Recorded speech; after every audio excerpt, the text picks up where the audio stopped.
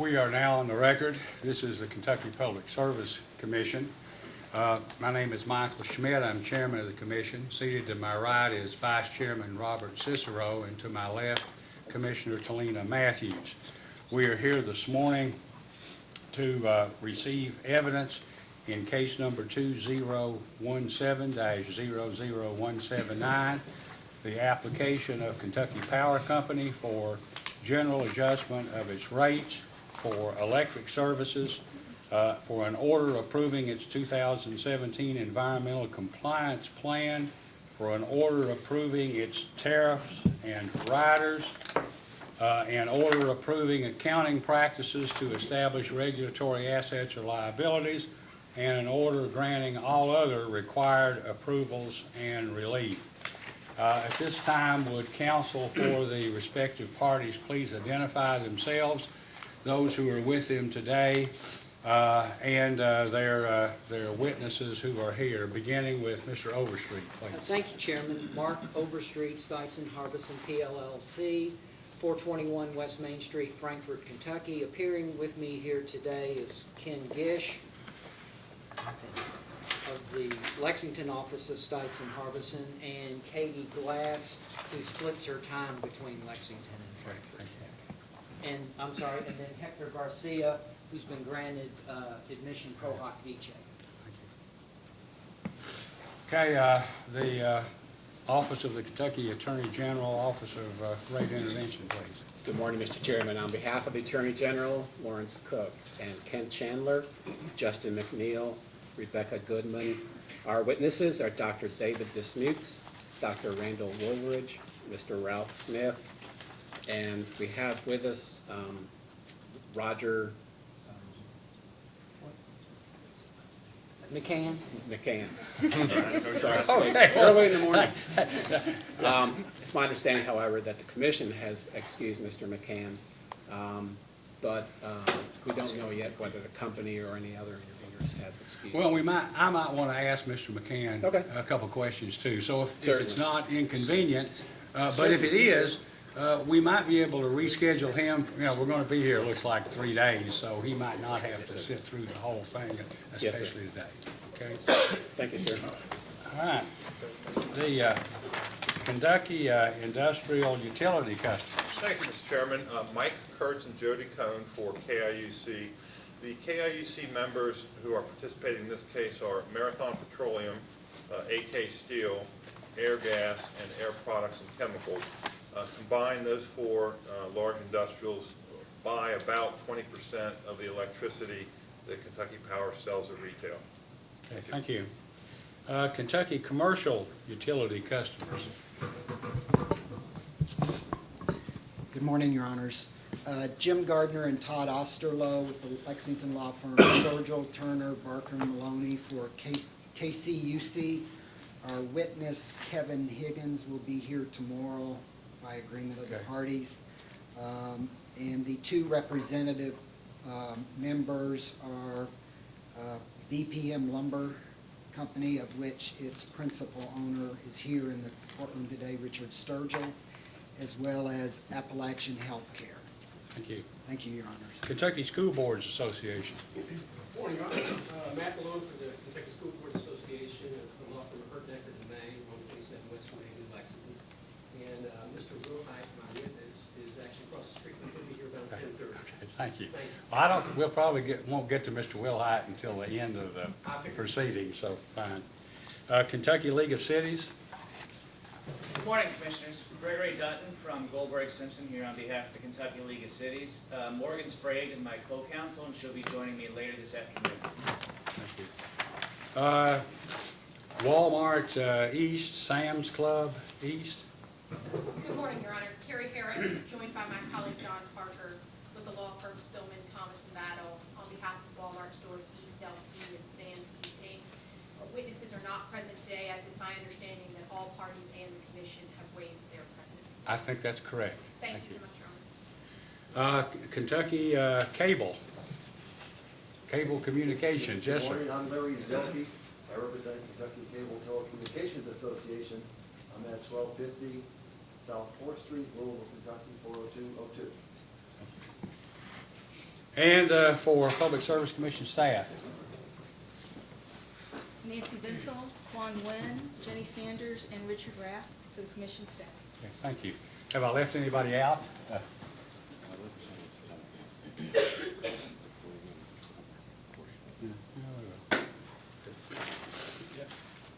Okay, I noticed that in the record, the notice of hearing has been filed and that evidence of publication has been given. That's correct, Your Honor. So we will, I guess the next order of business would be for public comment, but I understand State Representative, someone is here, I guess, that wants to make, could you please come forward? And we would normally at this time, and I guess this is the beginning of it, ask for comment from any member of the public, and I ask only that you come forward, state your full name, your address, and then provide either in writing or orally any statement that you might wish the commission to receive.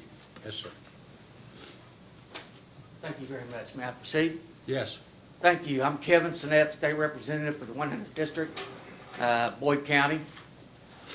This general region will be affected by this rate increase.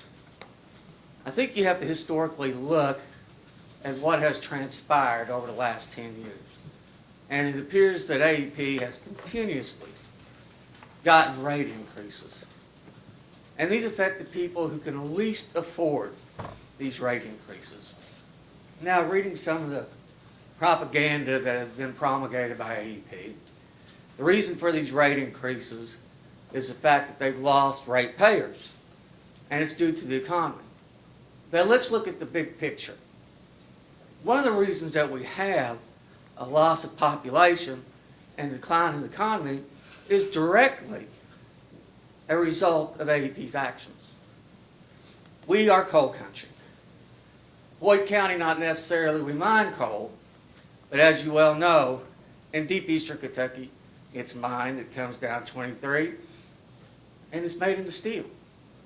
What we've seen due to the result of AEP first saying they were going to continue burning coal has decided to switch to natural gas.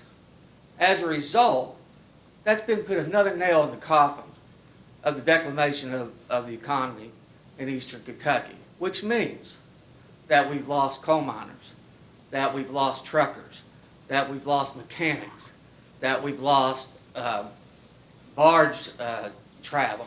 We've lost all these elements as a result of AEP's direct transformation from coal to gas. As such, we have so many unemployed people. Now, what really bothers me is really the propaganda that goes around this economic development board or entity that they have created that they say that they're going to use to bring in jobs, to entice jobs, to bring back eastern Kentucky. Well, what really puts insult to injury is they're adding it as a line item on the bill. So it's not this goodwill act of saying we're going to put money back in eastern Kentucky to create jobs. The people who least afford the rate increase are also responsible for this money that has no criteria on how it's going to be given out. And they can least afford it. And I understand that the PSC, when they look at a rate increase, it's a business. It has to make money. I understand that. But you can't really separate out. You have to look at the big picture. AEP, American Electric Power, you have Appalachian Power, and you have Kentucky Power. They are the subsidiaries. But at the end of the day, the revenue that they get is to AEP. Yes, they've lost money in our region, no question about it. We have seen devastation in regard to employment. But you have to look at the overall big picture when it looks to shareholders. And that's really what they're all looking out for. And if you look at a period since 2005, the increase of the share has gone up, I believe, 100%. Dividends, 70%. So we're not talking about a company that is losing money.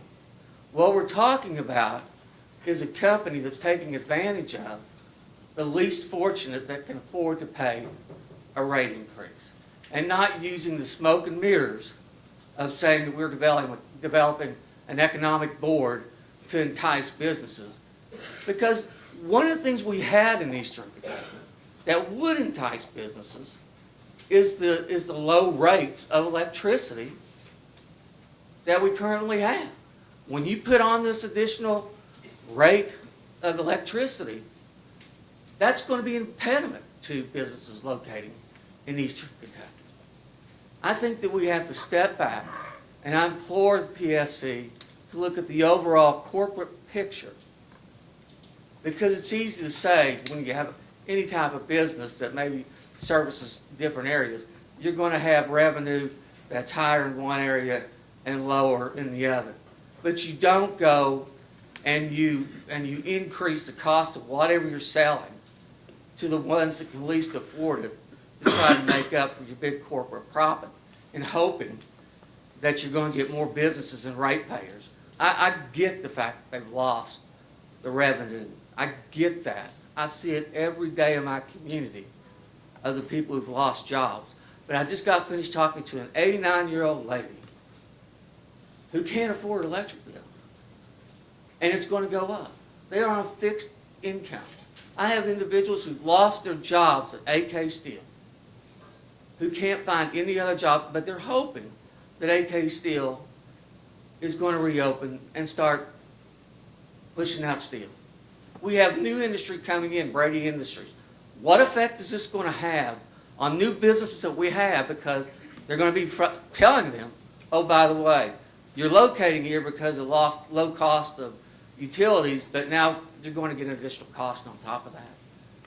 I just think that there has got to be a bigger picture in the whole scheme of American Electric Power, not just Kentucky Power. I've been in the General Assembly going on 10 years, and I remember vividly that American Electric Power, Kentucky Power, were going to put scrubbers on down in Louisiana to continue using coal. Got a rate increase.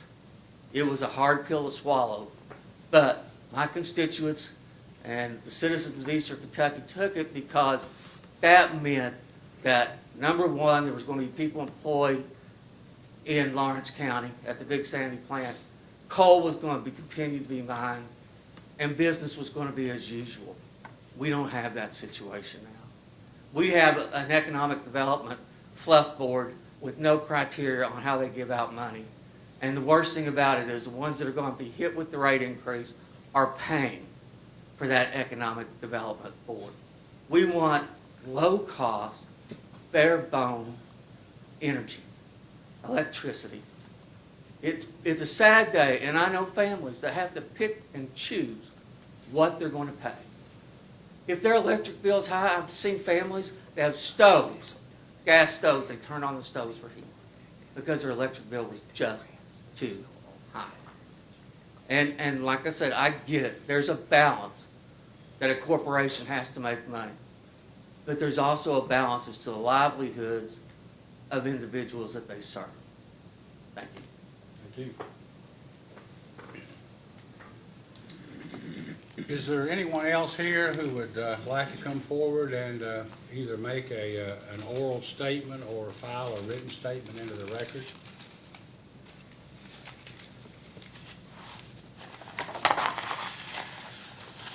If not, we'll move forward then with, I'm sorry?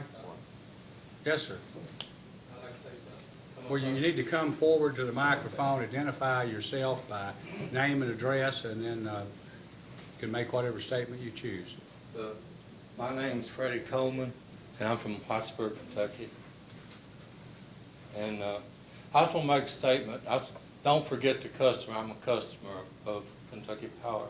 Don't forget the customers, because we cannot afford no more. And also, I'd like to speak about the Rockport 1 plant, one of the tariffs that they want to put on us. That has nothing to do with Kentucky Power customers. And we already pay for the plant at Louisa, and we pay for the plant at Moundsville, West Virginia. paying on that plant. We cannot pay no more, and that should not be put on us. Kentucky Power's just price gouging. I mean, it's just getting what it can out of people, and people just can't pay no more. That's all I got to say. Okay, thank you. But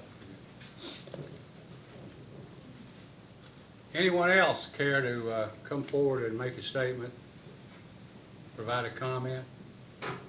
If not, then we'll move forward with the hearing. I note that there are, I think, 7 motions for confidentiality that have been filed but have not been ruled on. Is that approximately that's- correct? And for the people in the here who may not know, if a matter which is the subject of a pending confidentiality motion comes up, comes before the commission, and council will so advise the commission, and we'll go into confidential session so that the company's position can be preserved. So I take it, I noticed there's about a lot of different areas, so please be vigilant and let us know Sir. in the event that something might come up that, so you could protect your position, okay? Thank you, Your Honor. There's also, I guess, at least 2 pending motions to strike the testimony of Kevin Higgins, which was filed in opposition to the proposed partial settlement of the case. Are there any other pending motions at this time? To my mind, no, Your Honor. Let me ask Mr. Gardner and Mr. Osterloh, those motions were filed yesterday. We've read them. Would you care to respond? Or if you need more time, then at some point in time before the proceeding is over, we can entertain it. But if you're prepared to respond now, we'll let the council argue it or just submit it on the record if you choose. Yes, Your Honor, we are prepared to orally respond to these motions. Okay. Would you like to, your position and that of Kentucky School Board Association is in the record, but I'd like to offer you and counsel for KSBA, Mr. Malone, the opportunity to argue it if you'd like. Thank you, Your Honor. I'll be very brief, but before doing that, my co-counsel reminded me, we also have a motion for deviation that would allow us to file the 2,600 pages of data request responses that were filed on Friday in electronic form instead of providing about 8 feet of paper. And so that's also pending, Okay. but it would not have to be resolved right now. Well, before we get to that, then, is there any objection to the filing of the motion, filing of the data electronically rather than by paper? No, Your Honor, it would be consistent with previous orders in this case. And if no one else has any objection, then that motion will be sustained and it will be so filed. But if you'd like to move forward, I'll be very brief. We've set out our position in our papers that we filed yesterday. On October 3, in conformity with the Commission's procedural schedule, KCUC filed Mr. Higgins' testimony. And in that testimony, Mr. Higgins took the position that in terms of class revenue allocation, that 50%, as opposed to the 5% proposed by the company, of the residential subsidy should be eliminated, and those savings, if you will, be allocated among the remaining classes. After the close of business on Monday, 2 days before this hearing, Mr. Higgins filed supplemental testimony purporting to respond to the settlement agreement, but in fact what he's done is he's changed his theory. And his theory is now that instead, or perhaps in addition to shifting reducing the residential subsidy by 50%, that if the commission were to reduce the company's revenue requirement, that the first $500,000 of that reduction should be allocated to the LGS class. In filing its testimony, KCUC did not seek leave of the commission. It did not file a motion to amend the procedural schedule, nor did it address this commission's October 24th order denying the Attorney General essentially the same relief. And we think that there's simply no basis in the record for this late moment filing. Thank you. Mr. Malone? Just to echo the comments of Kentucky Power, I can't say it any better. Okay, thank you. Mr. Osterloh or Mr. Gardner? Thank you, Mr. Chairman and Commissioners. Being an attorney in this field, I'm frequently called on to argue what's fair and reasonable. Usually that's on a substantive issue like rates, but right now it's actually a procedural issue. And it may go without saying that I was surprised yesterday to receive the motions to strike, because when we filed Mr. Higgins' testimony, we thought we were doing what was fair and what was reasonable. We considered filing the testimony and determined it was most appropriate to provide the commission, the parties, and the public with notice of what Mr. Higgins' belief and response was to this proposed settlement. And the alternatives that we had would simply not be as fair or as reasonable. I mean, what would you prefer?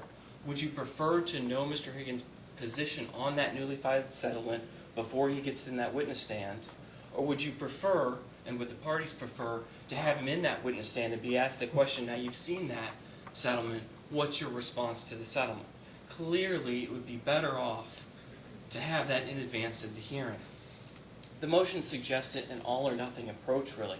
Either accept the settlement that's dictated by other parties or adhere to the originally filed position.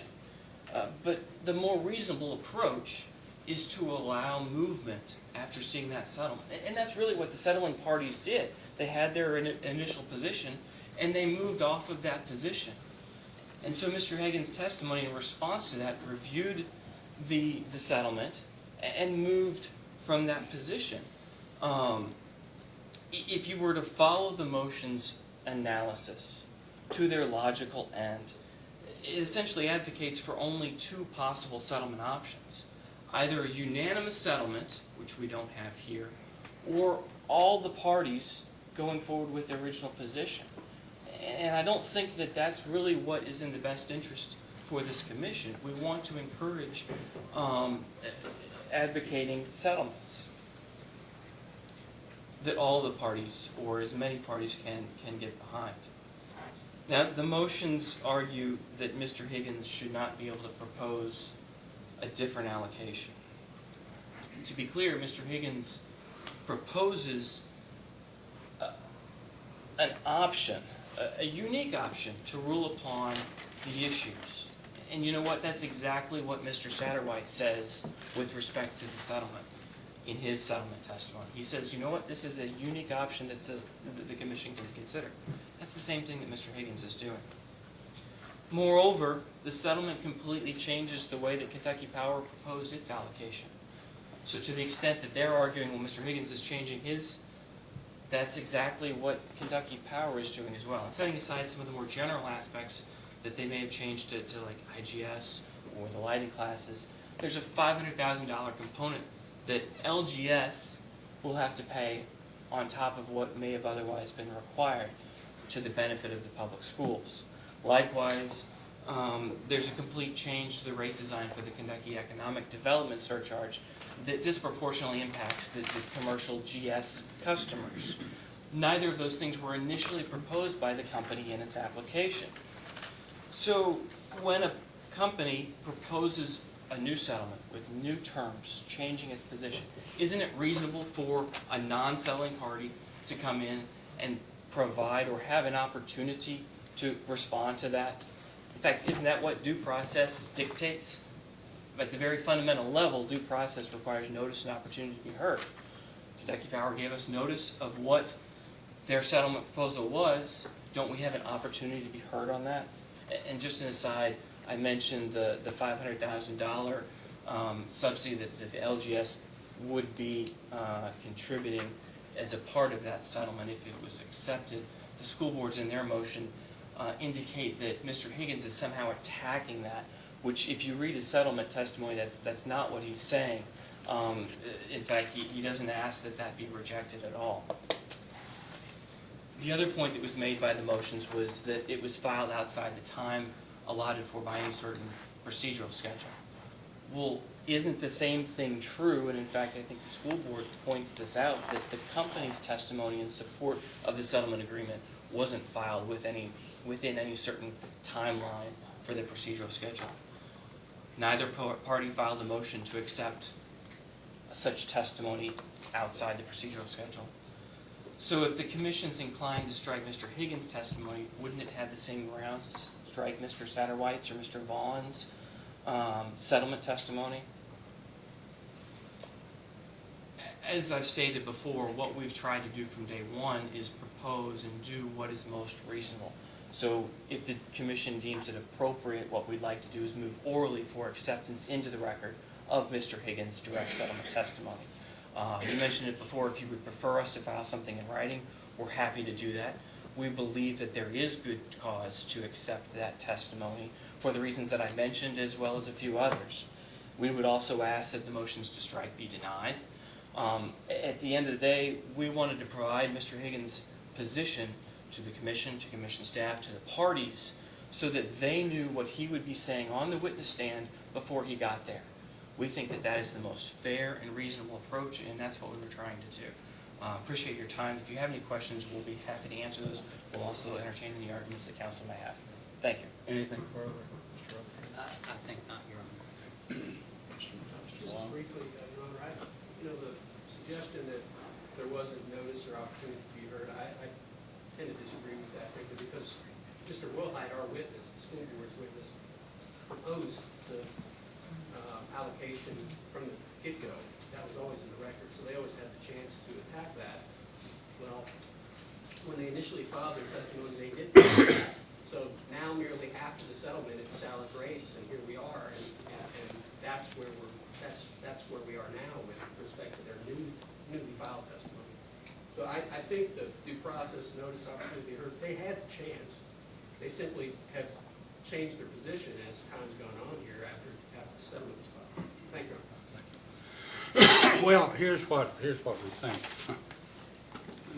As I recall, and correct me, Mr. Overstreet, if I'm wrong, when Kentucky Power filed its application for the rate increase and for other relief, it was Kentucky Power's, initially it was Kentucky Power's position that this K-12 PS or whatever tariff should be eliminated, and that schools should be included in the LGS classification or some other class. Isn't that correct? That's accurate, Your Honor. And ultimately, I guess as time went on and throughout the course of the proceeding in the settlement negotiations, positions changed, and through the give and take of negotiations, a partial agreement was reached between Kentucky Power and some, but not all, of the intervenors.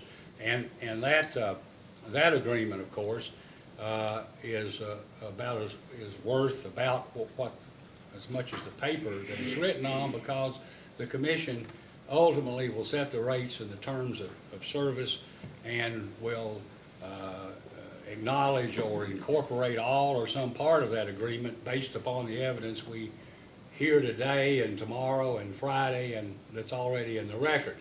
But I do think that there's nothing in the procedural order that would permit or deny Kentucky Power or any other intervenor the opportunity of filing testimony in support of the settlement, which was done.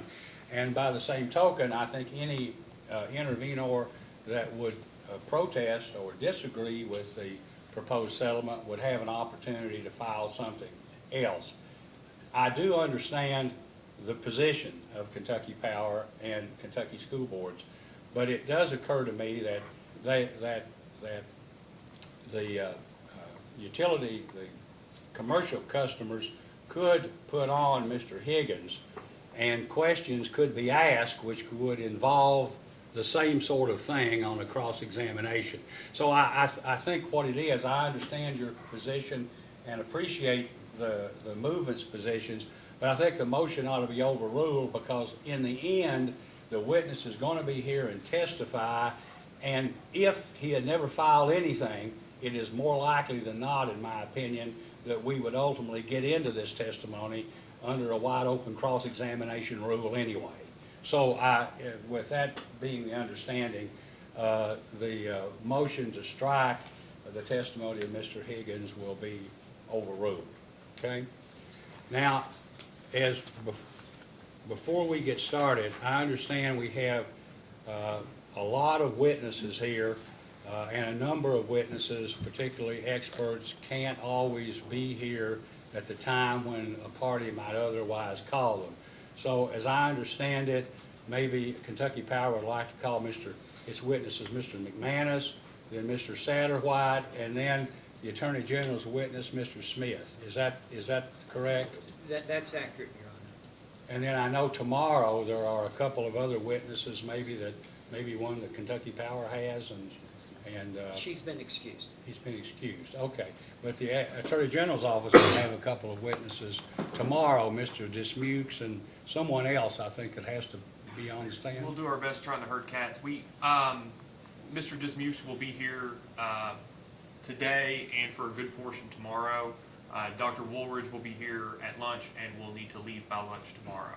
Okay. But they will be So we available. can put Mr. Woolridge on first thing in the morning? Is that the? We think that believe would so, be and acceptable. I think that Mr. Baudino Okay. will be here as well, so that may be the Well, we'll best. try, if we have a problem, just bring it to our attention, and we'll try to accommodate everybody so that all witnesses have an opportunity to be subject to cross-examination. Thank you, Your Honor, and I think we've been able to give and take and work things out. Mr. Cook and Mr. Chandler called me yesterday and indicated that they would like to speak to Mr. Pyle. They had previously excused him, and we made Mr. Pyle available. So I think we can work together and get this accomplished. Yes, Mr. Curtis? Chairman, we have 3 out-of-town witnesses that will all be here tomorrow. Okay, well, we'll try to accommodate and get everyone on as best we can, and if something comes up in the meantime that changes things or alters the order of witnesses, if you'll just let us know, we'll do our best. Now, what we had planned on trying to do, because of the number of witnesses available, is at least for today to maybe go to 6 o'clock.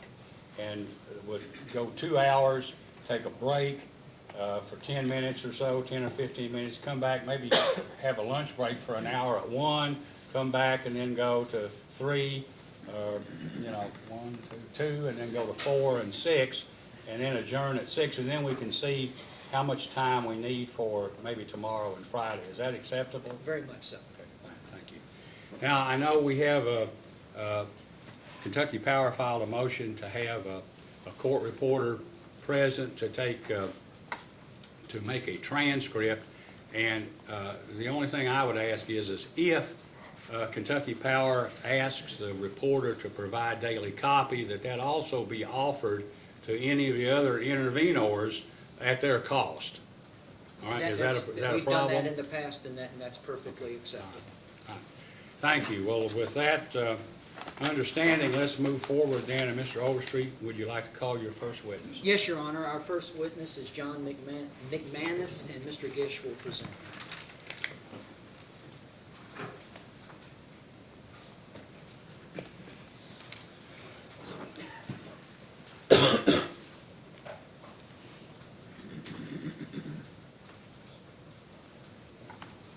Mr. McManus, will you please raise your right hand? Do you solemnly swear or affirm under penalty of perjury that the testimony you're about to give will be the truth, the whole truth, and nothing but the truth? Yes, I do. Please be seated. Mr. Overstreet, you may ask. Is it okay if Mr. Gish asks? Oh, yes, I'm sorry, apologize. Thank you, Mr. Chairman. Mr. McManus, can you state your full name for the record, please? John M. McManus, Can you please state your position and place of business? I'm Vice President of Environmental Services for American Electric Power Service Corporation. And your business address? It's 1 Riverside Plaza, Columbus, Ohio. And did you file direct and rebuttal testimony and responses to data requests in this case? Yes, I did. And do you have any updates to your testimony or responses to data requests? Yes, I do. I have an update to my direct testimony. I have one small correction to the direct testimony as well. And what is that? On page 6, line 9 of the direct testimony, there's a reference to 3 modifications of the consent decree. There actually have been 4 modifications to the consent decree, so that 3 should be 4. The 4th modification was finalized in January of this year, and it was solely to address the sale in January of the Gavin plant in Ohio, and to bring the new owner of that plant into the consent decree as a party. And there was no other changes to the consent decree. Great.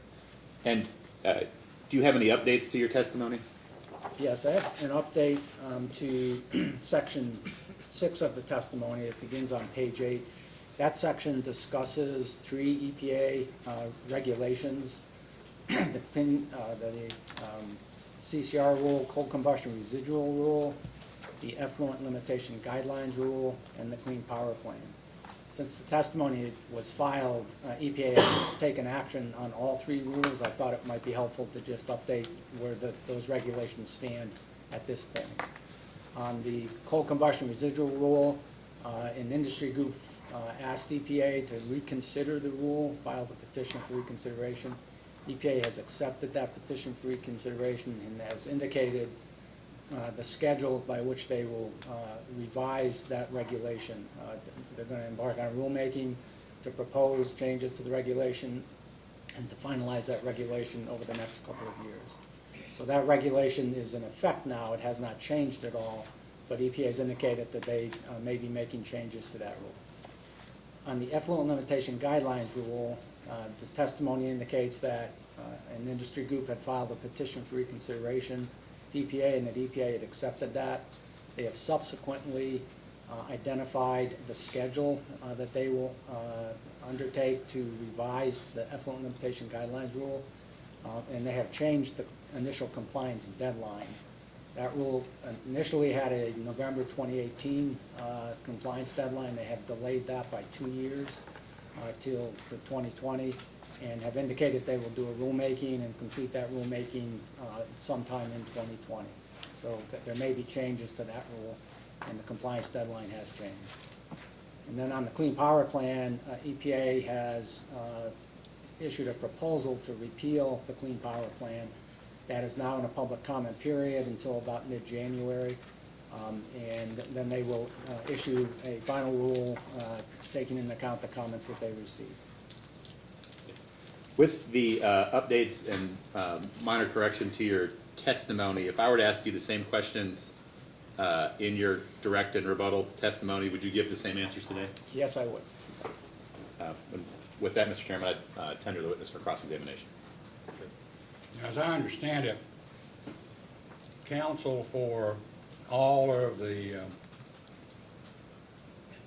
parties participating in the proposed partial settlement have agreed to waive cross-examination. Is that correct?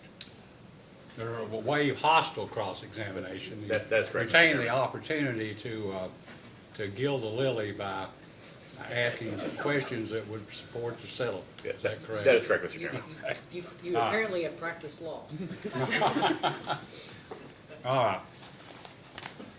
Then before we get to the other side, does any other party that has agreed to the proposed partial settlement desire to ask this witness any questions?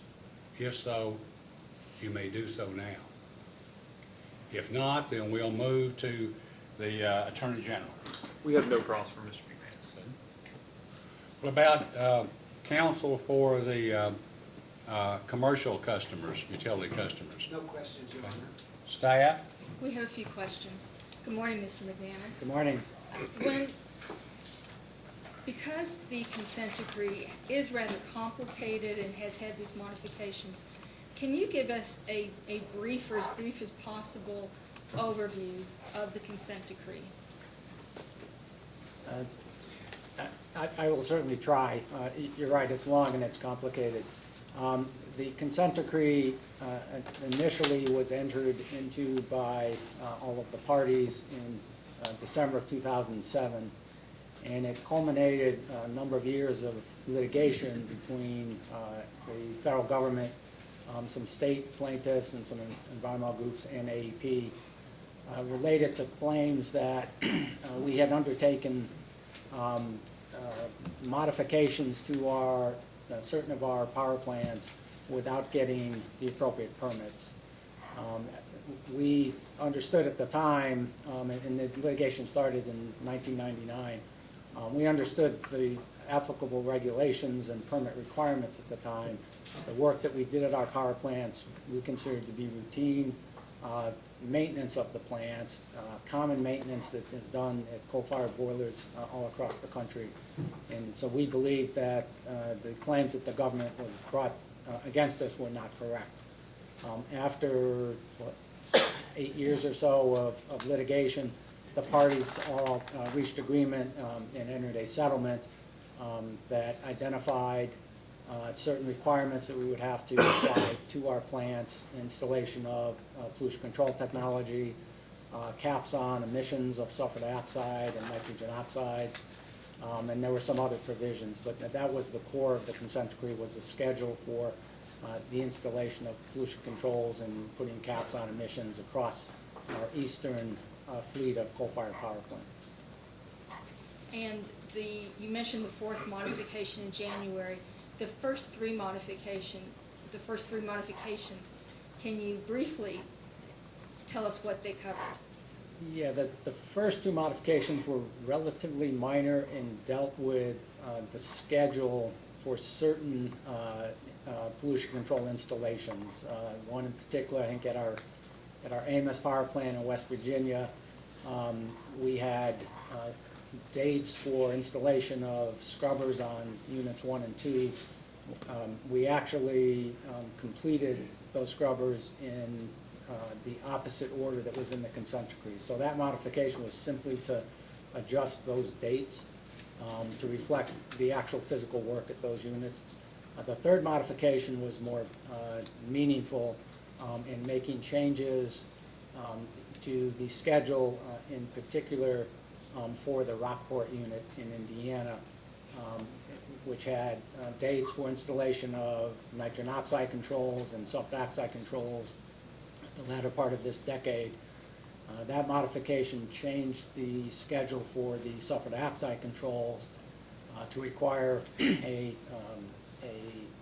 relatively low capital cost technology to be in place in 2015, but the delay a potential requirement for a full sulfur dioxide scrubber till the latter part of the next decade. So that modification was more significant specifically for the Rockport plant. One of the Attorney General's witnesses, Ms.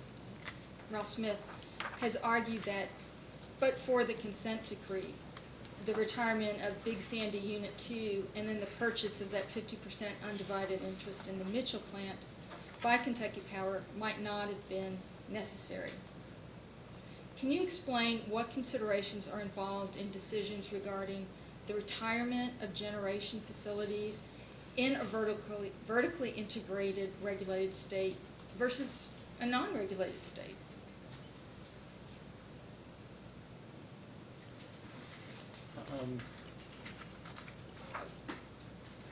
Yeah, Let's I'm not take- sure I quite understand the Okay, question. let's take a step back.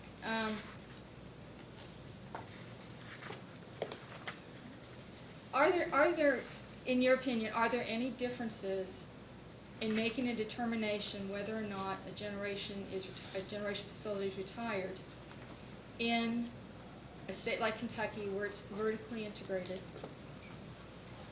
as opposed to a state where it's non-regulated? I guess that, based on my understanding in the area that I work in environmental, decisions on retirement are based on sort of the economics of the unit, regardless of the state it might be in. In the case of Big Sandy, looking at the economics of installing a very expensive pollution control equipment, does that make financial sense for that facility? I would think you'd consider the same factors regardless of the state that you're in. And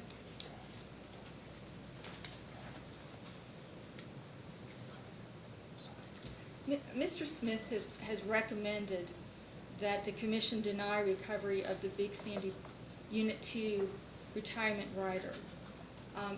Can you speak to that in your response, or is there someone else that you think should answer that? Mr. Vincel, I'm Yes. sorry, Mr. Vincel, Mr. Wanhas testified about in response to Mr. Smith's testimony regarding the Big Sandy retirement rider, so perhaps the question might be better I will addressed save there. that. Yeah. I will save that. Thank you.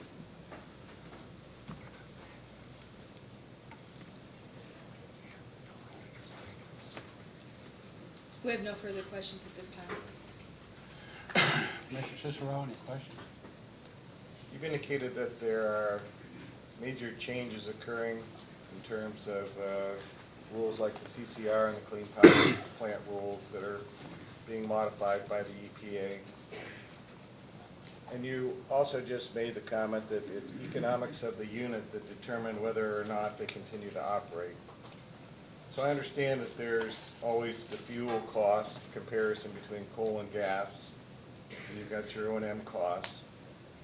Has the fact that the environmental picture has changed in terms of EPA compliance made a difference in how AEP looks at coal generation for the future plans? I would say it hasn't made a change yet because we don't know what EPA may do with these rules. I think we're optimistic that when EPA undertakes this rulemaking for the coal ash rule and the effluent limitation guidelines rule, they will issue a final rule that has maybe a little less stringent requirements, which would make it more, would make compliance come at a lower cost. So that's what we hope will be the outcome, but we won't know until we see at least a proposed rule from EPA. But at this point, it hasn't really changed how we view the economics of the coal units. We try and factor in our sort of our future look at what environmental requirements might be and what that cost might be as we look at the economics of our units. We always try and look out down the road if we see rules that we think may be coming. So how often do you go through that process?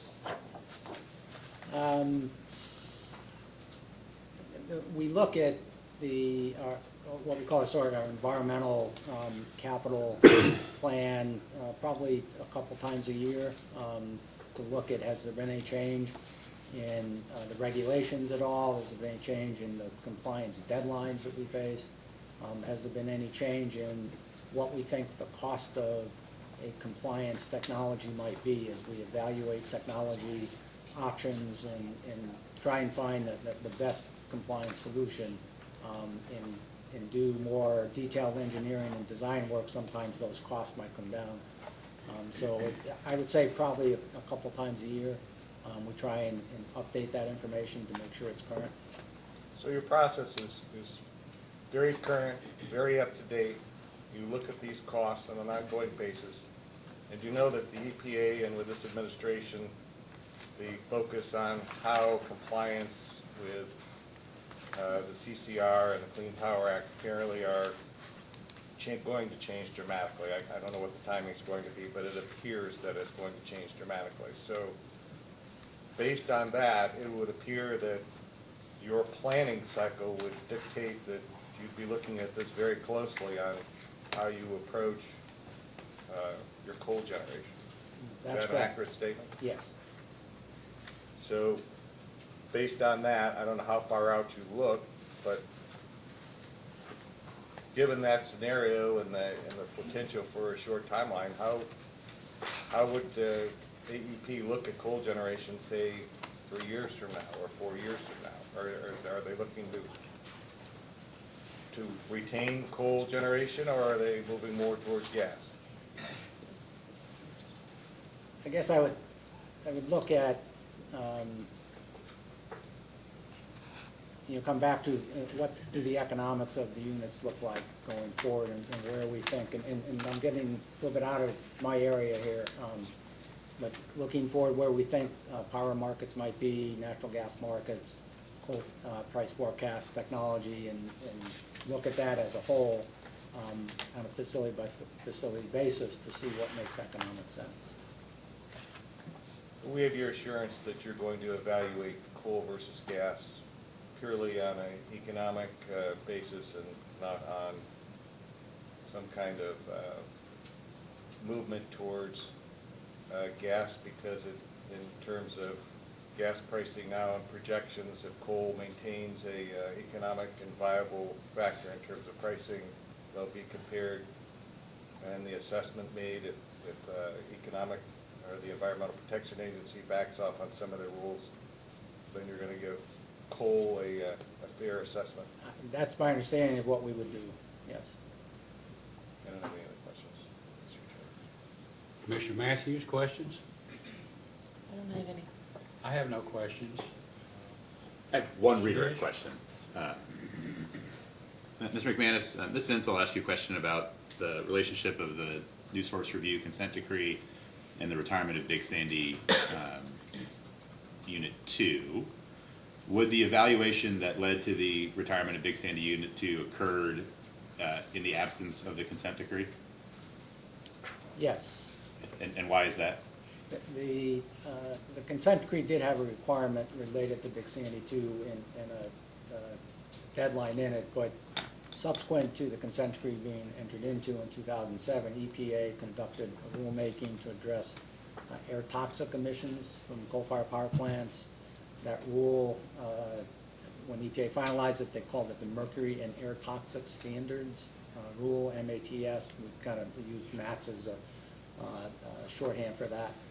That rule went into effect, or that rule was issued as final in early 2012 with a compliance deadline in April of 2015.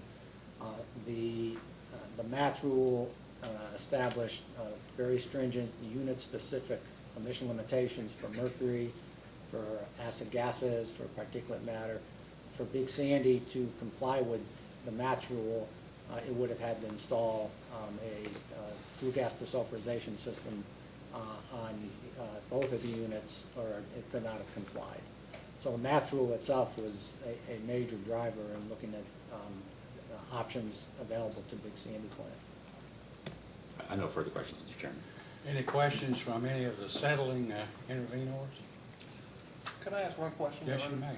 may. Had Big Sandy 2, had a scrubber been placed on Big Sandy Unit 2, what type of coal would it have burned?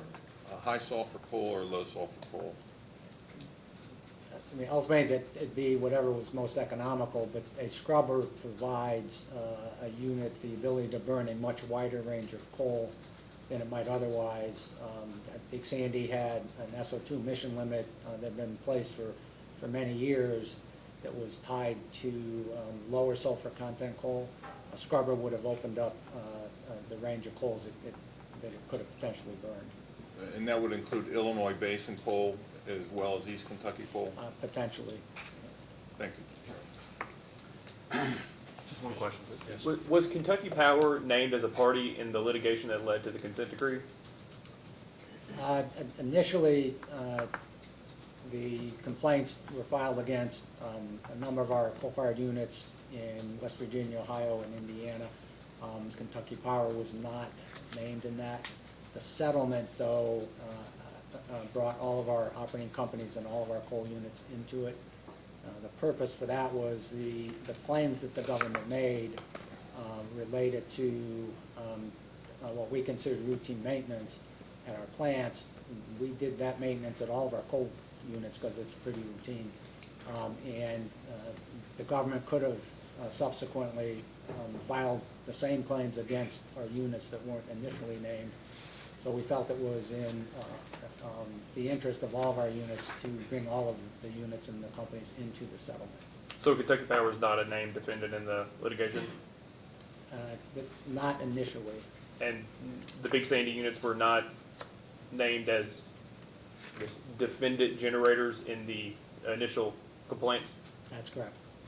That's all the questions we have. Staff? We do have a follow-up question, Mr. McManus. In your rebuttal testimony, you discussed the expectation that litigating each of those units that were part of that litigation, but also including Big Sandy and Rockport and other units, would lead to a less favorable outcome as compared to the settlement. Could you explain in more detail the risks that were in regards to a full litigation of those, which includes Big Sandy and Rockport? The risk that we saw at the time was an outcome could have been establishment of stringent unit-specific emission limitations for nitrogen oxide, sulfur dioxide at our units. The value that we saw in the system settlement was, while there was a schedule for installation of pollution control, there were not, with maybe one exception, there were not unit-specific emission rates. We addressed emissions with a system-wide annual cap for sulfur dioxide and nitrogen oxide. So that provided a lot more flexibility in how we could comply and how we would then operate the units going forward to stay within that system cap as opposed to unit-specific emission rates, which was the government's objective initially. We have no further questions at this time. Questions? No questions. Anything further? Is there No, any Mr. reason Chairman. why, does anyone object to this witness being permanently excused?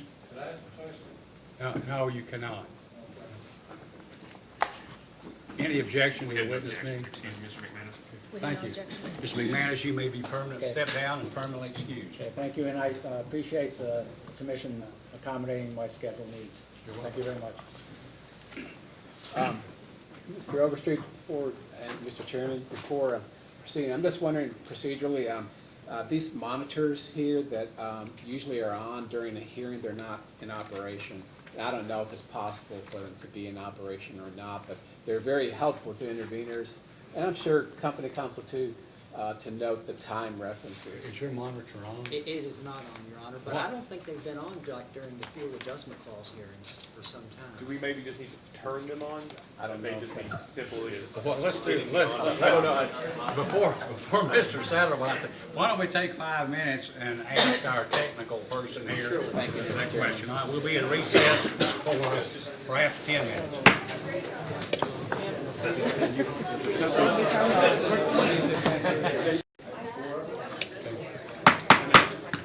All right, we're now back on the record.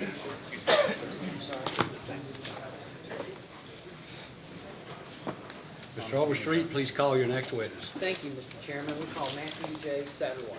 Mr. Satterwhite, please raise your right hand. Do you solemnly swear or affirm under penalty of perjury that the testimony you're about to give will be the truth, the whole truth, and nothing but the truth? I do. Please be seated. Mr. Overstreet, you may ask. Thank you, Mr. Chairman. Mr. Satterwhite, please state your name and position. My name is Matthew J. Satterwhite, and I'm the President and Chief Operating Officer of Kentucky Power Company. And when did you become President and Chief Operating Officer of Kentucky Power? Officially, my first day was December 8th, 2016. And where is your business office? My office is located at 855 Central Avenue, Ashland, Kentucky, 41101.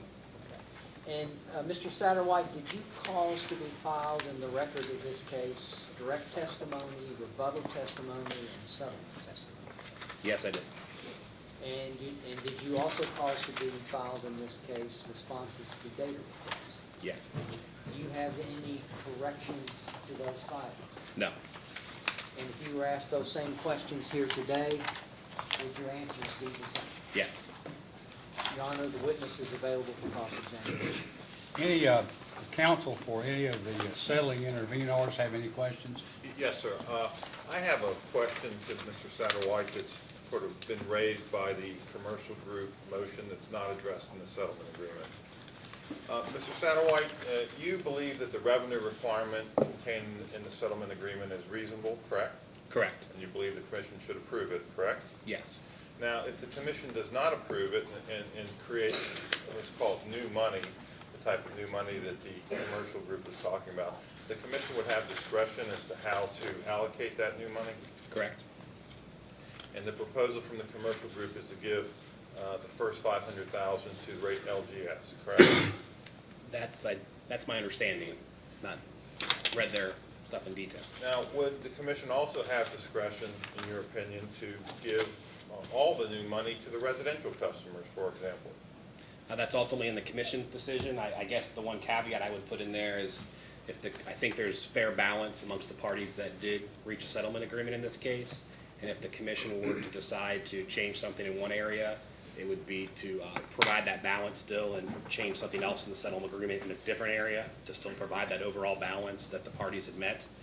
But ultimately, it's up to the commission's discretion, and I think it's perfectly reasonable if there is something to apply that to the residential class. Would Kentucky Power object if 100% of any new money was allocated to the residential customers? Again, with seeing my previous answer, hoping there's balance overall, because it was tough to reach a settlement, we wouldn't object to anything being applied to the residential class. Thank you, Mr. Chairman. Thank you. Any other intervenor, settling intervenor, have any questions of Mr. Satterwhite? If not, Mr. Chandler, If the question? commission doesn't mind, is it okay if Mr. Gardner goes first? He certainly may. Thank you. Gardner? Thank you, Your Honor. Good morning, Mr. Satterwhite. Morning. Is it fair to say that your participation during the settlement was active, that you were an active participant in the settlement? Your Honor, those settlement negotiations are confidential, and there's certainly no problem with this particular question, but I would strongly object to any discussion of the substance of representations in Congress. One thing, you may ask, but with the understanding that, settlement, the details of the settlement negotiations won't be admissible. This is the full extent of my questions regarding his involvement in the settlement. With all those caveats, guess what I'd say is, yes, we manage as a team at Kentucky Power, so I rely on my team, and I try to build that culture that I want to hear what the input is of everyone, and I have a lot of people that are a lot smarter than me that I rely on, but I was actively involved in the discussions and making decisions as we moved through the settlement discussions. And you were physically here? Absolutely. Okay. And let me just say one more thing, it's sort of a point of privilege. I've informed the court reporter that sometimes I talk fast, and if she would just raise her hand if I start talking too fast, if that's okay with the bench, just so she can keep up. Or to tell me to slow down, probably more. Mr. Satterwhite, do you have your testimony in front of you in support of the settlement agreement? Yes. The second one or the more? Yes. Okay, if you would turn to page 5 of your testimony, and the very last sentence in that page, beginning on line 19, if you could read that one sentence, please, that begins with representatives. Representatives of KCUC attended all 3 settlement conferences, and the signatory parties provided copies of all term sheets to KCUC. Okay, thank you.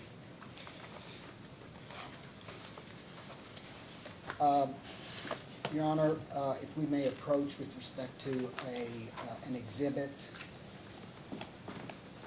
Yes, you may. Okay, it's, we're going to label this as KCUC Exhibit 1, and Mr. Osterloh is going to hand everybody a copy of it. If it could be marked that way.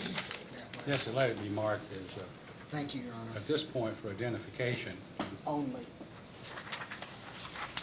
And, Your Honor, just so I can understand, that yellow highlight does not indicate confidential information. Correct. Okay, just. There's, as far as I know, there's nothing in any of our exhibits. So, Mr. Satterwhite, are you familiar with this document from the Public Service Commission called Annual Report Statistics? I've not reviewed this document before now. Okay.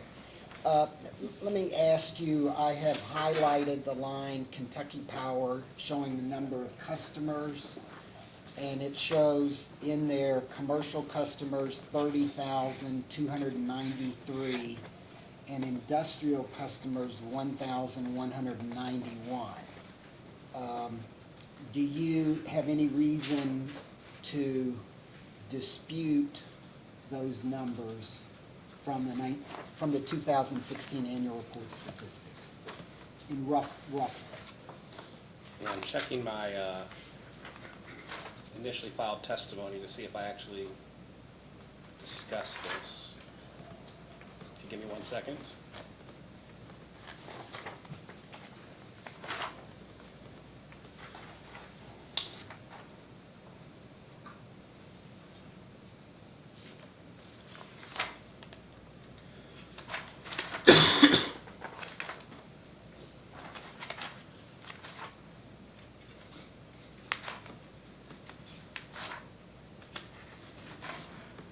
Maybe it's not in my testimony, maybe it's in somebody else's testimony in the case. What I can say is I'm familiar, and in my testimony does include the around 168,000 customers total. How that breaks down between commercial and industrial, I can't testify to, but I'm sure somebody can for the company. But I can't validate this for sure. Sure. And do you have any reason to doubt that this came from the PSC's website with annual report statistics for the different utilities? I'm not going to say it didn't. I see it's page 1 of 2. I imagine page 2 is other utilities. I don't like to. I have a 1 page. There's nothing on the back, so I can't say either way. Okay. Do you have any objections to me saying in my questions of you, of approximately 30,000 commercial and approximately 1,000 industrial customers in your territory? You know, I guess we can treat it sort of as a hypothetical, and someone later on can Subject validate. to check. Subject to check. So I'd rather someone validate it within the record. There's always problems with subject to check of when the hearing's over. How do you check it? How do you get something back in the record? But Do you know? for purposes of your questions, we can assume that, I think. Okay, I mean, do you want me to ask you specifically as to whom at Kentucky Power would have submitted this data that is on the website with the annual report? Do you want me to, in order to validate it, is that what you would like to happen? At a break, you determine who? That's probably the best way, and I can even validate it at the break as well. Okay. I'm not trying to be difficult, I just don't want to. Okay. Because I haven't seen it before, I just want to be clear I haven't, but I'm sure we can validate this rather Okay. quickly. Well, we'll make sure that happens at a break, and we're going to have plenty of breaks over the next couple of days, so we'll make sure that happens. But for purposes of my questions of you, I'm going to just refer to approximately 30,000 commercial customers and approximately 1,000 industrial customers. Okay. All right, Your Honor, I have marked KCUC Exhibit Number 2, if we may approach and also provide that to the witness.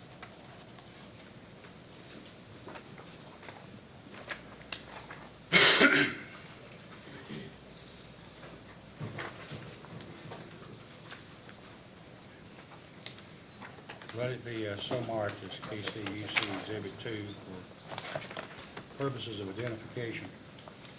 Thank you, Your Honor.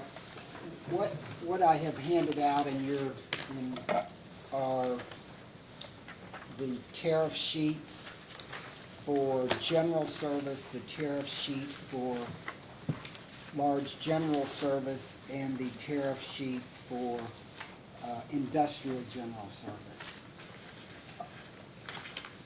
Are you familiar with these tariff sheets that were submitted as part of the settlement? Yes, and these are the ones that are on the bottom, date effective January 19th, 2018. So these are the proposed tariff sheets, correct? That's my understanding. Okay, so what I want to do is ask you a couple questions just to make sure I understand how these tariffs will work and are proposed to work. One of the things is that under the as filed, the small and the medium general service, the small and medium commercial customer classes are being combined in the tariff GS general service. Correct. Okay. And again, all of these highlights are mine, Mark, to make it, Mr. Overstreet, to make it easier for the witness. So I've also highlighted that this general service, which is the new, where small and medium get put, could you read that? How long, or what's the upper limit until their maximum demand exceeds that in the GS? So on the front page here, under rate, you're asking for the over 4450 kilowatt hours? No, on the highlighted in the first paragraph about Oh, I'm sorry. availability for service. I should have taken your cue that you highlighted stuff for my ease. I'm trying to make this easy and fast. It says maximum demand exceeds 100 kilowatts. Okay, so if there, as it says in that first paragraph, if there's a general service customer and they have less than 100 kilowatts, this is the tariff that they would be served by. Yeah, to be specific, it says customers may continue to qualify for service under this tariff until their normal maximum demand exceeds 100 kW, excluding the demand served by the load management time of day provision. Perfect. You're allowed to read more than just what I highlighted. Okay, so let's turn to the next sheet, which is large general service. And could you read the first paragraph there, and of course read it all? Sure. Under availability of service at the top of original tariff sheet 9.1, available for general service to customers with normal maximum demands greater than 100 kW, but not more than 1,000 kW, excluding demand served by the load management time of day provision. Okay. And let's go to the third sheet there, which is tariff IGS, the industrial general service. Could you read that same language, please? Sure. Available for commercial and industrial customers with contract demands of at least 1,000 kW. Customers shall contract for a definite amount of electrical capacity in kilowatts, which shall be sufficient to meet the normal maximum requirements. Okay, so let me repeat just to make sure this is correct. Up to 100 kilowatts, and I understand that. You're in the general service. Between 100 and 1,000, you're in large GS, large general service, and above 1,000, you're in IGS, the industrial general service. Those would be the qualifications listed in these tariffs, yes. Okay. And is there any reason why for example, a large, well, is there any reason why a manufacturer, for example, that has a small manufacturer, a small industry, has a load that does not reach above 1,000 kilowatts, would that person be served under the large general service? I'm not sure if there's other criteria that would put them in beyond a special contract, but clearly here the availability for these tariffs depends on the maximum demand of what they would use, so whatever that is, they would fall into that tariff. Okay, so again, if it was a manufacturer, except for what you've described, that person would be served under this as opposed to the large industrial class. Yes, their usage would match with which tariff is in here, and that's how they would be served. Okay, so the way that these tariffs are set up, they're really not set up on the type of business, the function of the business, whether it's a manufacturer, whether it's retail, whether it's a large Walmart. It's not set up that way. These tariffs are driven by the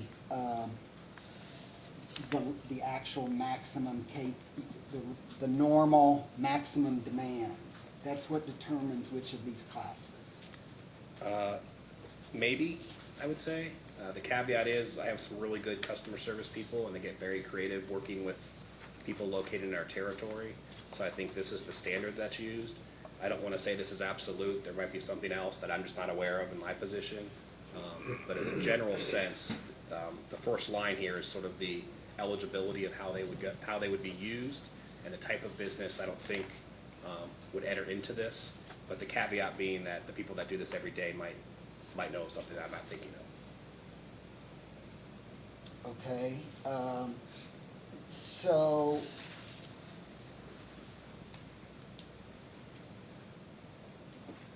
one second.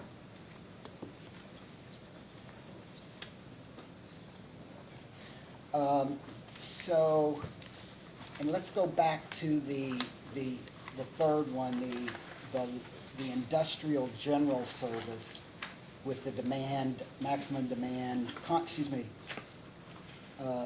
and what the tariff says industrial general service, but the first, how it describes who's eligible, it says available for commercial and industrial customers. So if a commercial customer had more than 1,000 kW, that commercial customer would be served under the this industrial tariff. Yeah, I think this isn't trying to pick labeling what class a customer picks in. It's trying to say for purposes of if you use a certain amount of power, this is the tariff that's available to you, sort of the contract with you that you can count on if you're going to be operating in our territory. Okay. And this, other than what I described with respect to the combining of the two smaller general tariffs, this is the format that you all have already used. This isn't new for Kentucky Power with this rate case. You mean that the tariffs that we use and Correct. the values? That's my understanding, yes. Okay. And another approach might have been to use NACS. I mean, there may have been the North American Industrial, whatever those standards are, to determine which is in, which customer is served by which class. But these do not, but these tariffs, you're looking at load. Yeah, I'm not familiar with the NACS example that you brought up. I will say that when I came in, I took our entire company across the board and said, I want to understand everything we're doing here and what options we have in the case, and that didn't come up as a change that would want to be proposed. Okay. So if so it wouldn't surprise you if in fact there were some retail customers serviced under the tariff IGS, the industrial general service. My expectation would be that we look at the sentences that we've talked about, and if a customer fits in there, that's available to them. It's not that we're labeling and saying, judging customers, I guess. The purpose of tariffs, as you know, is to put a contract out there for customers in the public domain so they can count on something and know what tariff class they fit into. And so people can fit in here regardless of what they may label themselves in their everyday business. Okay, so it wouldn't surprise you if one of the representative members of the commercial class, being Appalachian Regional Healthcare, is served, part of their load is served under this tariff, the IGS. The IGS tariff? That wouldn't surprise you if that were true. I guess I'm just struggling with the word surprise. If someone's served under the IGS tariff, we consider them an IGS customer because that's the tariff that's guiding them. Okay. So while they may call themselves commercial or IGS from purposes of the company, if you fit within the tariff, we're considering your IGS. Okay. And that's very precise. I mean, I hear you say that there are, you could have asked, you could issue customer service to see if there's some creative way to get somebody to a favorable tariff. But other than that, this 1,000 and this 100, I mean, those are precise. This is the standard way of looking at how you fit into a classification of tariff. Okay. Likewise, in part of the testimony later on, there's testimony about the importance of manufacturing jobs, and that one of the reasons for that being so, and to the company, but not all manufacturers, not all people who add value to products necessarily end up in the industrial class, correct? Customers can end up anywhere. The industrial class really is the economic driver in the region. The way I look at it is someone that's typically an IGS customer could probably locate anywhere in the country. And so the competition is not just regionally around population centers. It's more of a type of industry, a larger manufacturer that could go across the river to Ohio or West Virginia, could go to California.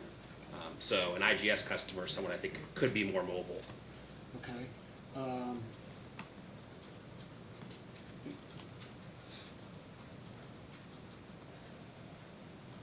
But that doesn't mean they are more mobile. I mean, that's just your belief that that's the case. Nothing's an absolute. I'm just saying in general how I look at the customers, and typically the ones with IGS are the ones that I know we're competing with other states now that I've been so involved in economic development. So when we look at that tariff, that's really what we're comparing to someone that is competing nationally. Okay, but those are not necessarily the only customers that fit into that particular class. No, you talked about the hospital. Obviously, the hospital wants to be near where patients are going to be, and they might not be in California serving Eastern Kentucky. So obviously, there's exceptions. Okay, and so your tariff structure is really just a convenient, sort of general way of looking at the different classes, commercial and industrial. Is that correct? Again, I think the label you're putting on is a convenient way to look. That's what I'm struggling with in your question. It's based on usage, and it's a convenient way to put a tariff out there for the public to understand what their price is going to be if they locate there. Picking whether you're commercial or industrial as a label, quote unquote, the company really isn't interested in. It's a matter of letting companies know when you run your metrics and you run your dollars and your usage, where are you going to fit when you locate. Okay.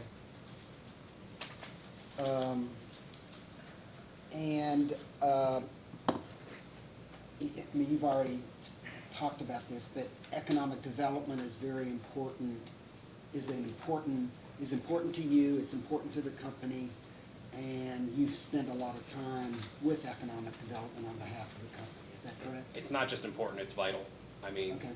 you know, when they asked me and I was considering becoming president of Kentucky Power, I looked at the financials and knew a rate case was needed. And the regulatory compact says a company has the ability to file rate cases because they have a right to earn a fair return. But I knew over time you can't just constantly come in and file rate cases, so you have to change the denominator overall to be respective of your community and your whole region. And so I came in as my number one goal after the safety of my employees is economic development. We've got to put all of our efforts into there. We've got to tear down county lines, political lines, and everything and be one big region.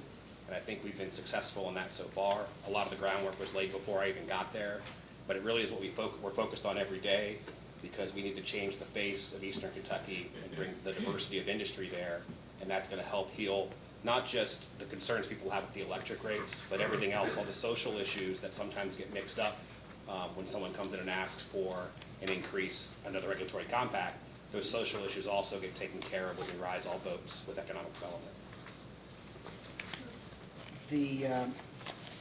Do you remember speaking at a Leadership Kentucky presentation in Hazard that I happened to be at? I do remember, yes. All right, so we'd like to hand out, if we may, Your Honor, KCUC Exhibit 3.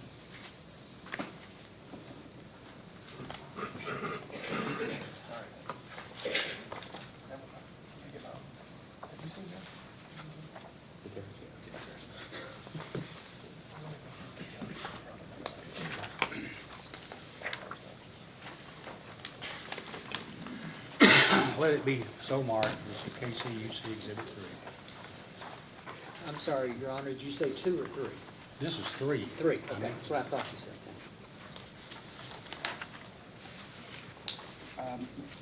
Mr. Satterwhite, are you familiar with this document, or this Exhibit 3?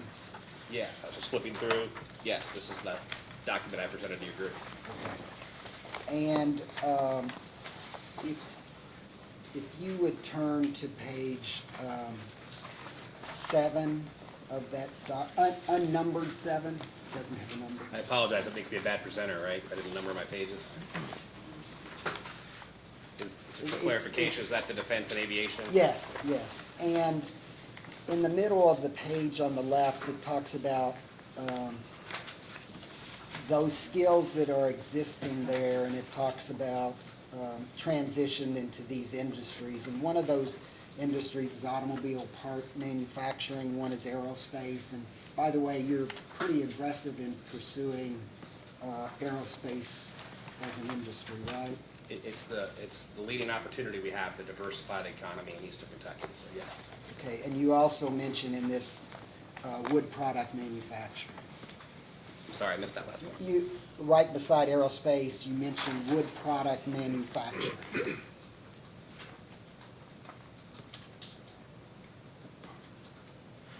I'm not seeing where that is on here. May I? Sure. Oh, in the, yes, okay. You see that? I see that now. I was looking on the side, the language on the side. Yes, I see that. And you're aware, aren't you, that one of the representatives for KCUC is in fact in wood product manufacturing and operates paper mills in east in the territory of Kentucky Power? Yes, in fact, one of the first meetings I had before I was president was with that individual. Okay. And you know that in spite of the fact that they are adding back, that's an important industry, isn't it? Because it meets the qualifications of adding value that could be exported. It's an important industry because any industry in Eastern Kentucky is important. Okay. So, and also it can be exported as well. Okay. I don't want to pick winners and losers of what's not an important industry. I want to support everything.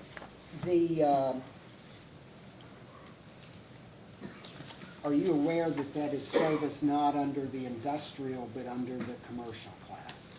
I've not reviewed their bill to see what class they're under. Okay.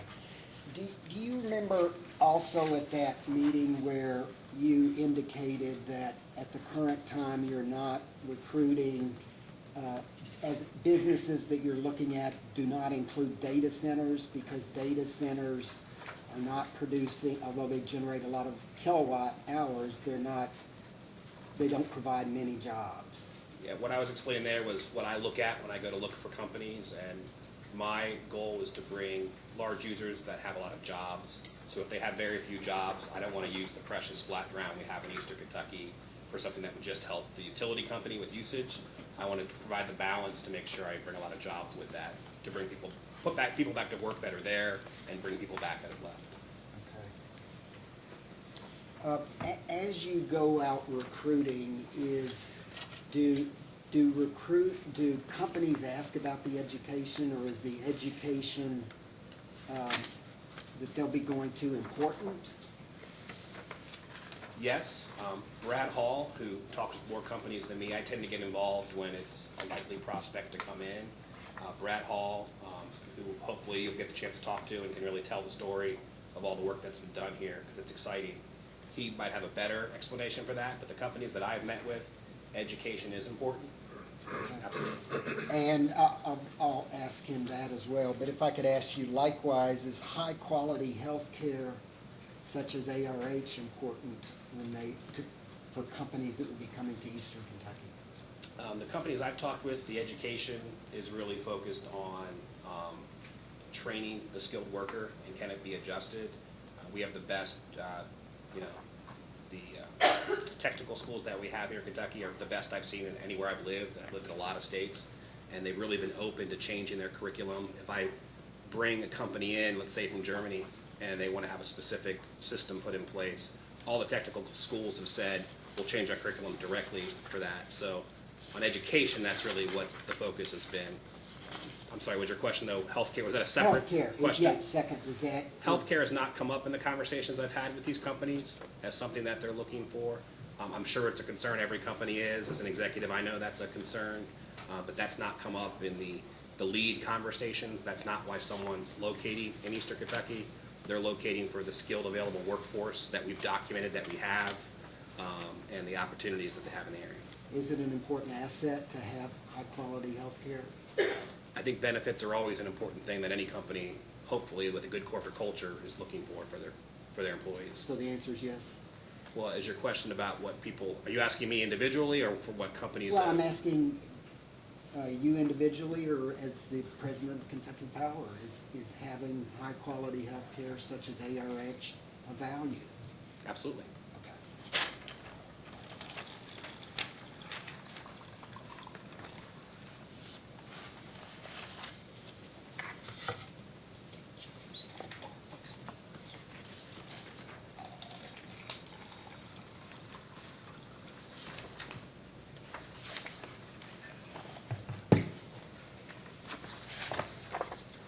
Kentucky Power, KIUC had a particular witness named Barry Kornstein, who talked about economic development. Do you know him?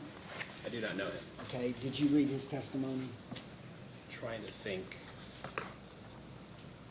I don't remember that name. I'm sure I read it, but I don't remember specifics right now. Okay, he indicates in his testimony, and I'm just going to say this generally, that manufacturing is important because of it's in the global market, you're exporting products, and he also mentions sawmills and wood product processing. Do you have any? Your Honor, could I show the witness that page of the Sure, testimony? it's page, he mentions that, yeah, you can do that. It's page 6 of his testimony. Yes, you may. Thank you. Mr. Gardner, I think you said page 6. Page 6 of his testimony in lines 16 through 20. Among others, he mentions wood product processing.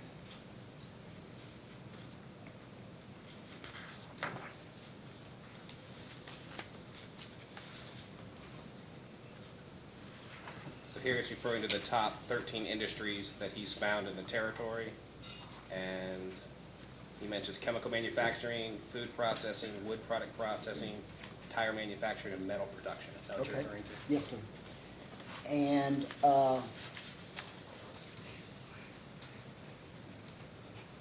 then in his report, which is attached as an exhibit on page 3 of his report,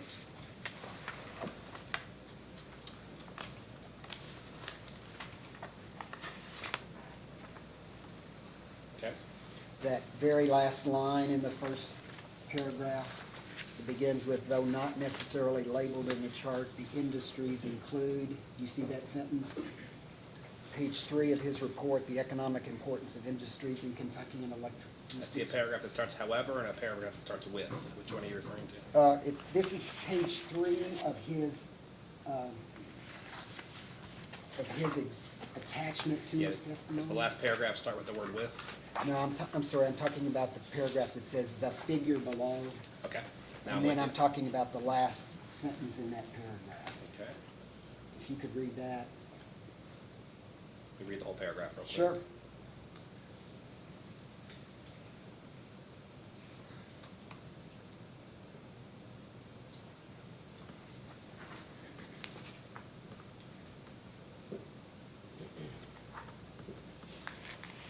Okay, I've read it. And if you could read out loud that last sentence. Though not, it talks about the industries of the overall paragraph of what's found in the counties, and it says, though not necessarily labeled in the chart, the industries include chemicals, both human and animal food manufacturing, sawmills, and iron and steel plants. Okay. Thank you. If you have further questions, I think, again, Mr. Brad Hall, he's more in touch with the exact industries at every level in the territory.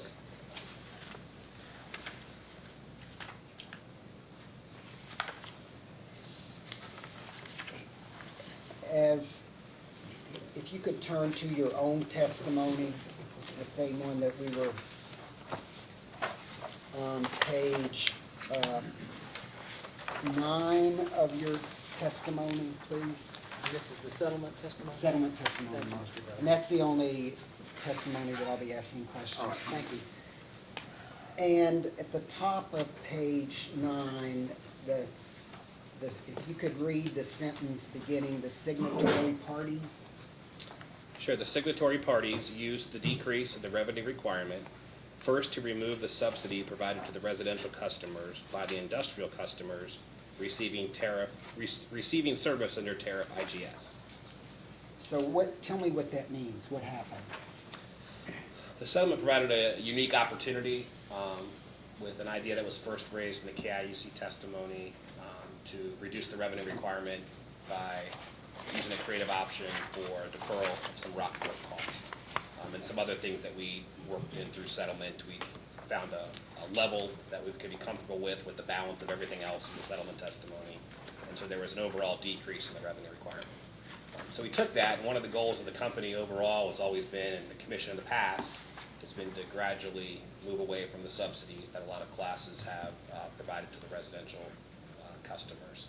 And this provided an opportunity to start with that economic sort of theme that we have, economic development, remove the subsidy from the industrial class, the largest sort of national view companies, and remove that subsidy, and then still apply some of that benefit that you can only get through that settlement to the other classes as well to reduce overall the rates for everyone.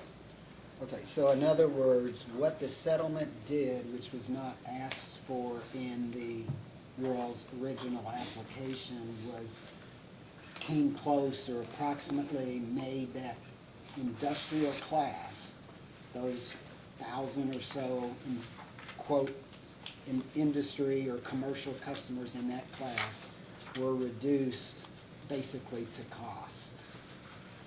Yeah, the goal was to reduce the subsidy on them to fit the overall theme of the economic development and attracting new industry from all over the country and all over the world in eastern Kentucky. So that's where we applied the first part, and then we made sure that the impact of the creative balance in the settlement agreement could also help all the other classes as well by decreasing the cost. But it started with the industrial class trying to remove that subsidy. Okay, and that first reduction was not applied to all the other classes, correct? Correct. Okay, and You really can't, in one case, probably do that for everyone. And as I said before, the commission has talked about gradualism of moving towards that. But the uniqueness of this settlement provided an opportunity really to hear and respond to what we've heard in the public hearings and everywhere else. How are you going to attract major business, major industrial customers? And so this gave us a chance to apply that to the IGS rate.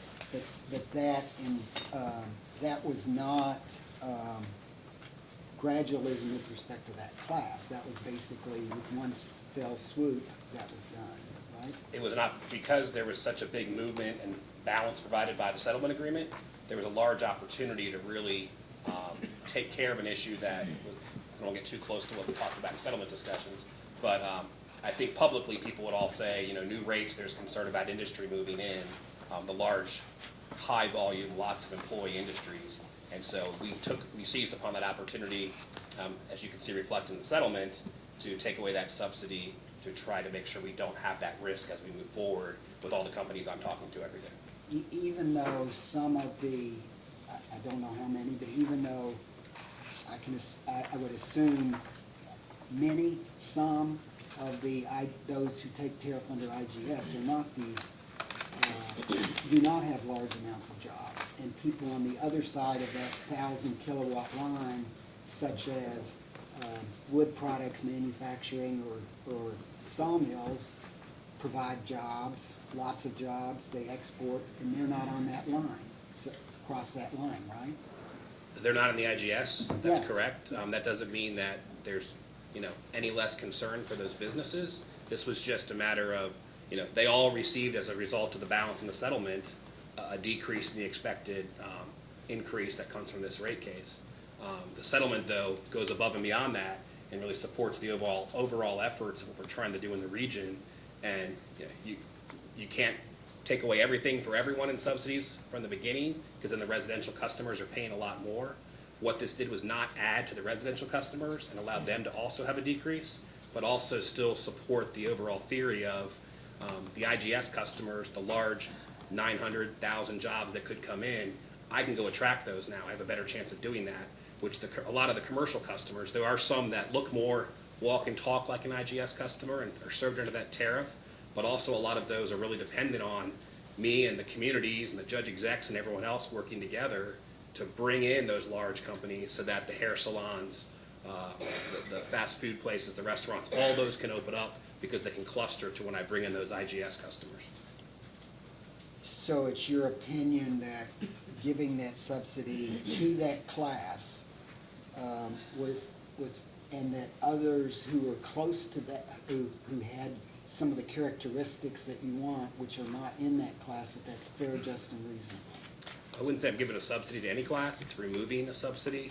Excuse me, So correct. what it does is it starts to work towards sort of where most commissions want to be, you know, cost causer. And it starts with the IGS, that's where we started with this. So we had an opportunity, because we were decreasing the revenue requirement, to start with that largest class, and that's just where we started. So you believe that's fair, just, and reasonable? Yes, absolutely. Okay. It's good for economic development, it's good for Eastern Kentucky, and I know it's going to help me bring more jobs to the region.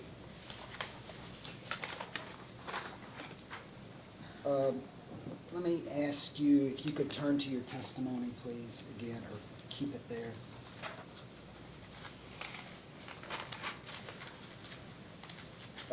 And on page 2 and 3, starting on line 18 of page 2, you say the major terms of the settlement agreement in your testimony. Page 2, line 18, that's where I start to summarize the major terms, yes. Okay. And the next page, item number 8, is the Kentucky Economic Development Surcharge. Yes. And this was where, so, do you recall what was in the application with respect to kids? And Yeah. what the change was in the settlement?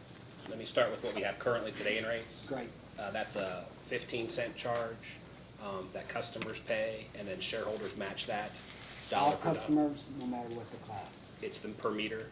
Okay. And in the application that we filed, we proposed, after talking with our community groups, and they were very encouraged by this and thought it was a great program, and we knew there was lots of need for it, we increased that to 25 cents per meter. Through settlement negotiations, that changed what's reflected here, where it decreased that amount to 10 cents overall for residential customers per meter, and increased it to $1 for non-residential customers. Okay, so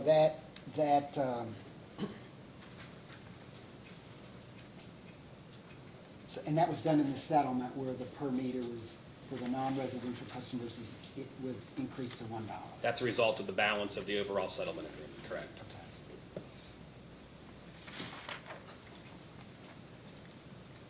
And we'll hand out exhibit number 4, please, Your Honor. KCUC exhibit 4.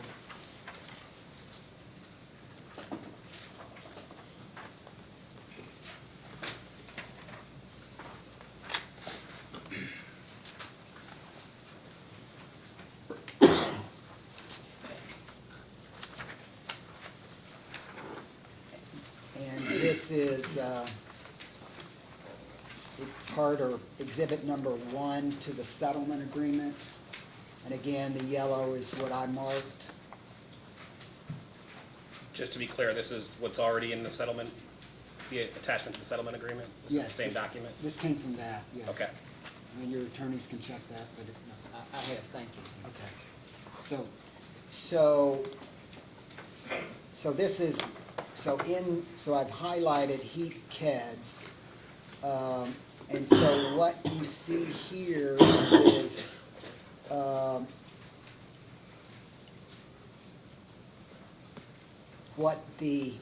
if you look at SGS and you look at the lines MGS, and you add those two together, you get the 316,830, which is the new category GS. Correct. SGS and MGS are just shown for ease of understanding what changes were, but GS is the category. Okay, and the total then in GS, the small and medium-sized customers, is what? The increase? The amount listed here is $316,830. And that represents the $12 a year that each commercial customer will pay for the Okay. program. And that's, in broad terms, consistent with this notion that there are 30,000 commercial customers served. Yes, I could probably do the math and see, Okay. divide that and see how many customers there are, but yes. Okay, so, It's the $12 times the number of commercial customers. okay. And the increase, what is the increase to IGS? IGS is $694. Okay, so my question for you is, do you believe that big increase to small and medium commercial customers of 316,000 is fair, just, and reasonable? Yes. The overall theory of this, again, is, we want to help all our communities. A lot of the grants that we're able to give out do help commercial customers, a lot of very small customers. Mr. Hall can talk about the organizations that have already opened up. Thinking of the helicopter manufacturing company, Thoroughbred, and others that would fit into that classification. There's a real benefit, a lot of opportunity for them there. And also, again, if this is a matter of the number of customers, and it's the $12 a year for the number of customers to benefit the whole region. So, I'm sorry, so the manufacturing one that you described, that takes service under commercial? I'm not sure. I think they do because it's not a large company, it's a small, really it's a maintenance facility. Okay.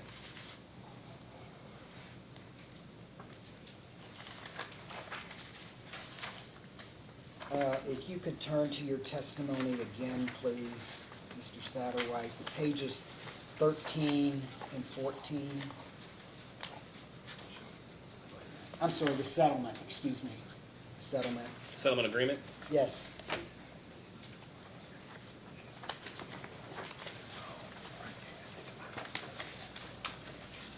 I am there. Okay, so the last sentence on page 13 of the settlement, continuing over to the top line on the next page, could you read that, please?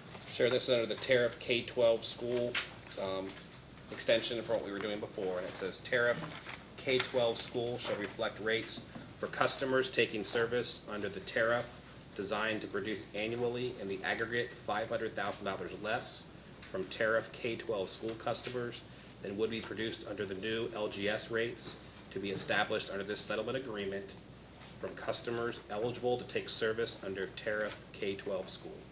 Okay, so this is the 500,000 that was discussed earlier that basically came out of the settlement, where 500,000 came from LGS to public schools. Yes, I would state a little differently. This is the continuation of what was in existence with the rates that we have today. That wasn't proposed by the company in the case, but out of settlement, it was a term that was decided by the parties to continue. Okay, and so in addition to LGS not getting to participate in that first line of reducing their IGS costs, this is, LGS is actually, their subsidy of other classes actually increases with this $500,000 subsidy. Not from the rates in existence today. Okay. It is nonetheless it was added during the settlement to reduce, to increase the subsidy that, I'm not, it's hard to get that right, but this 500,000 provides, in effect, that LGS is then subsidizing the public schools to the extent of 500,000. That's, I don't know if I agree with the terms, but the impact of the result of continuing the program that we have now, that $500,000 comes from that LGS class, yes. And that was not in the original application. Correct. That arose out of the settlement. Yes, it's here now because of the settlement, but it's also in existence today with our rates. That's where I'm struggling with the arose out of. You can tell you're a lawyer. And I'm not I try not to be, Angela. So, and do you believe that that is fair, just, and reasonable too? Yes. Okay. And although although in your major terms bullets at the beginning of your testimony, you talk about in paragraph 10, you talk about the school energy manager and the tariff K through 12. You don't mention as a major term that $500,000 to support that program is coming just from LGS, do you? The purpose of the major terms is to sort of give a quick summary of here are the topics. You can read more about the details. If I had all the details in the sort of executive summary, there'd be no reason to have a summary, and you wouldn't have a summary. So no, it doesn't include it, but it includes it later in the testimony. Okay. Especially since to me, when I was preparing this, since it's a continuation of what we already have in existence, it was I was able to just display it that way. 1 second.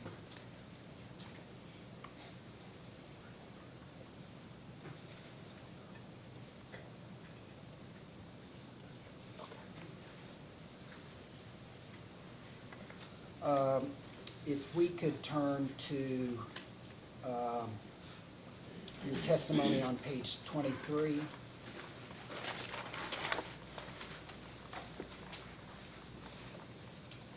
I'm there. And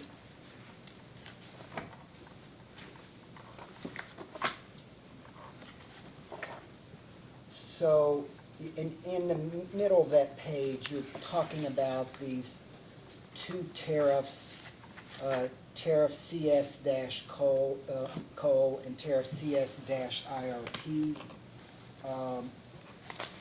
And I'd like to have marked KCUC Exhibit 5, which are likewise those tariffs.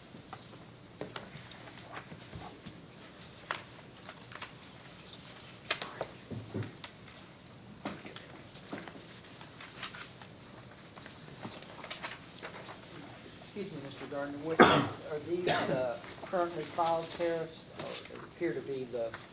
Yeah, they're attached to the settlement. Okay. No, that's 4 and 5, both be marked for identification. Thank you. So there are two different tariffs that you're talking about, and I've handed you those two tariffs. So the first is contract service coal power, and the second one is contract service interruptible power. And I'd like to ask you, and I understand the purpose of this in general, and you're welcome to elaborate if you like, but it's to encourage coal companies to reopen, or so that benefits the customer base, and so I understand that. But I'm trying to, so in conditions of service on that page, on the first one of contract service coal power, that last paragraph that begins with the customer shall contract for capacity sufficient, if you could read that, the rest of that, and then I need to ask you a question about that. Sure, it says the customer shall contract for capacity sufficient to meet normal power requirements, but in no event will the amount contracted be for less than 1,000 kW at any delivery point. So does that mean that a mining operation, a coal mine,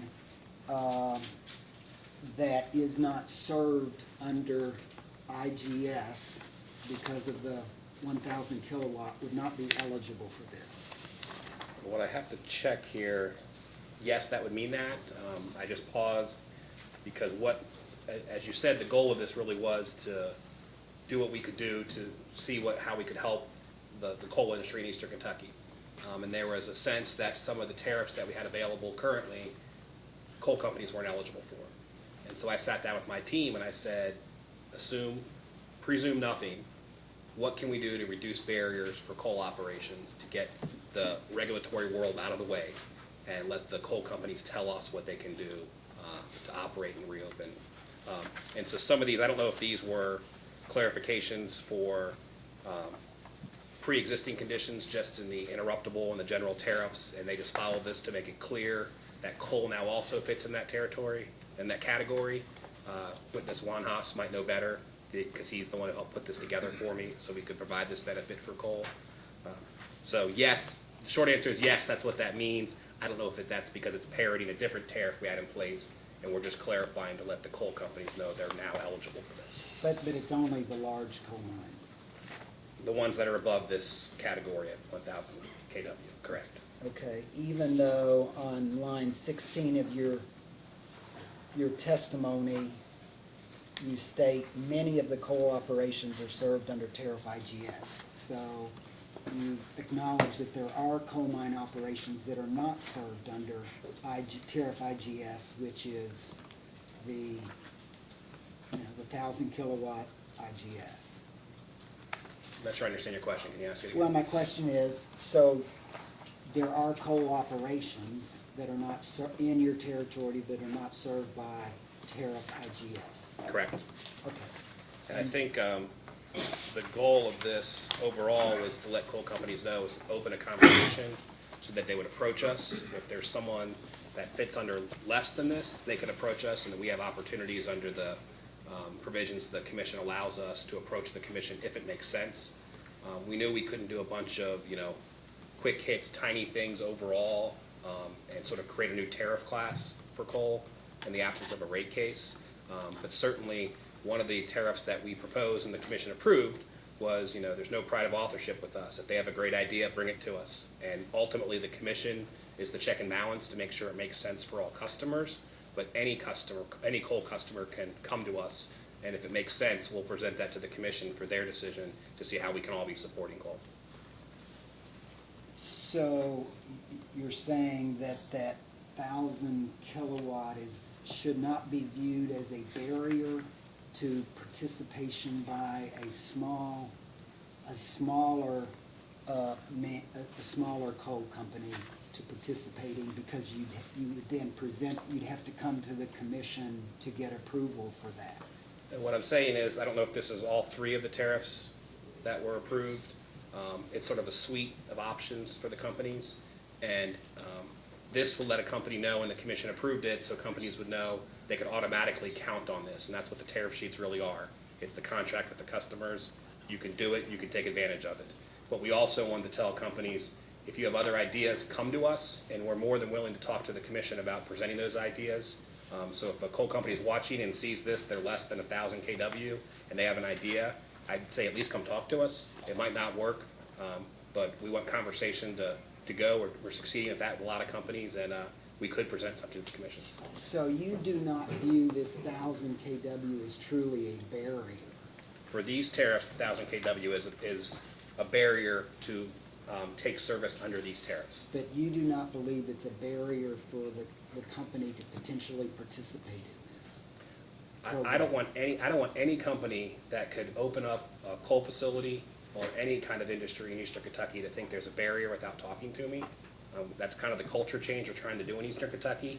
If you have an idea and we can get the regulatory world out of the way and it makes sense and other customers aren't subsidizing that, I want to talk to you and problem solve that together versus having cold tariffs somewhere that someone says, I guess I'm not eligible, so I guess I can't do something. We're not going to rebuild Eastern Kentucky that way. So I'm advertising, come talk to us. I tell people, bring me crazy ideas. It's okay. We're willing to talk about them because we got to get a little crazy to build up Eastern Kentucky. They're going to have to be smart, and this commission's going to check that, and we'll file it with that to make sure it makes sense. But we want all ideas. So, if you have a company that is, say, 700, not coal, if you have a company that's 750 kilowatts that describe the demand, usual, whatever that language was that we looked at, and they're a small manufacturer, could they qualify with your blessing and going to the commission to be tariffed under IGS? I mean, how do you define, is your description about being flexible, although you used flexible earlier, I mean, I'm trying to understand what the standard is that, I mean, it sounds as if on these tariffs, they're not quite as a strict line as I was led to believe. Is that true, or? Absolutely not. If I gave that impression, I apologize. These tariffs are exactly the words that are in these tariffs, and eligibility, because the commission's approved these, are bound by this. I'm saying beyond these tariffs, I'm trying to create a culture in Eastern Kentucky of business people talking to each other and seeing what they can do to create jobs in Eastern Kentucky. So if you're looking to come through here and say, I want to take advantage of this, can you waive something directly in here and do that unilaterally? I can't do that. I can only do what the commission gives me permission to do. But if somebody has an idea, I'm saying, come talk to us. I think the point you were confused on is you said, would we reallocate and call someone an IGS customer? We wouldn't do that either. That's not what we're saying. We're not gonna relabel someone an IGS customer as not an IGS customer. Even if they have a manufacturing capability, or even if they're a manufacturer? Based on the usage for those categories. What I was talking about is there's a provision that we can talk to customers, and if the commission agrees there's some kind of special circumstance, then the commission can bless something different for them. I can't do that. I can only offer what's in my tariffs. No, I understand that. That's what I was referring to. If I was confusing, I apologize. But you don't view these as barriers to doing what might be best, in the best interest of the individual customer, right? I mean, if they convince you of a crazy idea, you're willing to go to the commission to try to have, like, that example that I gave you. Yeah, when I say crazy, Manufacturer of widgets who has 750 is the maximum demand, and they're not gonna be an IGS. I mean. Right. When I say, sorry. No, I mean, I'm just trying to, again, I understand you don't have the power to do it, and only the commission could make exceptions to that, but you're sort of the gatekeeper. And as you describe it, if it meets with your approval, you're willing to go to the commission to try to, alter some of these lines. And that's sort of, I think you're trying to put stuff too much into a box where you can check it or not check it. I don't know that I'm the gatekeeper. I'm trying to facilitate free thought in Eastern Kentucky. I think there's some places it's never going to get better. That's what people think. And so people don't even try and have discussions. A lot of crazy ideas, I use that facetiously because I don't want people to feel inhibited by it might be a perfectly logical idea, but it's been told no 6 times before. So all I'm asking for is an open conversation on ideas. When I raise these tariffs are exact, they're in writing, follow them to the T for the commission. But I don't want people that think only inside the box that's on the page to treat that as we can't talk about other ideas. So when I talk about bringing other ideas, I'm saying it's beyond these tariffs, but we can't just bring an idea just because someone says I want to pay a cheaper rate. That's my crazy idea. That doesn't make sense. It has to make sense for the region overall. This commission has to approve it, so we have to bring them something that we agree upon, makes sense, that would really help Eastern Kentucky. But I don't want to ever be perceived as limiting someone from bringing up an idea. Some of the best ideas that have been brought to me and my company, are just someone's been told no 3 or 4 times before. And so I want to make sure people are sharing their ideas. Yeah, and I appreciate that, but you understand there are this line at 1,000 megawatts between upper level load commercial or manufacturers. There's a lot of rate differences on that line. And this rate case exacerbates that. It increases more, the increase is a lot greater than it is for the industrial class. So there's gonna be people on the, I don't know how many of the 30,000 are gonna say, I think I should be under there because I've got these characteristics. Because I'm a sawmill, and I produce, I have 250 employees, and I export half of my product overseas. Are you saying that people like that should come talk to you to see if you will make an exception to going on that, what that line is? If this was about opening, yes, in short, with the caveat that this is about new operations opening up, not existing operations that are just looking for a break for what they're doing right now. And I guess when you talk about exacerbating the situation, I look at it completely different. I think what this case is doing is allowing a vital corporate partner to provide safe, reliable service, which is a key component for companies located in Eastern Kentucky, and bring more companies in so that the commercial companies, the commercial customers that help serve all the employees that come with those are vibrant and pop up, and there's a lot more of those customers. So it's really an overall strategy of do you stick where you are, or do you want to have a strategy that grows the entire region and helps the commercial customers overall? And I think that's the strategy we have. So, just to conclude on this, you believe that,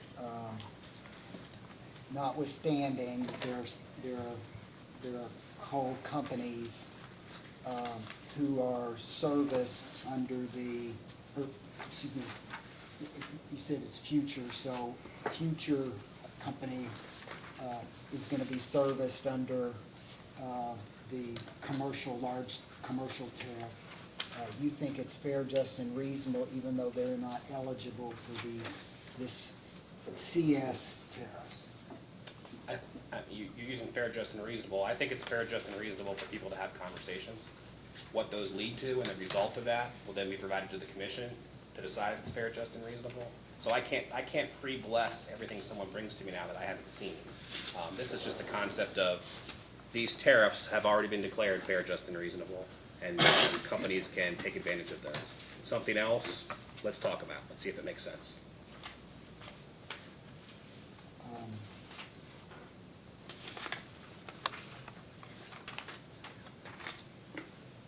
So you believe as these are, as this is, that it is fair, just, and reasonable? What are you referring to as this? So you're back to The the coal tariffs. tariffs? The coal These- tariffs, these- yes, absolutely. And these are just an extension of what the commission's already approved as fair, just, and reasonable. Okay, Before we go on to another topic, let's take a break for about 15 minutes, okay? We'll come back, be in recess until 11:30. Back on the record, but just a second before we start. We will, at 1 o'clock, we'll recess for lunch. So I know there's a little restaurant up on the hill here at the 300 building, but the reason I say that, if someone wanted to order now or get your group together, if you had to bring something in, now would be the time to do it, because otherwise you may not have much time from 1 to 2. Mr. Chandler, you're a witness this afternoon. Does he have to leave? Does he have a flight out this afternoon? Yes, sir. What time? What time is the flight?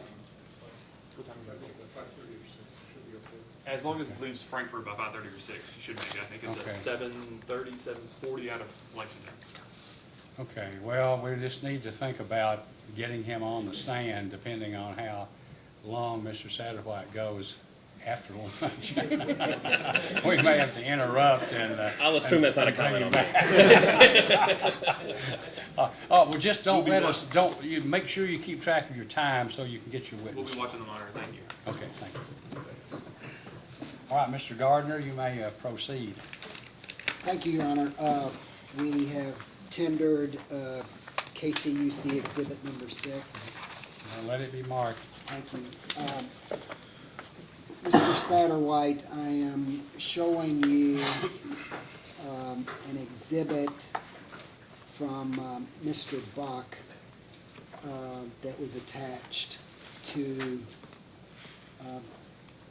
Kentucky Power Company's supplemental request to KP, Kentucky Public Service Commission, data request number 1, question 73.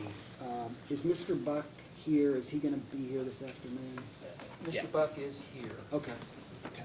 Well, let I me. doubt he'll get on this afternoon. Okay. Well, let me just ask you this question. And does this table where column 4 is current income, is that the income to the company that is produced by the particular rate class?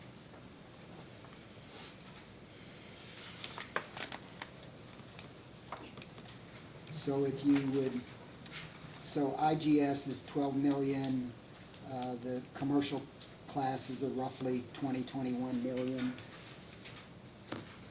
I did not review this with Mr. Buck. He'd probably be the better person to ask. It would be a guess. I believe so, but Mr. Buck could confirm.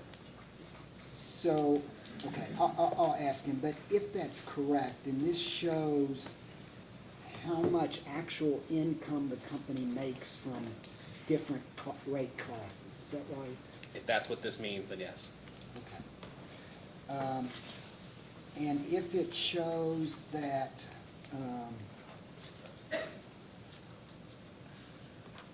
the income that the company is receiving from the commercial classes is already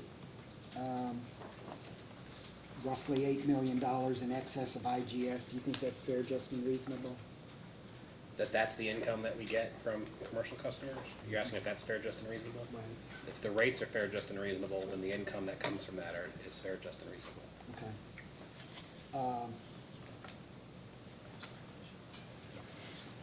So that's all I have, Your Honor. If I could move to admit the... If I may, I did confirm something you asked me earlier. Do you want me to do that now? Sure. That's great. On the 30,000 customers, I conferred with company witness Vaughn, who confirmed that that's right around what those customers are. And he also offered that if you have any questions about the variation and what changes when you get from a large commercial customer to an industrial customer and some of the line of questioning that you had, he can discuss that. And if you make a change, the impact of how that changes the IGS cost as well as the commercial cost. Okay, great, thank you. Your Honor, that concludes my cross-examination of Mr. Satterwhite, and if I could move for the KCUC Exhibits 1 through 6 to be admitted. Any objection? No objection. No objection. Let them be admitted. KCUC Exhibits 1 through 6 into evidence. Mr. Chandler, you have cross-examination. Thank you.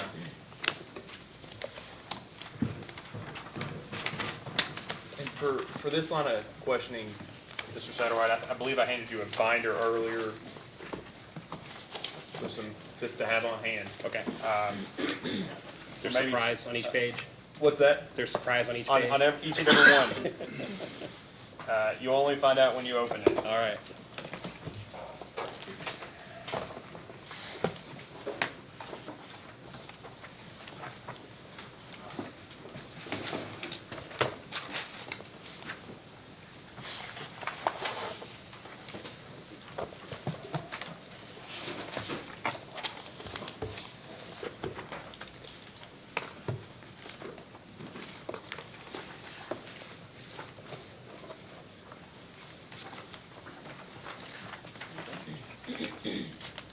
And Your Honor, just as a precursor, some of these are for reference, and some of these may not be needed at all. So if it's okay if I wait to the end, or as I introduce them, to number each one, if that's That'll be fine. fine with the commission. Thank you.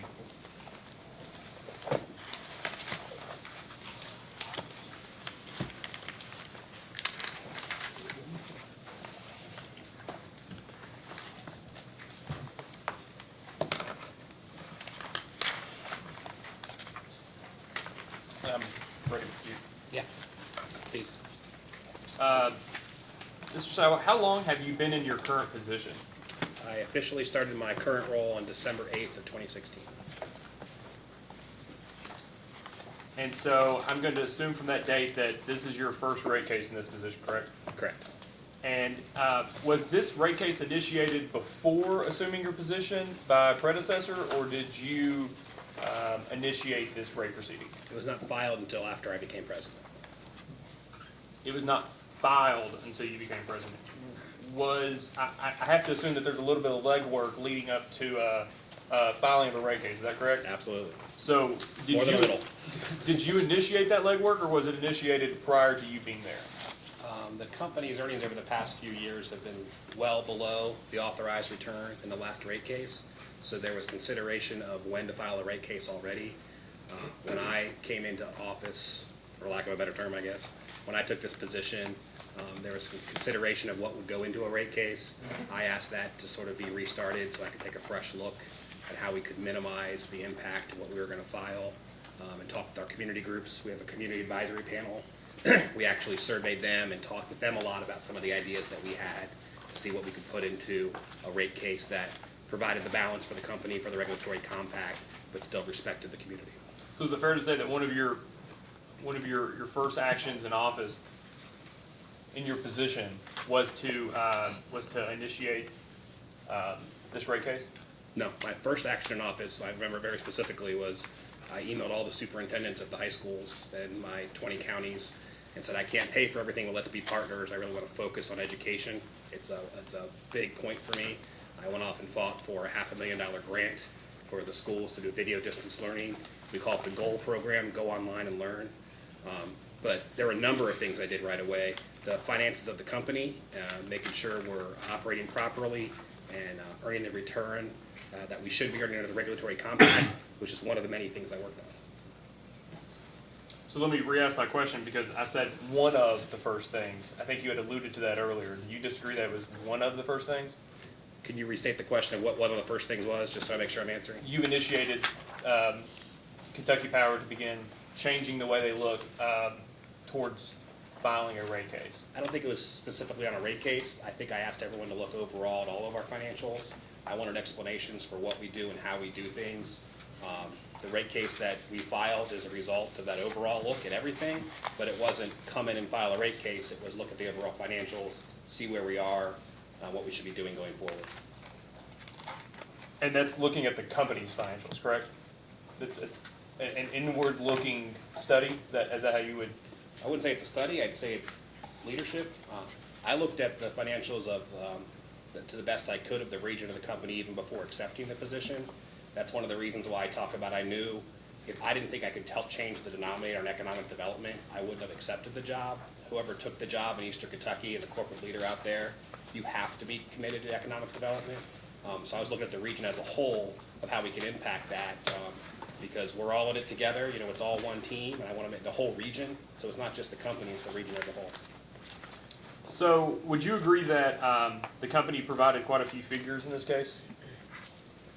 You mean like financial figures? Figures, numbers, studies. I mean, I think it's a pretty hefty docket. Would you agree? As with every rate case, there's a lot of documents and a lot of figures, yeah. So I'm just going to run down here and refer to some of the figures or studies that the company provided in support of its application and see if you agree that, subject to check, that these things were filed in the case. So a cost of service study, do you agree that there was a cost of service study filed? And there were numbers and figures provided, I think in your testimony, to show that there has been a loss of customers? Yes. And a study that determined, an amount that was determined that, an estimated amount that, of increased revenues from deterred theft from adding additional employees? Say that part again. A determination of an estimate of increased revenues from deterred theft from additional employees. I believe the company looked at hiring a couple of employees to investigate things like that. Yes, I believe that's in Witness Wanhaus's testimony. And I think in your testimony, you provided the number of contractors at Kentucky Power, Correct, in actual general. employees, and the number of employees, the company employees. Correct. You provided the AEP Foundation grant totals. Correct. You provided, given a 25-cent KEDS increase, you provided the amount that would total to the amount that would equal to be provided in the KPAC program, correct? I believe the detail is in Witness Hall's testimony. When you say you, am I thinking the royal you? As the president of the company, I think I'll be specific if I'm To me to you. Yeah. Okay. The company provided estimates of what their O charges will be in 2018, Correct. and then that was later revised, correct? Correct. And then this is all without getting into Mr. McKenzie's testimony, which I will try best not to. So where in the application or in the case did the company provide studies on the ability for customers of any class to pay the proposed rates? I don't think that's part of the filing requirements up front, so I don't think we did provide a study overall of going through all of our communities and seeing what the direct impact will be. What we did was provide testimony recognizing the economic situation in Eastern Kentucky and talking about how we're trying to change the denominator on economic development to really make sure we can not just deal with the charges we have as utility, which is service that people need, but for everything that people need, changing the overall environment in Eastern Kentucky. So you mentioned that you didn't file any studies in the application. Did you file any studies in response to data requests as to customers' ability to pay any of the proposed rates? We gave a lot of information in the data request. I can't say I've read through them all. I know there were questions on a lot of things. Studies is the word I keep getting stuck on that you keep providing. We provide information. I don't know if the word studies is supposed to have a special connotation, but there's lots of information that was provided. I don't know anything specifically to what you're asking about, though, of an overall study of ability to pay. I guess, and to clarify, so maybe I can ask it again. To clarify, I believe study may be the next step is, has the company looked at the information that it has or can get and conducted an analysis as to whether or not customers can pay the proposed rates? I don't know of a study that has that as like its purpose and the objective, and then what is the outcome of that study. I would say overall, we're in all of our communities with our customer service representatives and our leadership. I'm talking to the county judges.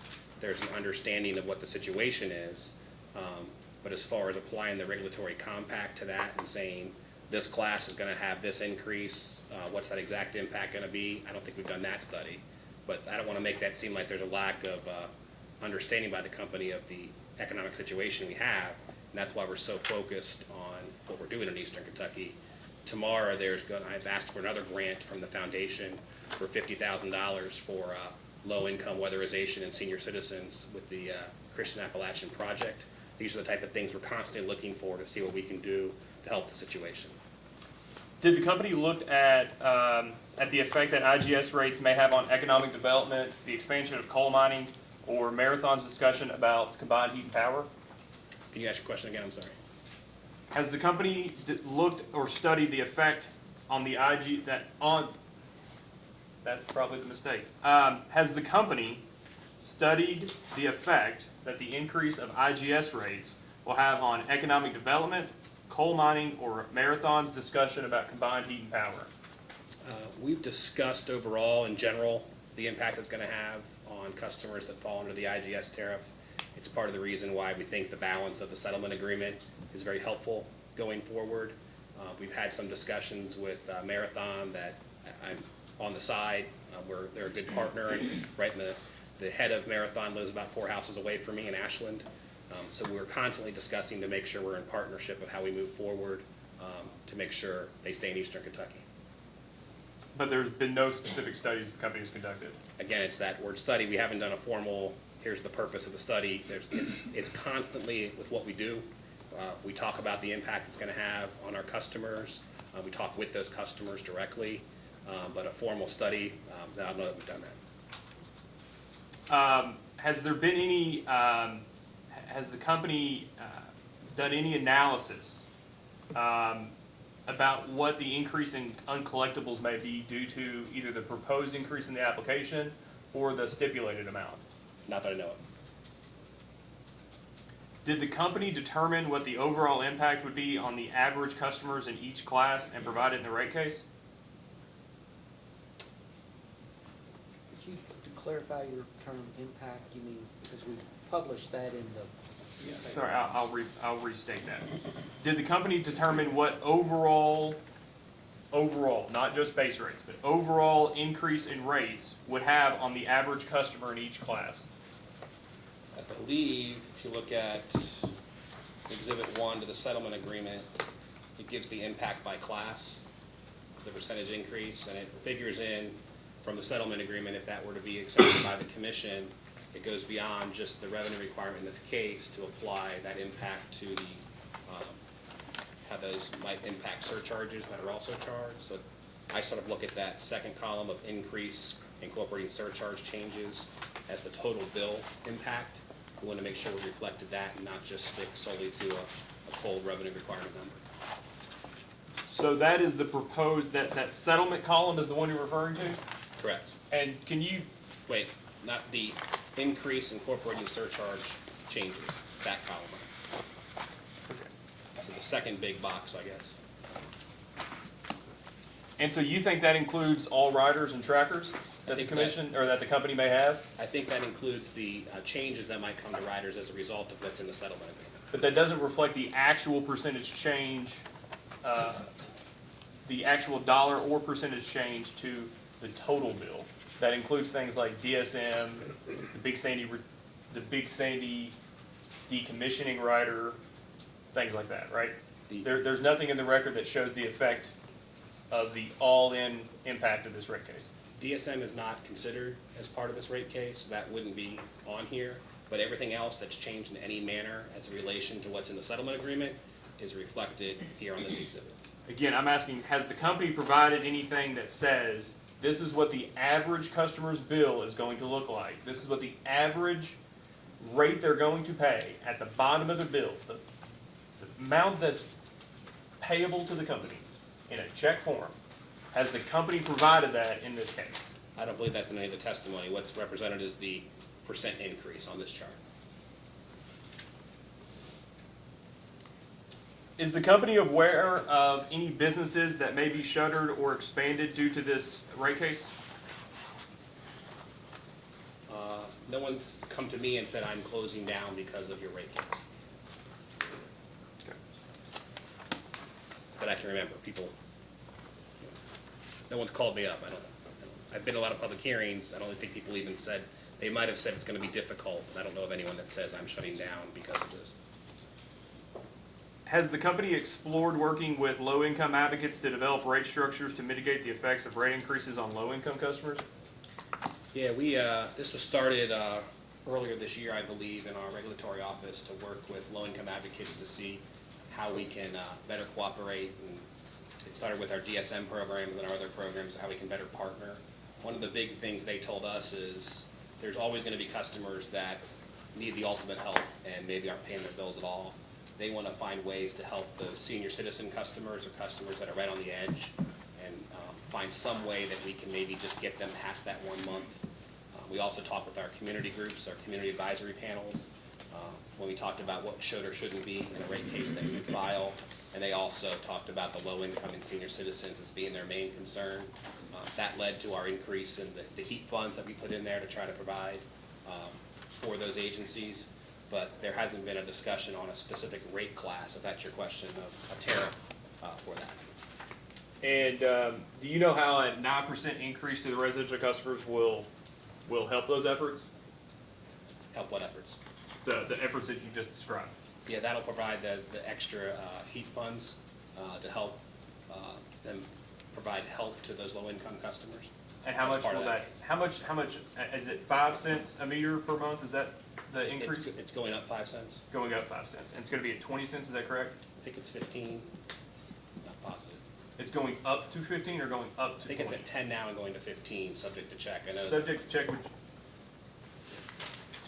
Or it's 5. do you know how much or it's additional? 5 going to 10, one of those two. Do you know how much additional revenue that'll? Yeah. That's reflected, I think, in the chart here. HEAP and KEDS are put together for the 326,000. So I don't do the math to separate those two out, but I believe that's in. You had sorry, KCUC 4 had that amount, I believe. Yeah, I think that's the same chart that combines the KEDS and the HEAP together.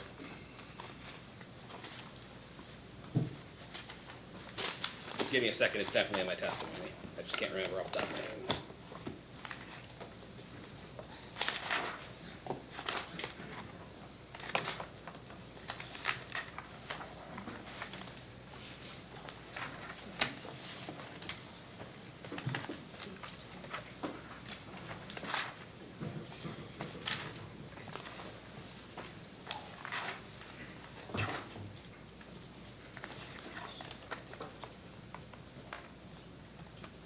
It goes from 5 to 10 cents. That's on page 12 of my initial testimony.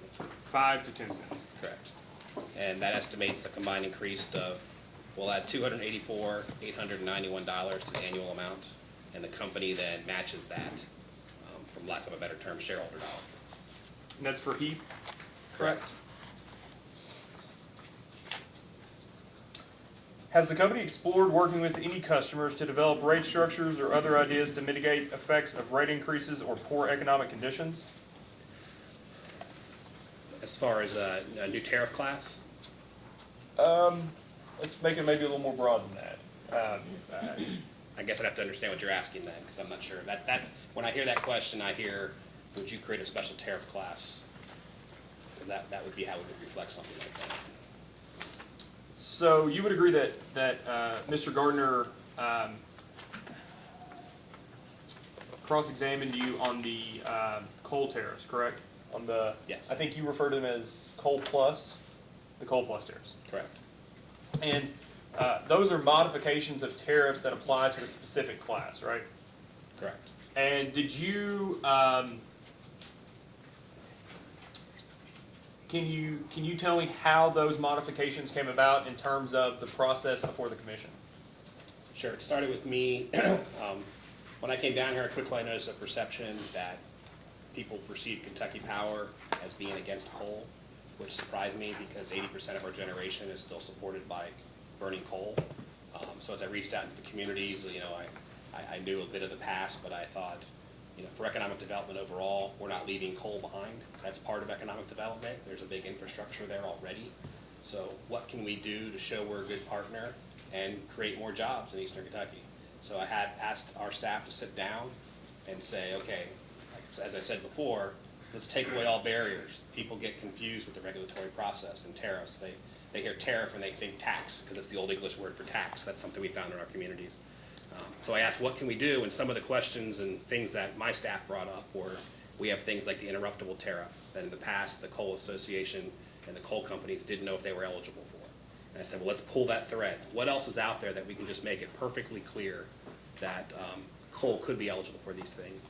I said, let's take that to the commission and file those to make sure it's clear and get the commission's agreement that we could be doing these, have these type of offerings.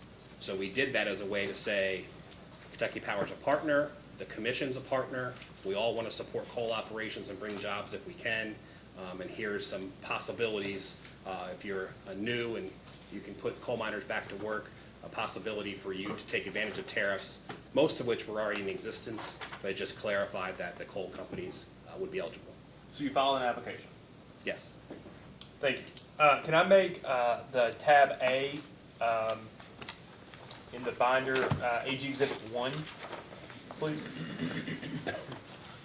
I guess you may. Thank you, Chairman. And will you let me know when you're at tab A? I'm there. And so, I guess, subject to check, but given that it has the stamp at the top of it as received, would you agree that this is the application that Kentucky Power causes to be filed in support of the, as you refer to it, as the Coal Plus tariff changes? Yeah, subject to verification document, this looks like it, yes. And for expediency, I've left out the, and to save the state a little bit of paper and money, I've left out the tariffs, but we have the new tariffs in the record, in the current case, the stipulated tariffs. So, can you kind of,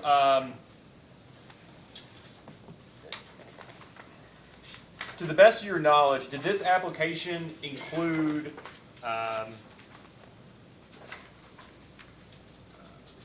requests to have certain accounting treatments that are different than the average accounting treatments the company has? I think you'd have to ask witness Wanhoff that. He'd know better exactly what was in. I was more involved in the conceptual concept of what could we do, and then he sort of carried that out with his team of what to put into this filing. How what we wanted to do is impacted and reflected for accounting rules for the commission to approve. Okay. Would you agree that this application is supported by economic data that is looking at the Kentucky Power Service territory and the companies that Kentucky Power operates in? Which parts of the application are you talking about? I would say parts page 2 through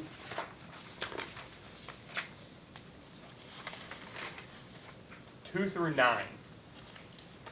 I think on page 2, would you agree that you note that it discusses the amount of coal produced in given years historically? Can you direct him to a paragraph? Paragraph 3. It notes that Kentucky in 1988 was the largest coal-producing state in the Union. On page 2. I have no reason to argue with the footnotes that are here that give the sources. I'm asking, would you agree that this is economic data? I'm not sure what that term means, economic data.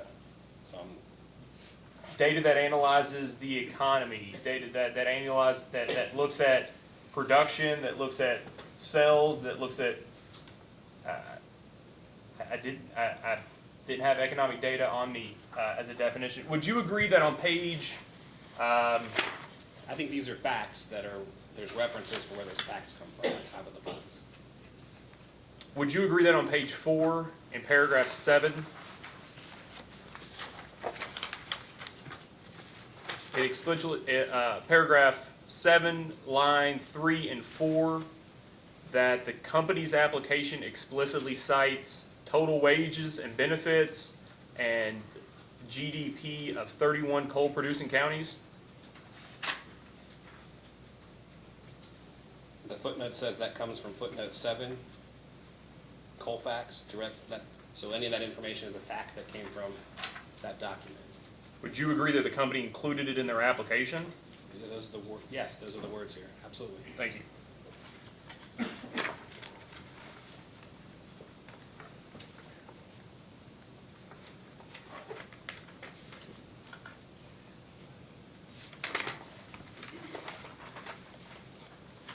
And would you agree that on page 8 in the table,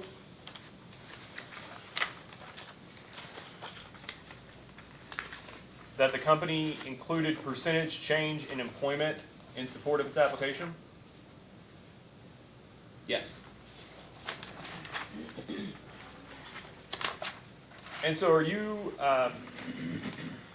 was it your position that if I had any questions about accounting treatment due to perceived risks of some of these tariffs, that those questions you would not be able to answer, those would be for Mr. Wanhas? I believe he'd be the right witness, just because he'd know who the right witness is, because he's in charge of the regulatory group that put this together. I don't know if he'd need a accounting witness that he relied upon, but that's who I relied upon to put this together after the concept was decided. And you supported the settlement the stipulation with your testimony, correct? We're talking about in this case now? In this case now? Yes. Yes. And in that stipulation, it included the continuation of the tariffs that were approved in this Coal Plus docket, correct? Correct. Did that also, does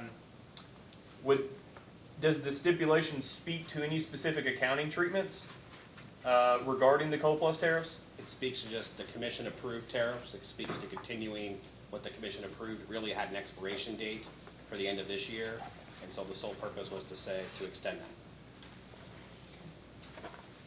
Will you go to tab B in your binder, please? I'm there. And Your Honor, can I make this AG Exhibit number 2? Let me mark as AG Exhibit 2.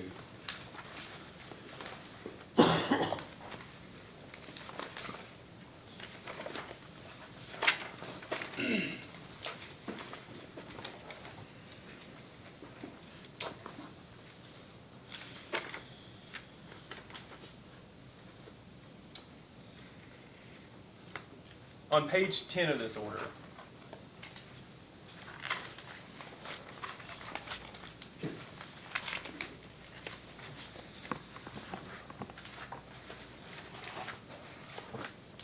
let me know when you're there. I'm there. On the second full sentence that starts the commission further, Okay. will you read that into the record, please? Sure. What's that?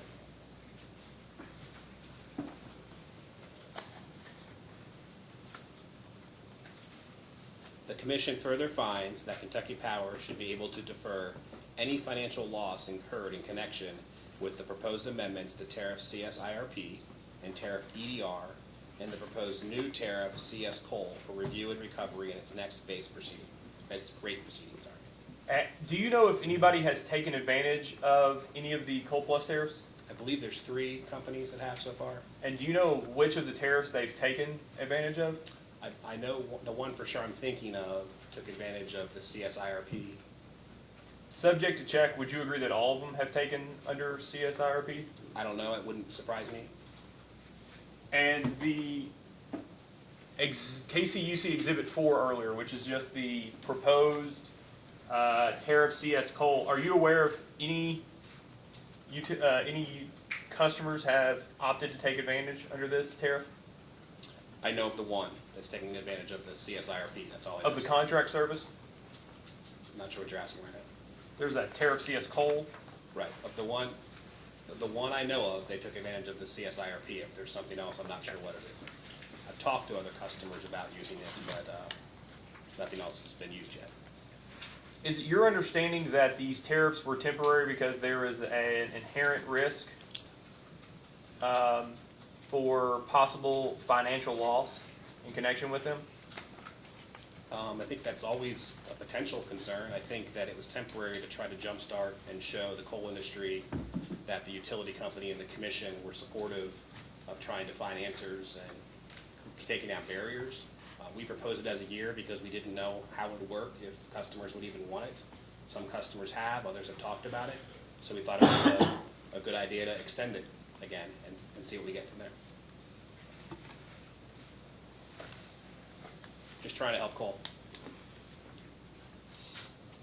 You mentioned earlier that you proceeded to one of the things, I mean, I don't want to put words in your mouth, that the company's goal with CS Coal is to start a conversation with the Coal Plus tariffs, to start a conversation, is that correct? I think that whole conversation kind of got conflated. My overall statement was I want to talk in general in Eastern Kentucky about how we succeed. This is an example of one of the tools I'm using to talk to coal companies, but we want to start a conversation with all companies to focus on success. Right, but I guess your point though was that when these are filed, people know where they stand, right? That a coal operator or a potential coal operator knew where the company stood. Is that correct? We wanted to sort of demystify. We heard some of our own people that deal with customers had heard companies saying they weren't eligible for certain tariffs. So we thought we could demystify that so that we weren't just hiding in our office, but we were out there explaining to customers what they can do.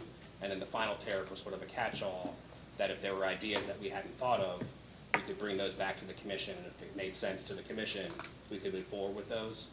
Is the company unable to, is Kentucky Power unable to enter into special contracts with coal operators in the absence of the tariff CS coal? Yes.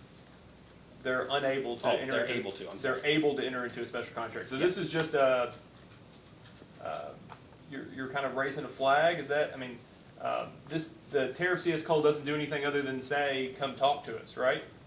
Is that the third tariff, the catch-all tariff? The catch-all tariff. Yeah, that was, as we introduced this concept, as I said, there was confusion in the market. And people hear about a utility and hear about the commission, and sometimes they shy away and don't want to look any closer. And there was some thought that they weren't eligible for certain tariffs. We tried to clear that up, and as a continuation of that filing, we also tried to say, let's continue the conversation. If there's something else that you're thinking of that we don't know, here's the commission and the company saying we want to talk about those. So it's your understanding that the company's filed tariffs were keeping coal operators from opening brand new coal mines? Absolutely not. It was the concept out there that some coal operations thought they weren't eligible for certain tariffs that we had. We wanted to make sure that was clear. There's a lot of confusion in the regulatory world. A lot of people don't understand it. And so we wanted to make sure that we weren't going to get in the way, and we didn't want the commission in the way, so there was any perception at all that the regulatory industry was stopping coal operations from reopening. And so we thought this was good to file and take away those misconceptions, and also sort of advertise that the commission's here and is able to support coal as well if the idea makes sense. But bring the new ideas and let's talk about them. So in your direct testimony, you note that Kentucky Power considered the effect of the rate increase on your customers. I'm sorry, can you direct him to a page? I sure can. It is Your direct testimony, page 14, line 8.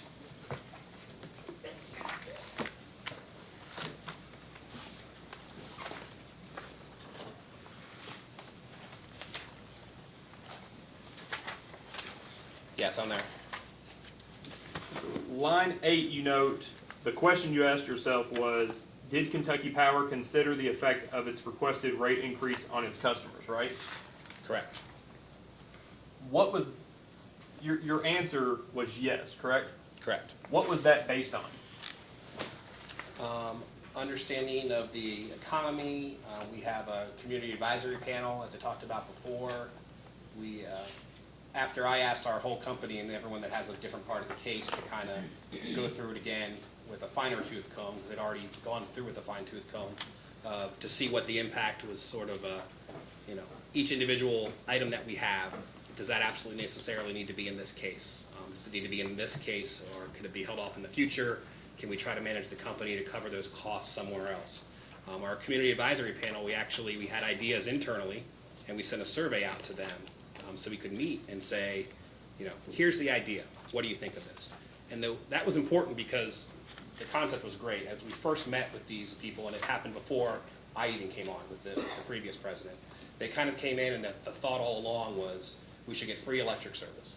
And then we kind of talked to them about what it takes to be in a regulatory compact, what the regulations and statutes are. They started to understand the dilemma that we have of making sure we get a return for our shareholders and so that we continue to invest and still be honorable to our community.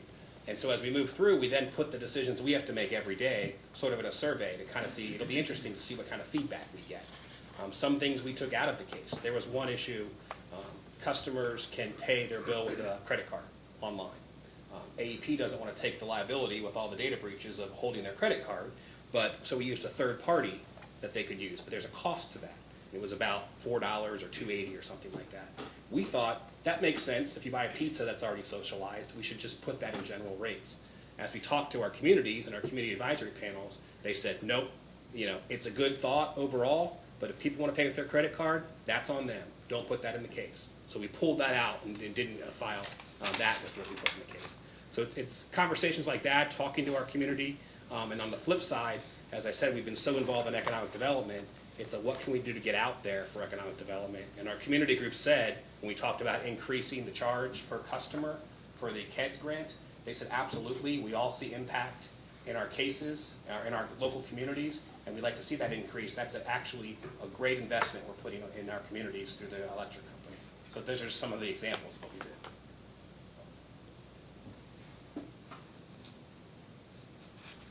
On page 19 of your direct testimony,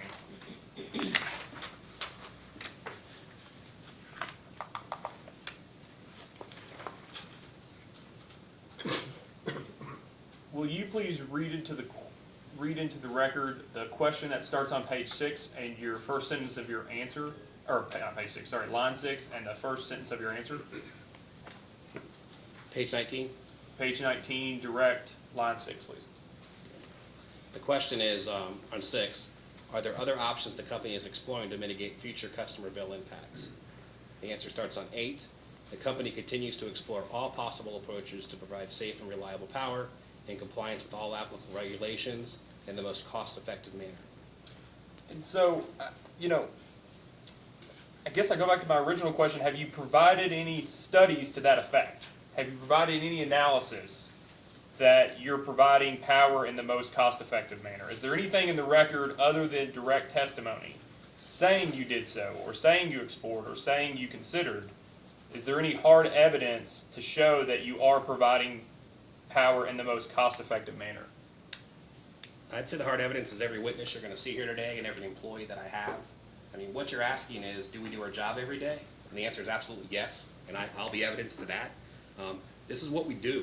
We manage a company. Everything we look at is how we can be more efficient. Some of the things we've done are, we have contract crews that we employ. There's opportunities sometimes to maybe slim down the contract crews because we don't have a lot of work in that area. We don't like to do that because we like to have the investment in the local community, but it decreases the cost that we have. We could be more efficient in how we route our meter readers. They go out and they have a certain system. We looked at that and thought, we could be more efficient if we reroute this. Every day, we want to make sure we're running this company properly. And all of the employees that I have look closely at doing that to make sure that we're being efficient. You know, AEP overall talks about we want to have continuous improvement. What are we doing to make sure we're always challenging everything?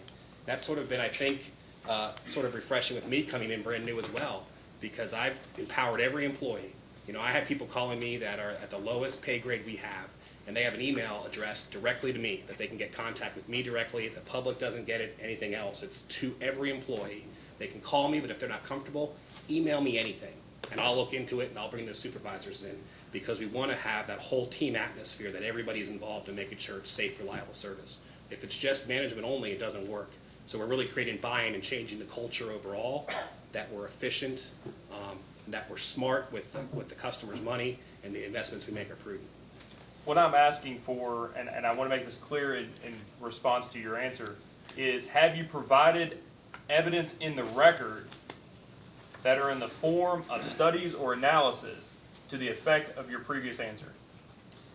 See, that's where I get stuck on when you say studies and analysis. I think what we do every day are the studies and analysis. It's just the normal course of running a business. That's what it takes to run your business. So my testimony, if you want to call that a study or analysis, that's what I do. I manage a company. All my managers that work underneath me, they help manage a company. We make sure we're being as efficient as possible. In Discovery, I know we provided a lot of detail that talked about the efforts that we do to make sure we're being efficient and constantly improving our process. So to me, that's evidence in the record.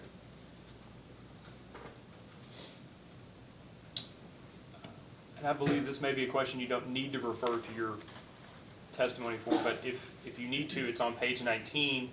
You talk about the best opportunity to address increasing rates is increased economic development. Is that a fair? Where are you, just so I get the context of why I said it this way? I kind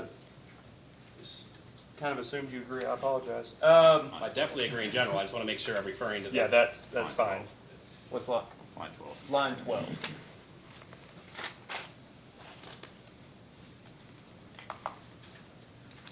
I think it begins, ultimately, it is increased economic development. Correct. And we're going to, I mean, the people before we manage the company, I'm taking a fresh approach at managing the everyday. But with the situation we find overall outside the company, with the local economy, and people leaving the territory, economic development is going to help overall as the biggest push forward to help in this area. Do you have a copy of the stipulation? Yes.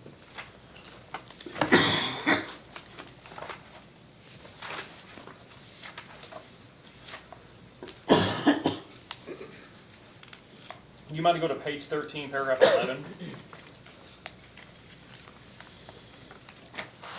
The backup and maintenance service? Yes, sir. Yes. I've read this a few times, and I guess I'm sort of confused. What is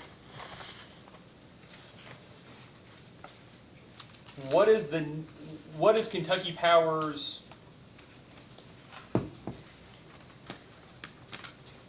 why is this in the settlement? Why is this in the stipulation? Well, I can't get into settlement discussions. This was something that was included in KIUC's testimony. So I guess I'd refer you maybe to Brad Levi's testimony to their concern. This is an example, I would say, on a higher scale. I'm constantly working with my customers, especially all customers, but Marathon, very large customer. I want to make sure I'm being a utility that serves my customers. I'm in customer service, and this is something that concerns them. And so I want to make sure I'm in partnership with them. I never want to be at opposite ends with my customers. I want to be making sure we're working together in what we do for the economy. And so can you tell me what you've agreed to here? We've agreed to talk. If Marathon moves forward and has some concept that there's a need for backup and maintenance service, that we'll review that. And if we can't come to some kind of agreement of what that looks like, we'll bring that to the commission to decide how we should move forward.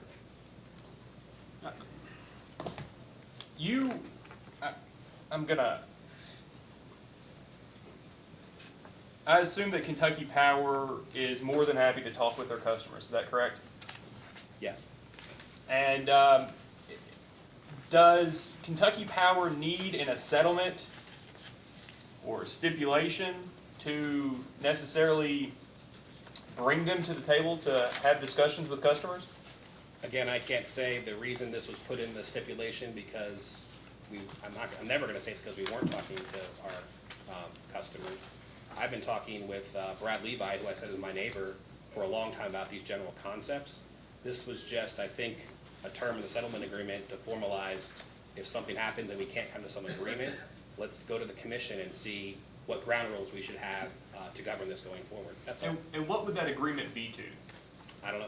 We'll have to see what Marathon wants to do. Well, it explicitly says here that it's for backup and maintenance service, that's what the discussion will be about. So what does that mean? This is written broadly. Marathon, I don't want to get too closely into my discussions with them because I know they're doing some work and I want to respect that because I've had private, probably confidential conversations with Mr. Levi. And, I don't know if KIUC has an opinion, but I don't want to expose what Marathon's thinking about or what they've done so far because it's a competitive world for capital. But we've talked in general about, cogeneration, possibilities of what they can do. And I look at this as a path forward, just of whatever they come up with. They're always studying. Brad Levi's a great guy, very smart. If they come up with some idea, we're going to talk about what that means overall to the system. And if we can't come to some kind of agreement of a change that might happen in the future, that would ultimately come to the commission to say, give us guidance on which way we should go here. I mean, isn't this sort of the discussion that you can have with any customer? We talked about whole CS earlier about entering into special contracts. I mean, these sort of negotiations, these sort of discussions can happen outside of a settlement or a stipulation, right? Absolutely. And so why does it need to be in this stipulation? Again, I think you're asking me why something in the settlement discussions was No, put into the stipulation. I'm sorry, let me clarify. Why is it reasonable for this to be in the stipulation? Two parties thought it was okay to, all the parties to the settlement agreement thought it was okay to put it in there, so it was put in there. It's not precluded to have. So that's your basis for the reasonableness of it being included in the settlement agreement? Well, what it So does- because everybody got together and agreed on something, it's reasonable? No, it's reasonable because there was a concern put in testimony in this case about what a company in eastern Kentucky should do if it's moving forward down a path in these different areas. It was an issue raised by a party. We respected that issue that was raised by a party, treated that in the settlement agreement with a path forward for how we would talk about it. Why they included it in their settlement, why they included it in their initial testimony, I can't say, it wasn't my testimony. Did I listen to it and we talk about it in the settlement discussions and make sure it was talked about in the settlement agreement? Absolutely, it was important to my customer. Is it your understanding that if Marathon builds a combined heat and power generator, I guess, a combined CHP, I guess is how it's referred to in some testimony, that will ultimately reduce the load that Marathon buys from Kentucky Power? There's the potential for that, yes. And subject to check, would you agree that Mr. Levi notes that Marathon, excuse me, If you're gonna be reading from Mr. Levi's testimony, can I get a copy too? you're more than happy to. I'm more than happy to let you, sorry. May I approach? Yes, you may.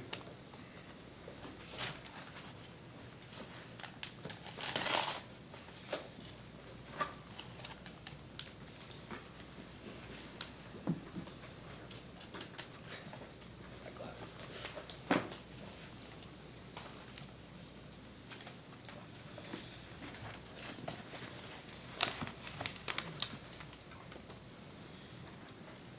And it's on page 3 of Mr. Levi's testimony. Subject to check, and in accordance with Mr. Levi's testimony, does his assertion that Marathon is currently the largest customer of Kentucky Power, with the Cattlesburg refinery purchasing more than 19% of the energy sold at retail by Kentucky Power? Yeah, that's what that says, yes.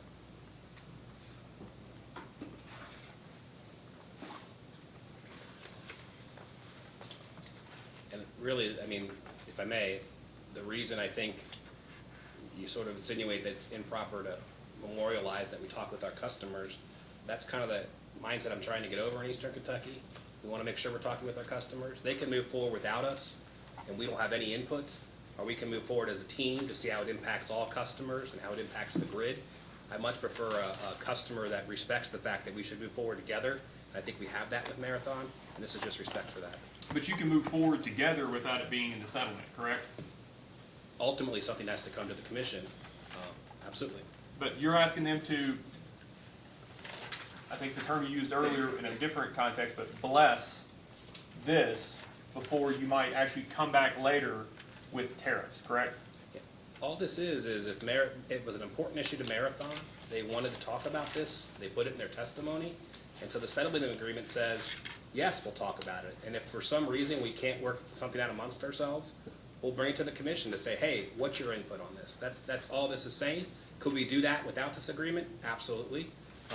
But I don't think there's harm in putting this agreement to show the camaraderie and the constructive working together that we have in Eastern Kentucky with our largest customer. So throughout your testimony and on the stand today, you talk about your goals to, and I think it's, I want to get the quote right, change the denominator. Correct. And so changing the denominator is selling more electricity, right? Changing the denominator refers to the, basically the rules and statutes of the regulatory compact, that there's a certain amount of costs that are recovered from customers to make sure that a utility can provide safe and reliable service. The less customers we have, the more it's spread out amongst the customers that are left behind. So it's really changing that equation to have more customers, more load, more customers' ability to pay. All of that comes together to change the denominator. But it's not necessarily customers, it's electricity, right? I mean, that's That's what how you're, it manifests. Sorry. that's what you're telling. Sorry, in kilowatt hours and in kilowatts, your goal is to ultimately increase those, right? And those are your denominators when you're talking about price. For the regulatory compact equation, yes, but I think you can explode that beyond that to talk about customers' ability to pay as well, change the denominator, what customers have, how many customers there are. That manifests itself for the cold equation we have for regulatory purposes as usage. But overall, it's about reinventing the entire area so the denominator for everything we do is better. So how will the rates in the stipulation or in the testimony affect your economic development efforts? Can you clarify that? I'm not sure. what you're How asking. will a increase in rates affect your economic development efforts? Included in this rate is an increase in the KEDS program, which will allow us to invest further in our local communities and our partners to attract more companies to the area, help with the infrastructure that we have.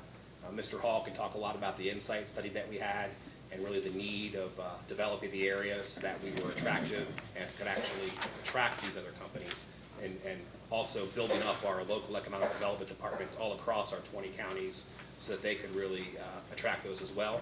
Because it doesn't take one, it's not just one of us that's attracting it. If we're all working together, we're gonna have a better chance to do it. So that's a big impact in this case. So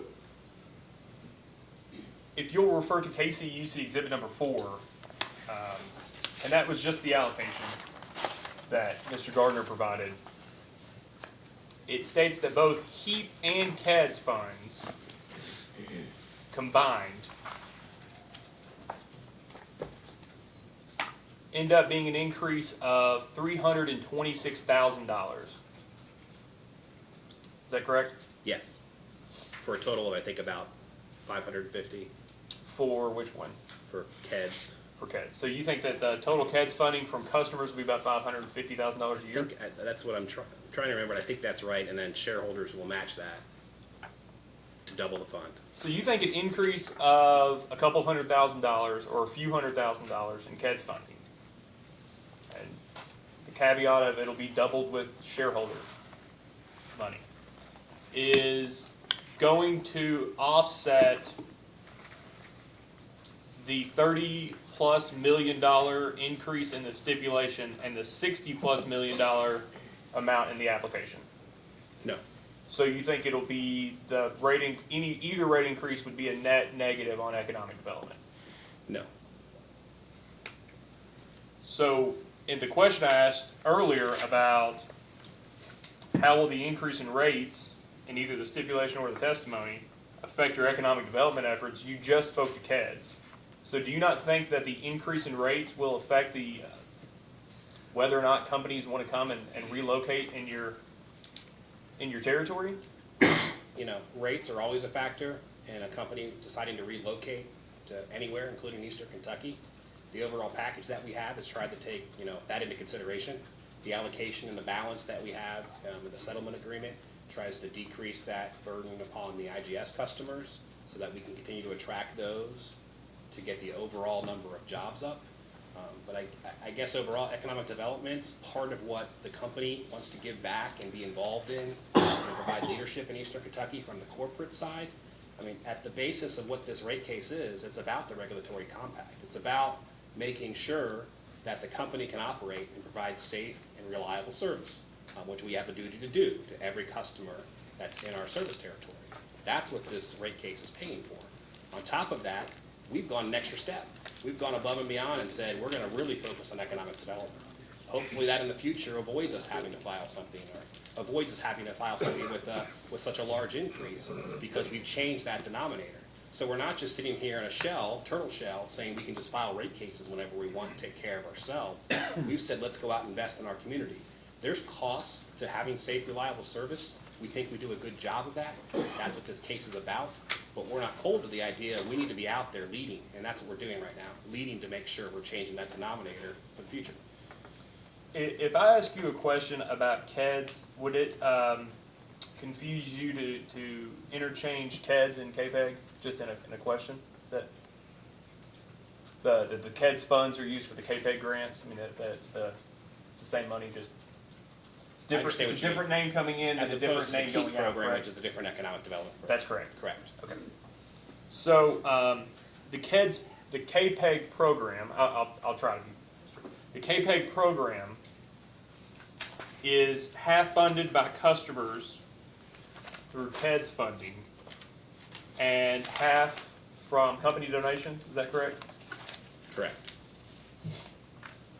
And the purpose of economic development is to, at least one of them, I know you said there's many, but is to expand the load and sell more electricity than you currently are, correct? Say that again? One of the purposes for economic development, one of the reasons for economic development is to sell more electricity. Yes. And to expand load. And to grow the entire region and increase and better the lives of everyone in Eastern Kentucky. Absolutely. They all go together. So are there any customers on the KEDS review team, the KPEG grant review team?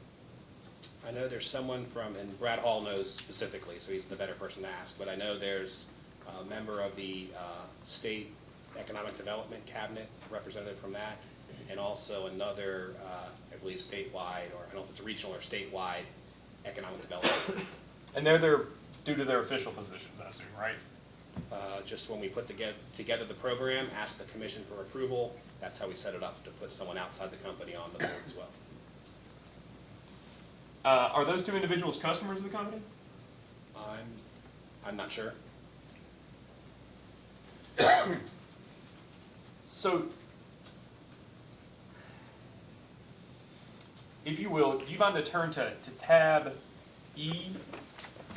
And it's a data request response. I believe it was from Mr. Hall.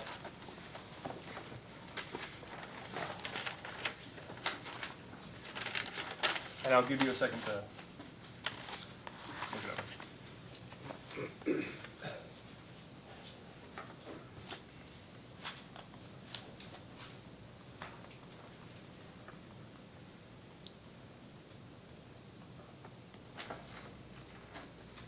Okay.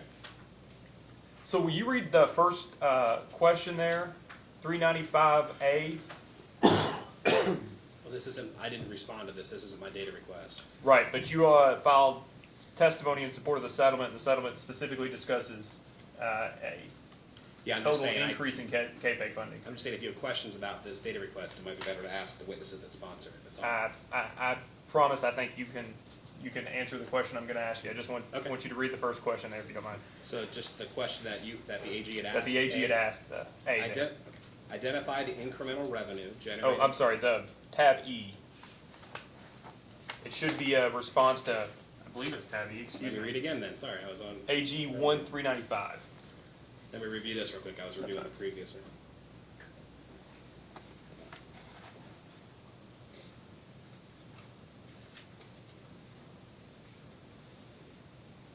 And while he's reviewing, Chairman, can I make this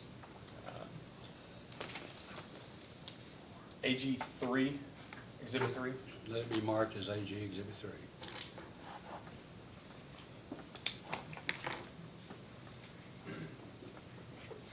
Okay, I've reviewed it now. And do you mind to actually just read A through C there, just to kind of get an understanding of what the questions were about? Sure. It says, I've heard of the testimony of Brad Hall at page 14, and asked the following questions. How was the KPEG program review team chosen? B, were customers provided the opportunity to nominate or choose any members of the team? And C, did the Public Service Commission approve the positions to be represented or individuals chosen to be represented? And so in response to B, the question that states, were responses provided the opportunity to nominate or choose any members of the team? Did Mr. Hall provide an answer? Yes, he did. And do you mind, just for the record, to read that answer into the record? Just for purposes of clarification, you said you said were responses. I think you meant were customers. Oh, I'm sorry. Were customers. Yeah, sorry, I got it. Yeah, thank you. Were customers. The question that says were customers. Do you mind to read the response to B into the record, please? Sure, with the caveat that Mr. Hall would have the context to this, because this is his response, and I wasn't with the company. I'll accept that Mr. Hall was the respondent to the data request, the witness in the data request. No, the company selected the team based on experience and understanding of the community and economic development, as well as availability to participate in the process confidentially, frequently, and reliably. Economic development and community development are technical processes and require understanding of the process to evaluate applications appropriately. Subject to your checking with Mr. Vaughn earlier in response to Mr. Gardner, would you agree that there are roughly 30,000 commercial customers in Kentucky Power's territory? I believe that was the understanding, yes. And the document that Mr. Gardner provided stated that there were over 1,000 industrial customers in Kentucky Power's territory, correct? I believe so, yes. And so the answer here talks about a technical processes and require understanding of the process to evaluate applications appropriately. I guess what I'm confused by, and what I'm hoping you can clear up, does Kentucky Power, what is Kentucky Power's issue with including customers in the decision-making to determine where customers' money goes for economic development purposes? First of all, you seem to say there's an issue. I don't know if there is an overall issue. This is how the program's structured. And I think, again, ask Mr. Hall, but in the answer A, it talks about economic development cabinet and the other members that are on the committee. There's a lot of confidentiality in this stuff. There's big companies coming in that want to come into the area, and we're dealing with our local representatives in Hazard, Pikeville, elsewhere, to make sure that we can maintain that confidentiality and make sure that we have the best chance to attract these big companies coming in. And sometimes these could be competition of customers that we already have in the territory. So I believe, and you can talk to Mr. Hall, as I said, the concept here was to look at this from a global point of view and involve the Economic Development Cabinet, whose job it is to make sure the entire state's healthy, and move forward so we have actual strategy. And I think it's worked. I think what we've shown over the past few years, there's the benefit from it. So there's this is a good program that's worked, and that's why we're asking to sustain it. So the only involvement the customers have, aside from the benefits of economic development, are to pay the money to the company, correct? No. So where in the KPEG review process did they get to determine where their KEDS grants go? It's not formally in the review process, but I don't even have final say over this. The committee has final say. I get to have input on how this is carried out. One of our community advisory panels had some concerns with how we were using some of the money, and he raised that. And he actually wrote an op-ed piece in the Pikeville paper criticizing us. And he called me up and said, I'm going to resign from your committee because I criticized you. And I called him up and I said, please don't resign. That's exactly what I want to hear. This is the input I want. What's the concern? He said, I don't like where you're putting this money. I said, well, that's on me then. I need to start bringing some of these concepts for my review because I get to have input to the committee. Here's where we're thinking about things going. What do the community advisory panels think to the extent I can share some of that information? So customers do have input. It's not in the formal process, but it's not like we're hiding something behind a curtain. What we can share with customers, we're sharing, because again, we're all trying to work together to build the local economy. But doesn't that anecdote provide evidence that customers want to be involved in this process and the company's not giving them the opportunity? We're given the opportunity now. In those meetings, I said, I will bring what I can bring to you to those meetings, and we can talk about that. So only in an informal manner, none of the decision-making. What do you mean? So their involvement is only in an informal manner, and it's not the decision-making of who gets the grants and in how much and for what purposes. Yeah, the system set up and approved by the commission is exactly what's outlined here in Mr. Hall's testimony. The customers have input by talking with me, just like I have input. The final decisions made by this committee with people from the State Economic Development Cabinet overall to make sure it's moving forward with the strategy. When we can share things, we will share things with customers. And this, the KPEG and the KEDS program are in front of the commission for modification in this case, correct? I believe the funding is correct. So are you saying that the commission can't, I guess I'm confused then when you said a second ago with that this KPEG was set up by the company, and approved by the commission? Mm-hmm. So are you saying that in this case, the commission cannot modify the KPEG grant review program? No, I didn't say that. I said as proposed, we're continuing what we have already. So, but it's up for modification. The KEDS funding and the KPEG, that system is, the funding is up for modification in this case. Well, I guess I would say there's been no testimony saying there should be a proposal to change it, that we've had an opportunity to respond to and say why that would be good or bad. But yes, the commission has control of the company, and they can do what they want in an order. But I don't think there's been a lot of evidence and a big proposal to change this with the opportunity for us to say what the impact would be. Was the company provide the opportunity for rebuttal testimony?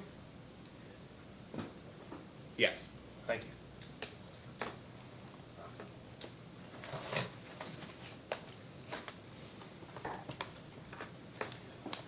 So you've,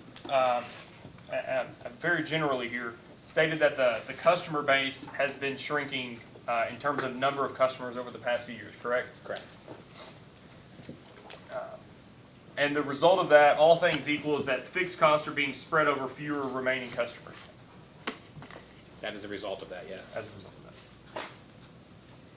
If a company in a competitive market, or any competitive market, not talking about utilities specifically, was losing customers, and the sales of its products or services were declining, would you agree that the company may have to look at cutting costs to survive? Are you talking about just a general business, not a regulated utility? Theoretically. I'm talking about shirt makers and concrete guys. I think any company, even if its client base is increasing, is always looking at what it can do to control costs. So I don't think that's just in the presence, a good company at least, that isn't just in the presence of declining sales. And you've noted earlier your hopes of changing the denominator for Kentucky Power, correct? Correct.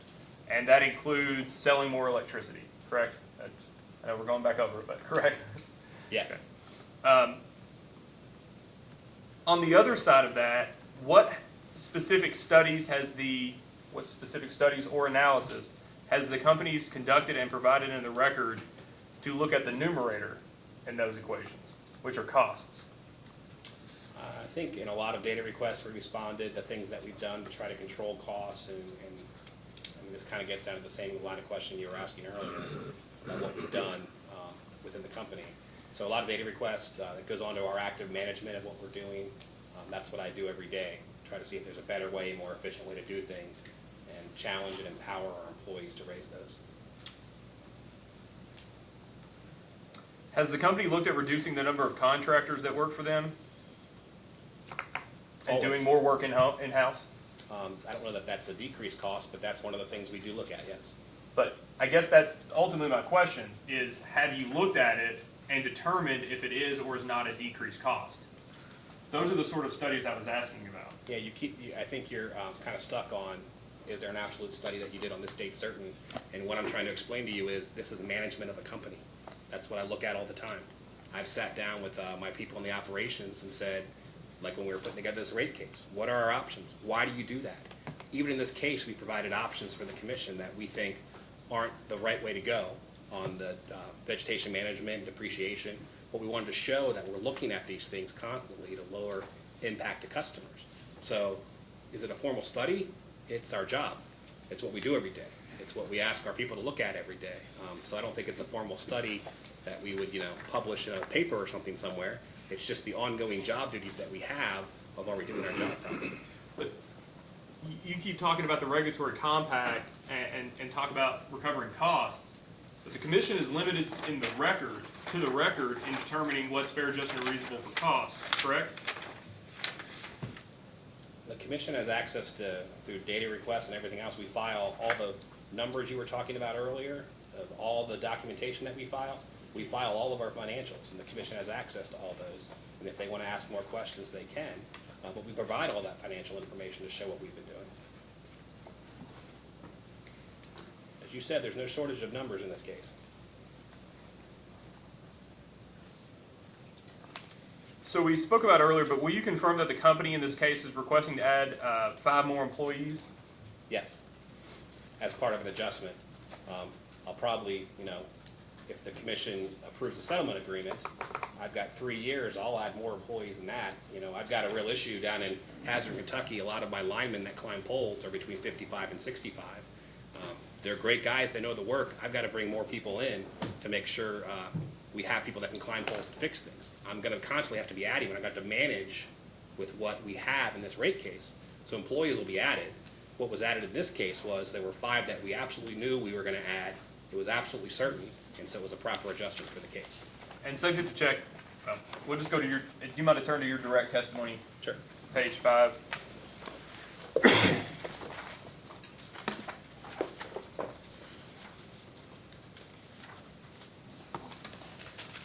have it somewhere. You're waiting on me now, sorry. That's okay. I'm there.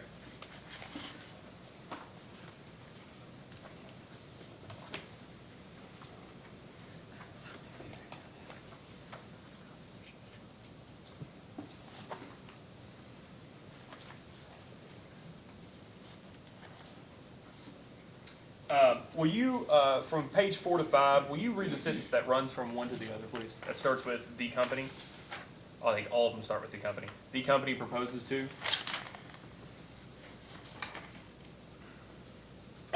Sure. The company proposes to adjust the test year complement of employees in this case to add 5 employees to meet safety and efficiency needs. And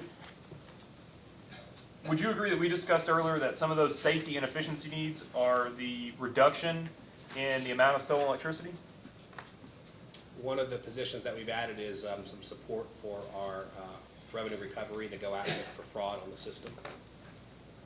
And did you include an amount in anywhere in the record that you expected how much the amount of electricity you expect to convert from non-revenue electricity to revenue electricity due to the addition of these employees? I'm not positive. Mr. Wanhas will probably have a better answer to that, of what was included in that area.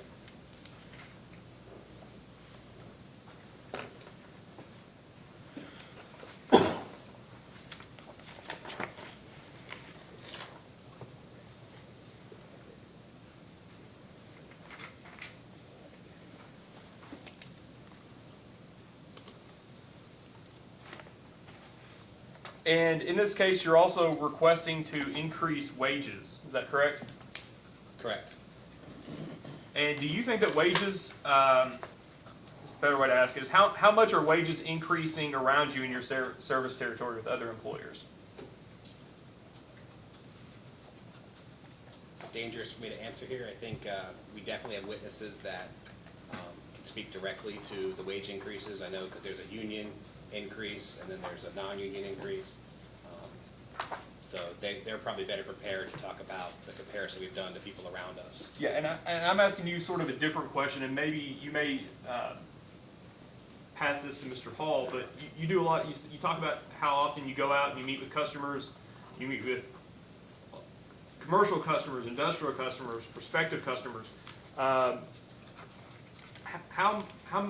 much are those employers giving wages generally? Do you hear them talking about increasing wages? 3.5%? One, I have the advantage of talking to companies that are here and ones that are coming here, and even ones that hopefully are announced soon coming here. And those are some pretty exciting wages for the region that I think all of Eastern Kentucky is going to be excited about. but I think you can't just compare it to potentially a commercial customer we might have in Pikeville right now. A regulated industry is a highly regulated and highly dangerous industry. It takes specialty, and if we aren't paying along with the national average, and I think you can, talk to Mr. Carlin about this, we're not going to have the top talent. It's not going to be safe for our customers. It's not going to be safe for our employees. And so that's why it's important when you're in the regulated industry, you can hire the people that can do the job and do it well, so you have safe, reliable service, and everyone's safe. You can't compare the two, I don't think.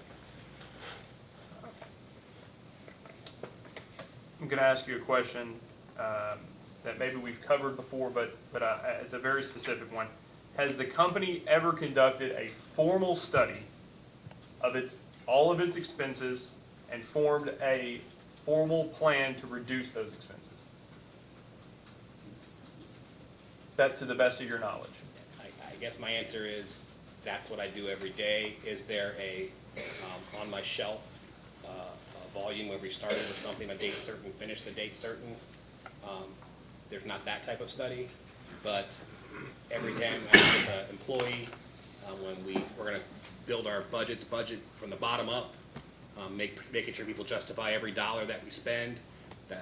I brought in a director of business operations and services to make sure someone is bird dogging this stuff and making sure they're watching it. It's all part of what we do in general management, but there's not a single study with tabs in it, if that's what you're asking for. You noted that you came on December the 8th, 2016 officially, right? Yes. And you talk about kind of shaking things up a bit and having people look at things differently, correct? I like to think so. And would you agree, and this is not part of this record, but would you agree that the company has also looked at its processes, its different processes to make them more efficient or better for customers, such as changing the way that they handle customer complaints? So I thought you were going somewhere different, so I'm not sure how customer complaints so can you ask the question again? Yeah, just streamlining processes and making them better and making them better for the customers.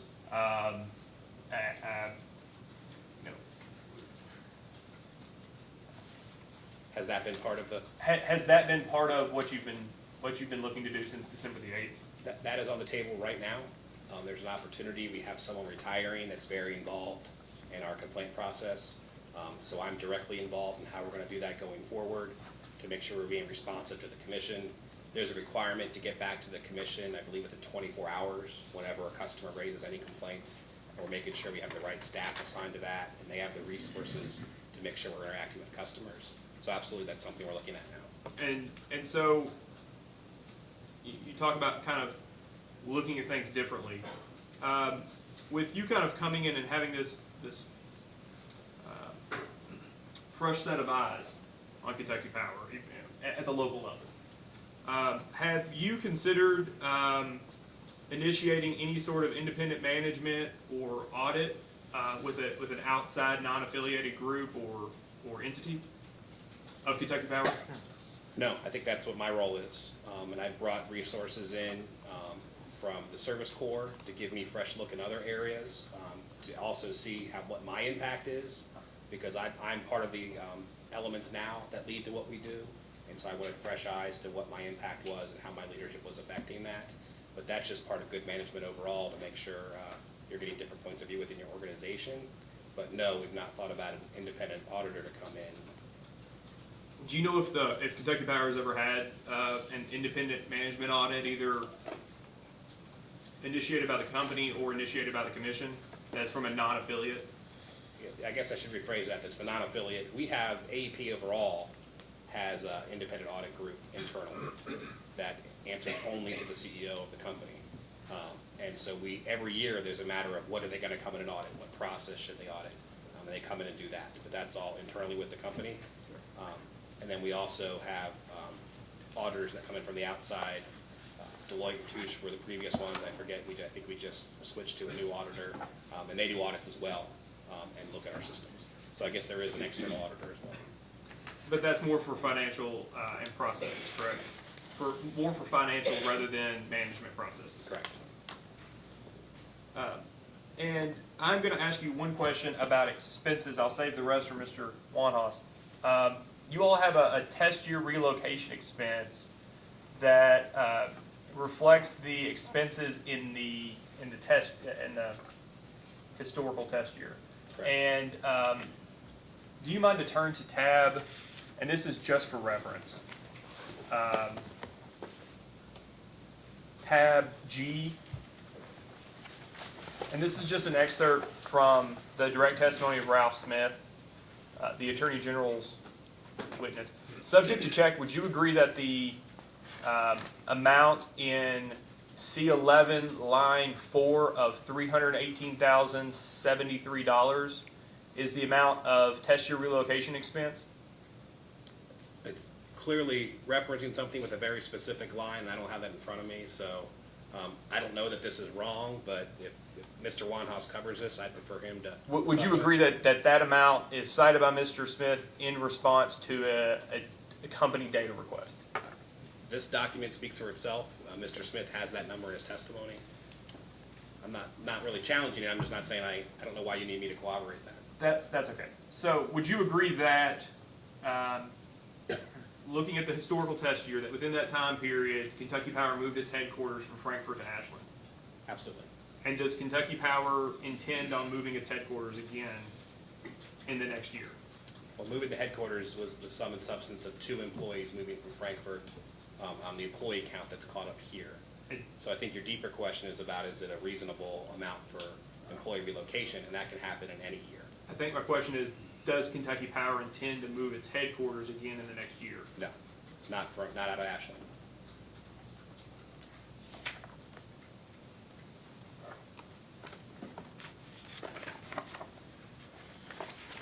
So if you'll turn to tab I.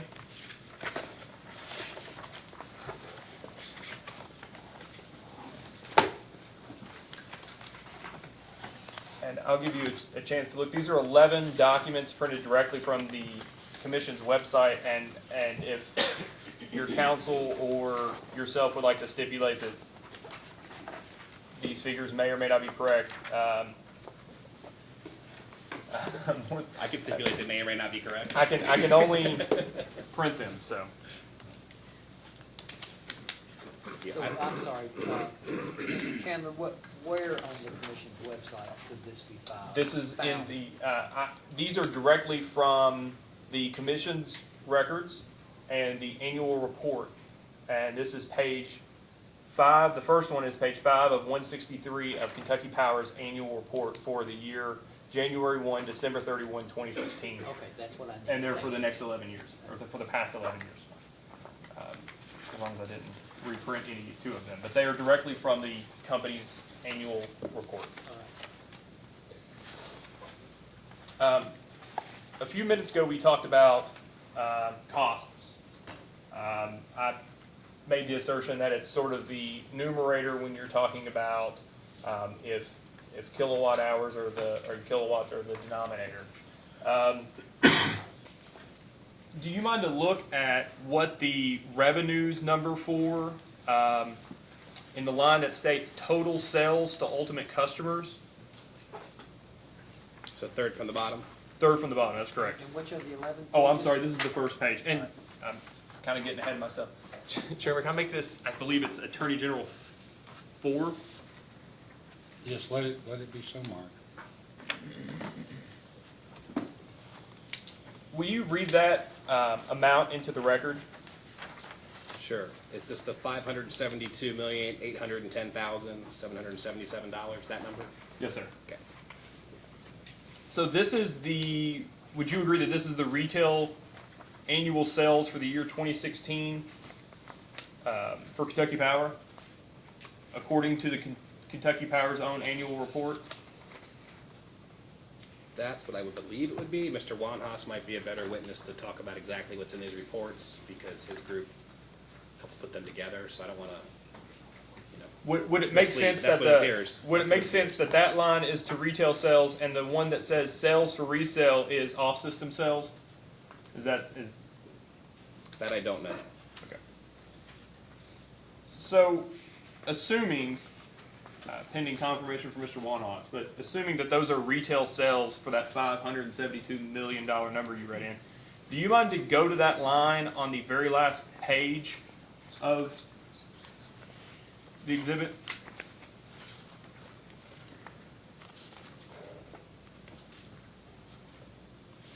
Do you mind to note what the corresponding amount is in the year 2006?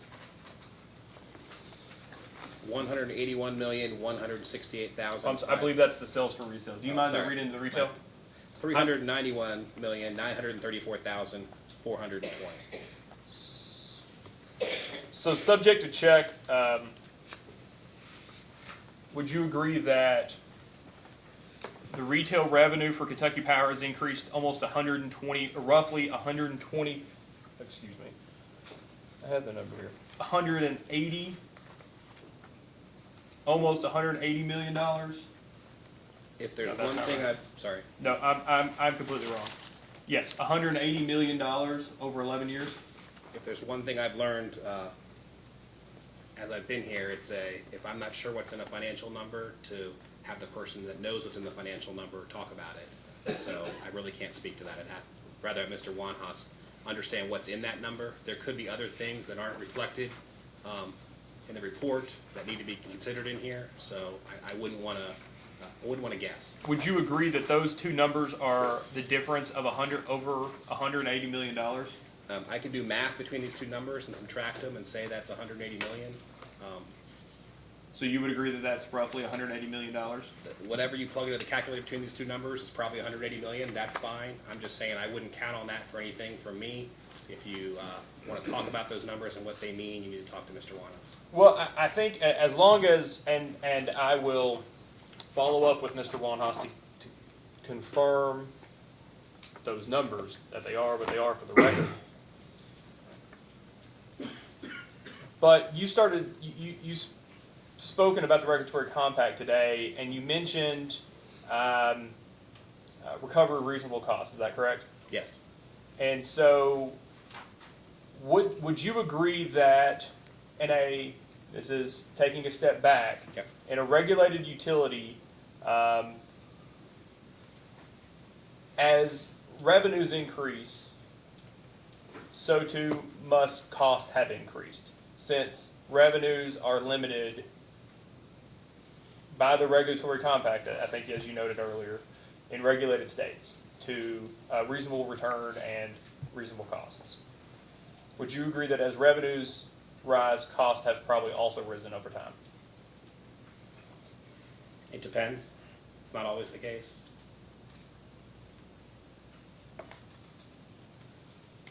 O&M can stay flat for a company for a long time. And there's other factors that factor in, like over time, you're talking between a 10-year period. There's all kinds of other things that figure into what a revenue might be, including all the capital that's been added in, and all the income that comes from, hopefully people are investing in their system. I don't know if that's reflected in here or not. But those are costs. Those are expenses. Yes. Those are costs. Absolutely. So can I interject just for a second? So if revenues increase, typically, a cost of goods sold number is going to increase, which is a cost of the sale of the product, which is a cost that he's referring to. So typically, the costs will increase. Is that an accurate statement? Yes. Thank you. So you stipulated that the difference between the number on the first page and the number on the last one is roughly $180 million. Yes.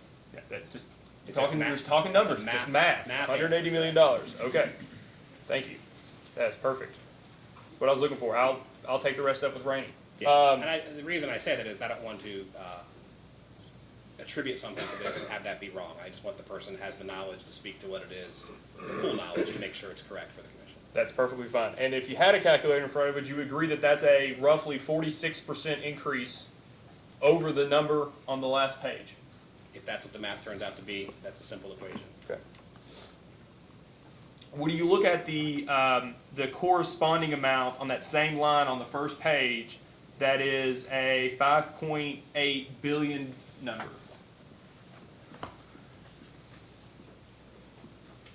You're on the first page for 2016, right? That's right. All right, and where are you now? The total sales for Ultimate customers under the column KWH's sold, 5.5. Gotcha. Will you read that amount to the record, please? Again, the number here is 5,862,696,815. And will you also read the corresponding amount on the last page? Under line total sales to Ultimate customers, under column kilowatt hours sold.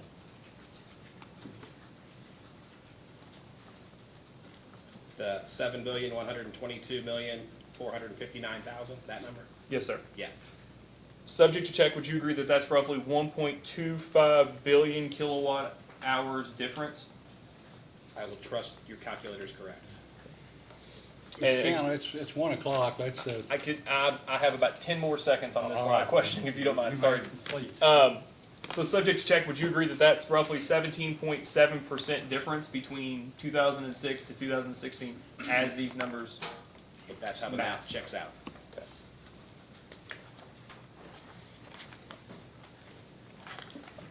Fine to take a break. Thank you. We'll take our lunch break now and be back at 2 o'clock when we'll continue with Mr. Satterwhite.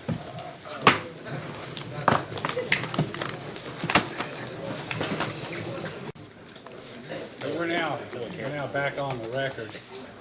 Mr. Chandler, do you have any idea about how long Mr. Smith will take? Or let me ask Mr. Overstreet too, because you'll be free to conduct some cross-examination. I think I could get through Mr. Smith in an hour. I think that I may have maybe another 30 to 30 minutes with Mr. Satterwhite, and then I think the rest would just depend upon how many questions staff and the commissioners may Well, I have for think Mr. I just Satterwhite-Smith. asked Ms. Mansell, and she said maybe she had a half an hour.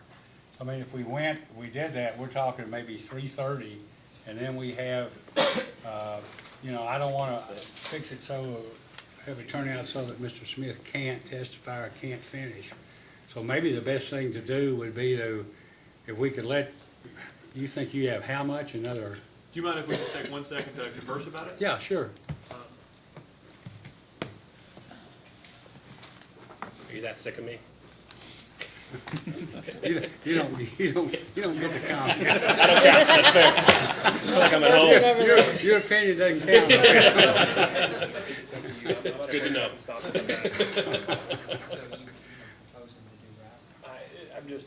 That's what the chairman said, and I'm saying that it will not affect my cross-examination, Mr. I was at a very good stopping point with Mr. Satterwhite, and I can pick back up at any time. What I want to do is just make sure that you have an opportunity to have your witness speak, and everybody has a chance to cross, so And as maybe.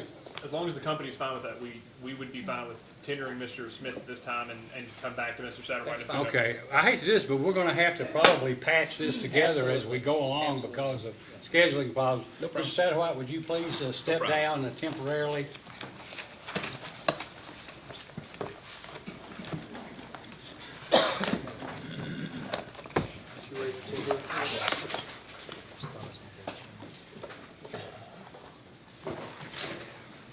Do you want me to third seat?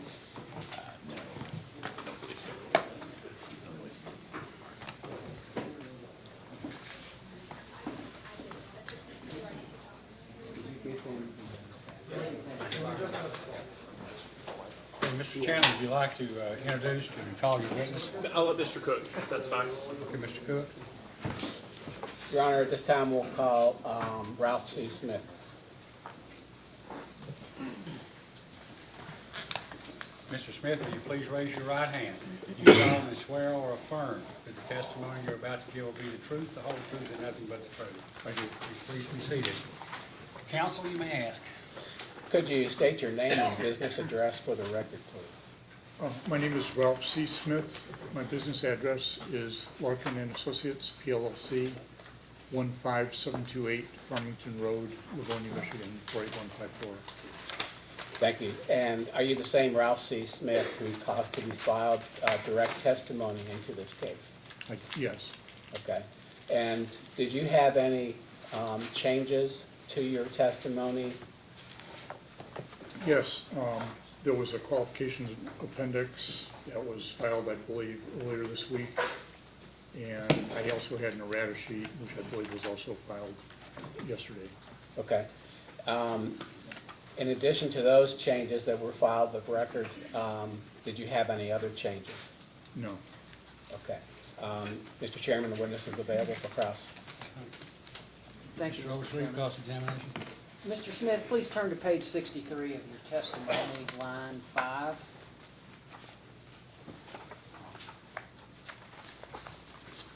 Just let me know when you're ready. Yes. Would you read the two sentences beginning, thus the initial impact? Thus, the initial impact on KPCO customers of Big Sandy's inclusion in the consent decree was to shutter their own Kentucky in-state generation, which had provided significant economic benefits to the service territory and the state as a whole. This was done to benefit AEP and its other AEP operating companies at the expense of KPCO and its customers. And that second sentence, you want me to back up. By shutter their own in-state generation, am I correct in assuming you're referring to the retirement of Big Sandy Unit 2 in mid-2015? Yes. And then that second sentence, you have footnote 25 appended to it.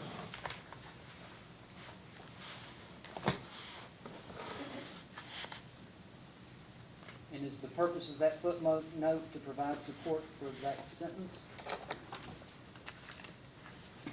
It is. Okay.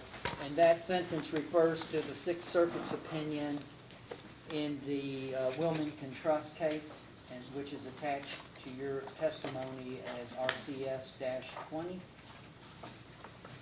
Yes. Okay. Isn't it true that the dispute before the Sixth Circuit in the Wilmington Trust case involved the owners and lessees of the two Rockport generating units? That was the subject matter of that dispute, yes. And isn't it true that Kentucky Power was not a party to that litigation?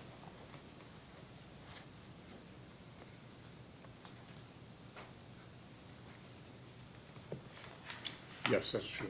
And isn't it true that the dispute involved the requirements of the documents governing the sale and leaseback of the two Rockport units?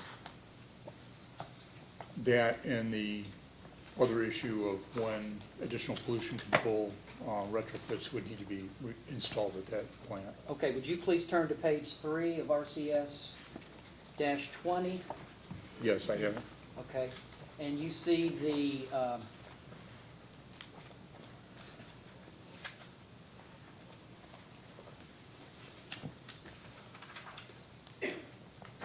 first complete paragraph on that page with this complex deal?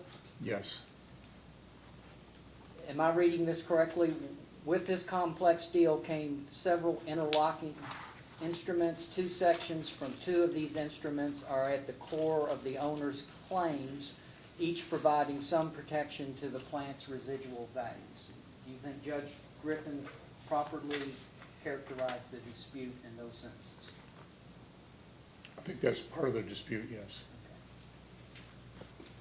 Would you agree that that's the core of the owner's claims, as Judge Griffin indicated? That was part of the dispute. The other part of the dispute related to the timing of the installation of additional environmental controls on the Rockport units, which came out of the consent decree. So when Judge Griffin said that these two instruments were at the core of the owner's claims, he was mistaken? No, interpreting the sale leaseback agreement was at the core. Okay, thank you. And isn't it true that the Big Sandy generating unit is not subject to the several interlocking instruments Judge Griffin indicated at page 3 of the Sixth Circuit's opinion were at the core of the owner's claims? The Big Sandy unit is part of the consent decree, but it wasn't part of the Rockport sale leaseback arrangements. And isn't it true that the Big Sandy generating station and Unit 2 of Big Sandy are not even mentioned in the opinion? Those are not mentioned, but it does refer back to the consequences of the consent decree. Units weren't mentioned in the agreement, correct? Excuse me, in the opinion. I believe that's correct. Thank you.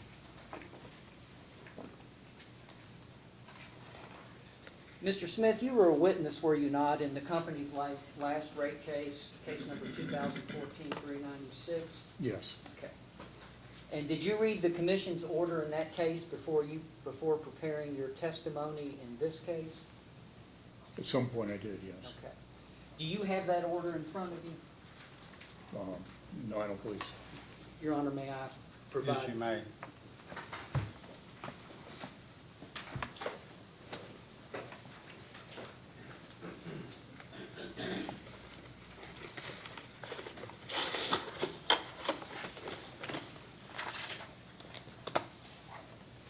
Mr.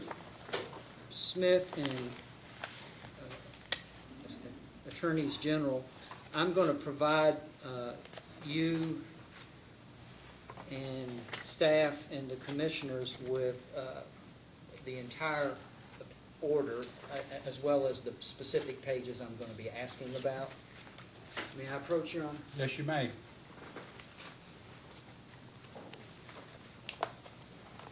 Give that to the commissioners.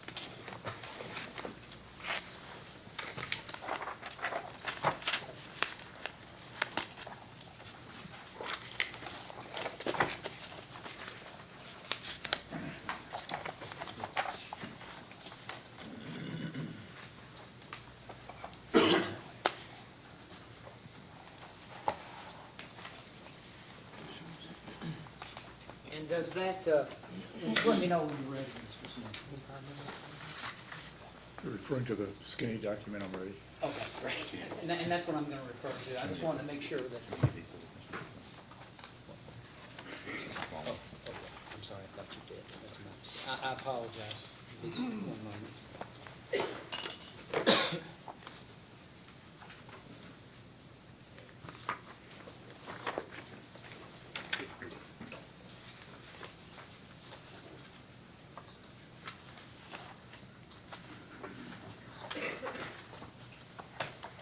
And if you'll turn to the first page of the skinny document is the cover page of the order, and then the next page is page 67.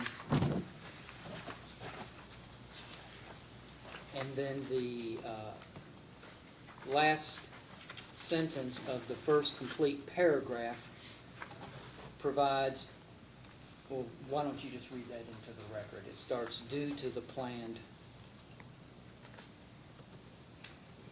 The last sentence on page 67? I'm sorry, it's the first complete paragraph on 67. So the paragraph starts, Kentucky Power removed previously approved environmental. You see Okay, that? I see it. Okay, then What I'm is asking about the last sentence of that. The last sentence of that paragraph? Okay, it starts, due to the planned. Due to the planned retirement of Big Sandy Unit 2 by June 1st, 2015, to comply with the mercury and air toxic standards MATS rule, Kentucky Power removed the Big Sandy Unit 2 projects it previously recovered through the environmental surcharge. So in its order in the last rate case, the commission stated that the Big Sandy Unit 2 was retired to comply with the MATS rule that Mr. McManus discussed earlier today, correct? That's what it says here. Yes. Okay, and if you'll turn to the next 2 pages, which happen to be pages 68 and 69 of the same order, the commission in fact discussed the MATS rule, and if you'll look at page 69, and take your time, read as much as you need, but what I'd like you to do when you're ready is to read the final sentence above the heading consent decree.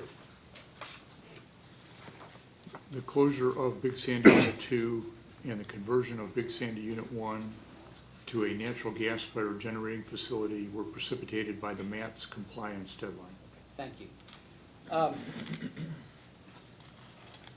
Back to your statement, thus the initial impact on Kentucky Power customers of Big Sandy's inclusion in the consent decree was to shutter their own in-state generation, which had provided significant economic benefits to the service territory and the state as a whole. And I'm sorry, I didn't mean to get ahead of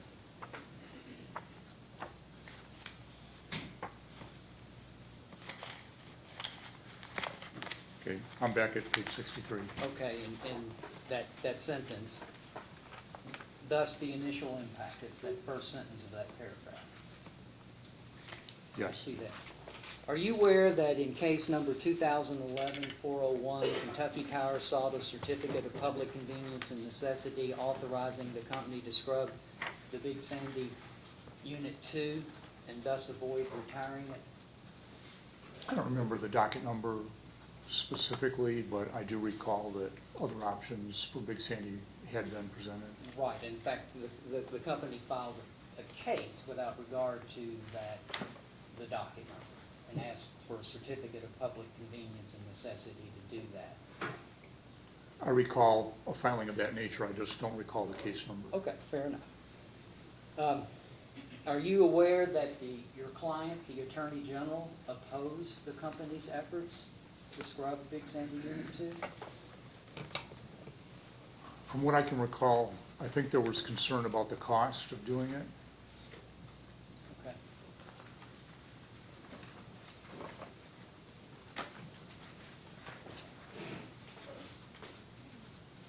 Your Honor, could I have that skinny document? Yes. Marked Kentucky Power Cross Exhibit 1. Let it be so marked. I'm sorry. I'll get it to you.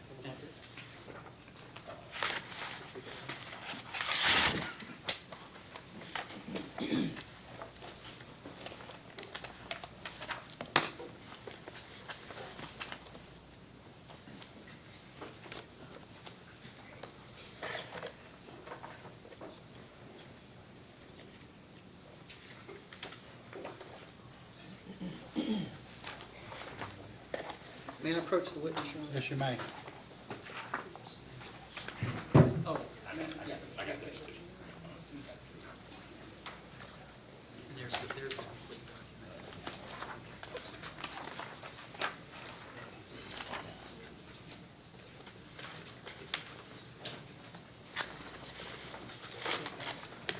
You all? Did you all get it? What, I'm sorry? We have not. Okay. If Ken's passing it out, I don't think so. Here's the skinny version.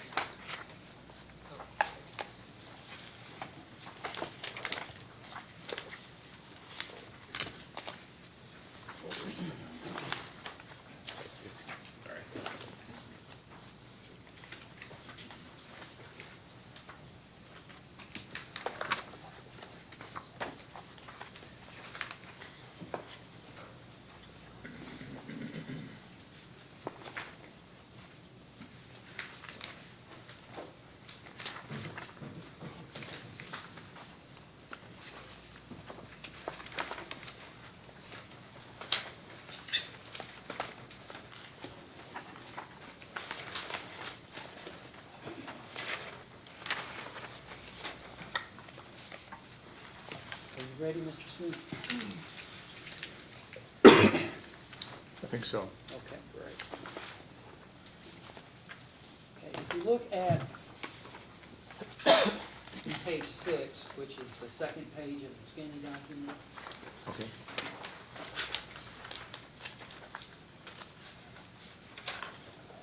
and your memory of the reason for the Attorney General's concern was very accurate. Did you read the last sentence on that page? KPCO's customers can thus ill afford, if at all, the whopping $1.65 billion pre-tax bill for the proposed Big Sandy retrofit promises to bring. Your Honor, I'm just going to introduce an objection for the record only, because this document that has been passed out is very selective in the pages that it has attached to it. And I believe the document that is on record with the commission, the entire document will speak for itself. So that's just want to get into that. I assume that the larger document is the complete version. It is, that Your correct? Honor, and I apologize. I thought I had enough copies for the Attorney General, apparently. I don't believe we got the full one. Here, you use mine, if you'd like to, someone to come forward, you can have it.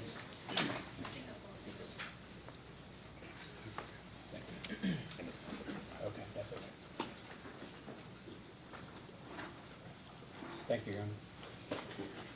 Apologize, Mr. Chair.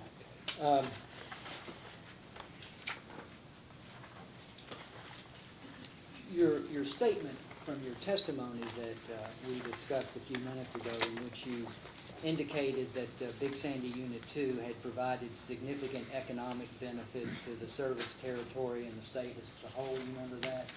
Yes. Okay. Would you turn to pages 9 and 10 of the of either 9 and 10 of the brief, the next 2 pages of the skinny document?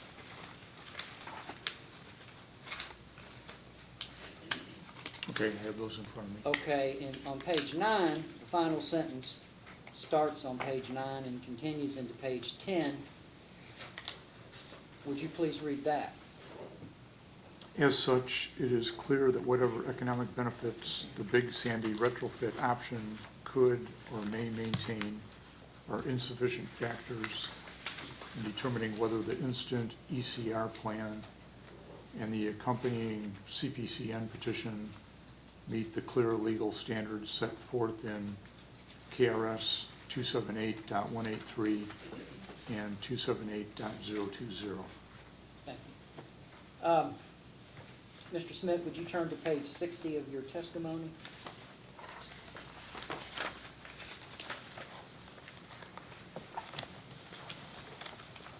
Yes.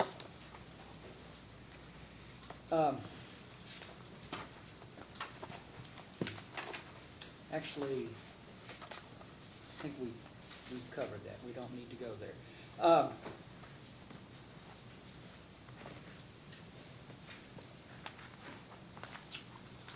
Page 62.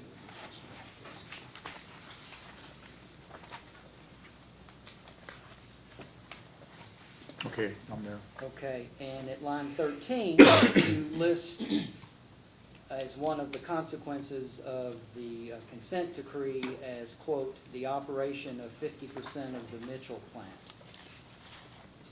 You see that statement? Yes. Okay. Did the Attorney General make you aware that in case number 2012-578, which is the Mitchell transfer case, where the commission authorized Kentucky Power to acquire a 50% undivided interest in the Mitchell generating station, that the that the commission found that doing so was the least cost alternative?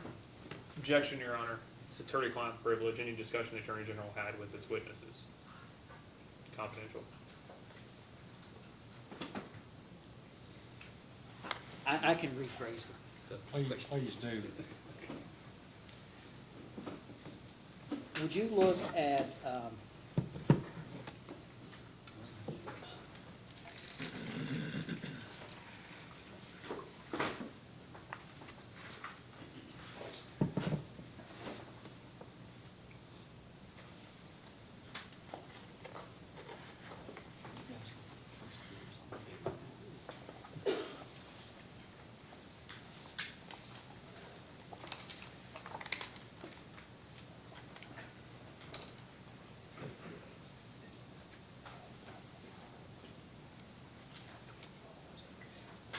may I approach you on? Yes, your name?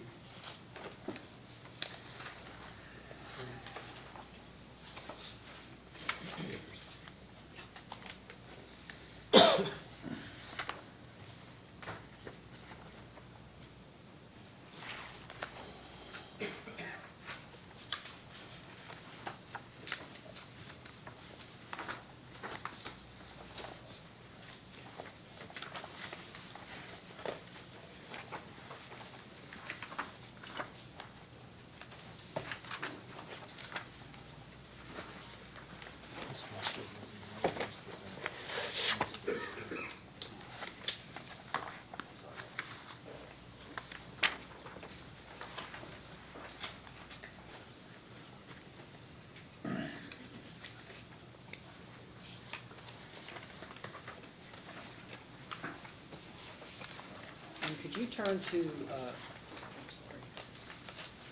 could you turn to page 31, which is the second page of Stimulant Institute? Yes, I'm there.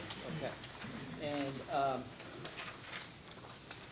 read the first sentence in the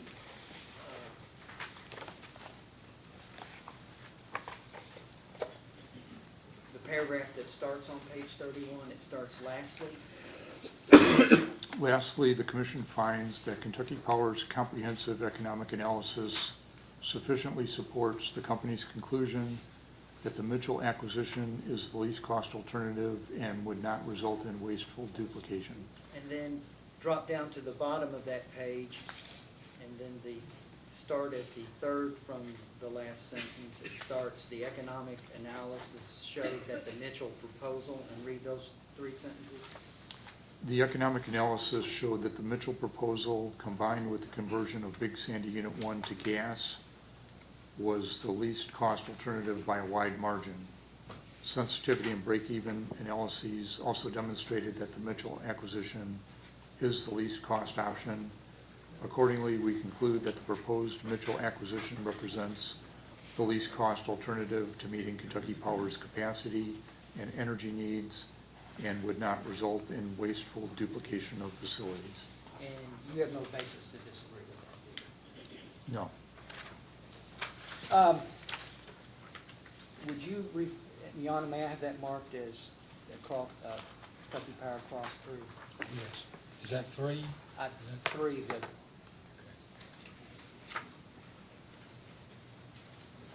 And then if you'll refer back to number 2, which is the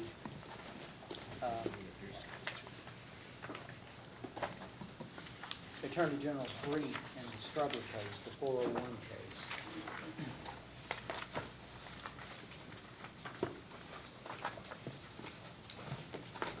And look at page 14.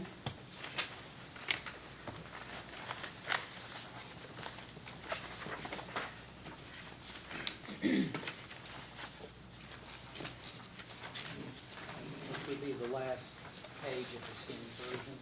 Okay. And there's a paragraph that starts at the top of that page. The option of obtaining power from the Mitchell plant. And would you read that paragraph down to the begin confidential? The option of attaining power from the Mitchell plant is very important and highly relevant for several reasons, none of which is more important than the fact that it is already compliant with all of the new EPA standards. Additionally, Mitchell's power cost is only $640 per kW on a net book value basis, as contrasted with the projected $1,175 per kW cost of power from Big Sandy 2 following the proposed retrofit. Despite the fact that purchasing power generated at the Mitchell plant is a highly attractive and highly viable option, And then the confidential. then there's some confidential stuff. Right. And you have no reason to disagree with what your client, the Attorney General, wrote in that case, do you? No. Is that post-hearing brief, has that been marked as Exhibit 2? Is that your Yes, cross? I'm sorry, if I failed to do that, that should be cross All right, exhibit thank you. 2. Let that be marked. Mark Mitchell, is that going to be number 3? The Mitchell transfer.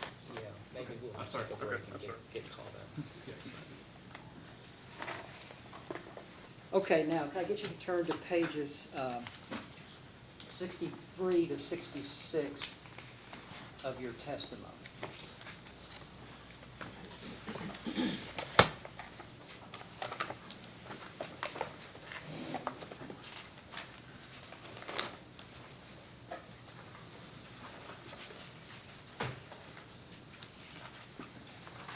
And there, are you there, Mr. Smith? Yes. And there you discuss your proposal that the commission consider writing down some or all of the Big Sandy retirement rider, soon to be known as the Big Sandy decommissioning rider, regulatory asset. Is that correct? Yeah, we think that the commission needs to take a look at the Big Sandy retirement rider. That's providing a large burden on KPCO's customers. We think at minimum, the financing cost component of that rider needs to be reviewed. Well, If let's not, talk- some more drastic changes. I'm sorry, I didn't mean to cut you off. I thought you'd pause. And you were actually asked a data request about that testimony by the staff. It would be staff's request 4. Do you remember that? I don't remember the number offhand, but I do remember being asked. May I approach that? Yes, you may.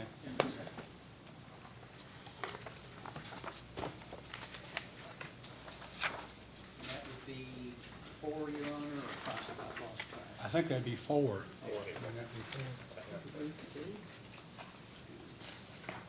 Mark, I don't know, did we get That's what I was to asking, I don't think you've mentioned three? 3 I yet. don't think you did. Three was the, three's mentioned. Three's been, Okay. yeah, Oh, 3 has thank been you. marked. That's what I was asking, sorry. 578, 2012, 578. Okay, thanks. Jen, can you bring one of those back to me? Thank you.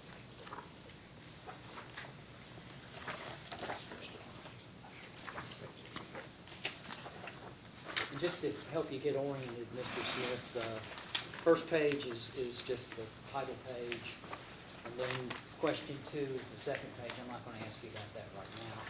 And then the remaining 5 pages are question 4 that was posed to the Attorney General that you answered on behalf of the Attorney General. Okay? Okay.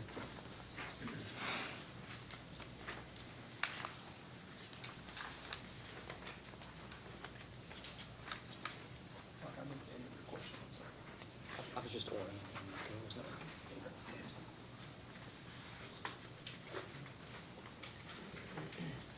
And are you ready, Mr. Smith? I think so. Okay. So, 4A asks, state whether the Attorney General is aware of any cases in which this commission or another state public utility regulatory agency has denied the recovery of costs that are similar to the Rockport and Big Sandy cost that the Attorney General proposes be denied in this proceeding. Did I read that correctly? Yes. Okay.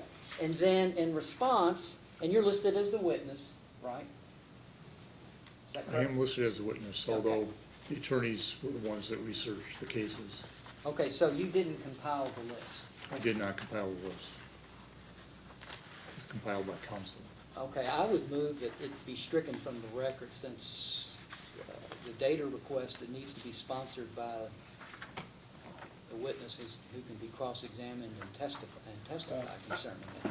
Your Honor, I don't believe that's what was said. I think it was said that it was compiled, that the respondent clearly states Ralph C. Smith. I think that's a distinction. Well, I think it is a distinction. You need To clear it up, though. Yeah, I mean, I assume he's seen the documents or information, or he's done something to verify this, isn't that correct? I mean, Mr. Smith reviewed all of these and provided his affidavit to that effect. Well, let me just ask this question. Have you read each of the reference sources? I don't think I've read every single one, no. Move to strike it again, Your Honor. Well, If the witness is not familiar with the instances set out in the response, I think it should be stricken. I mean, it all depends on what knowledge he has. He says he hasn't read it all, but he may or may not have read enough to qualify. I'm not certain.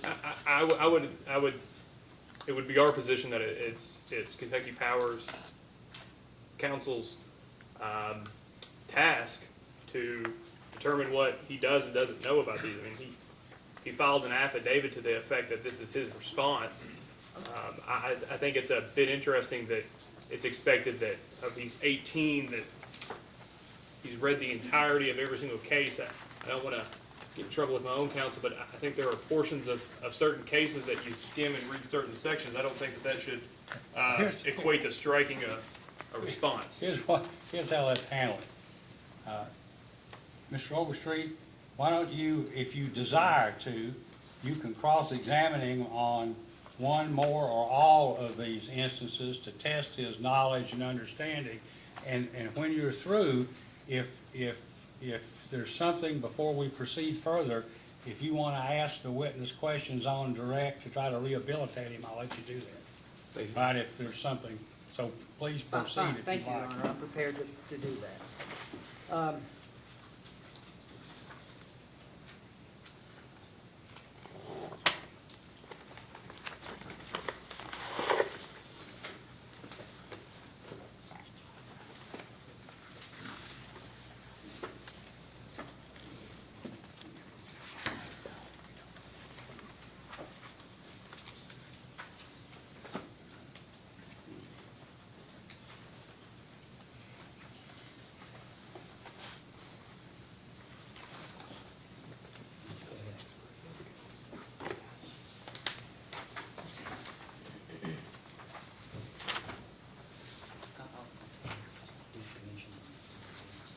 May I approach the witness, Your Honor?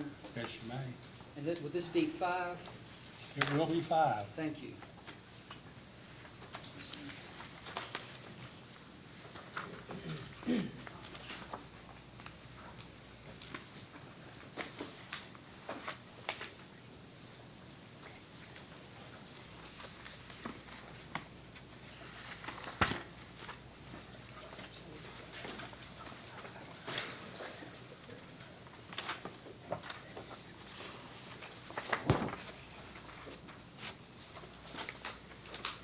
And I want to direct your attention to the 10th case you list there.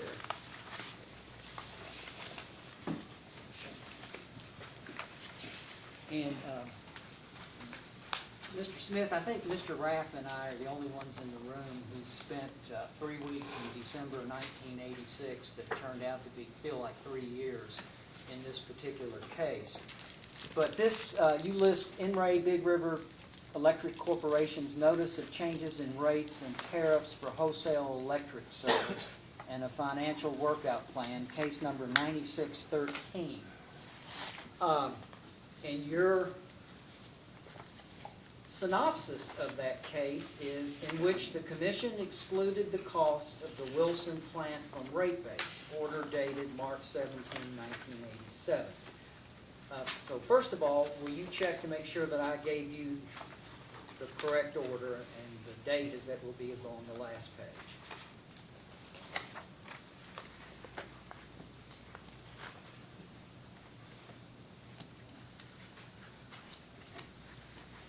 I think I only have the 2-page, Okay, you only have the 2-page one?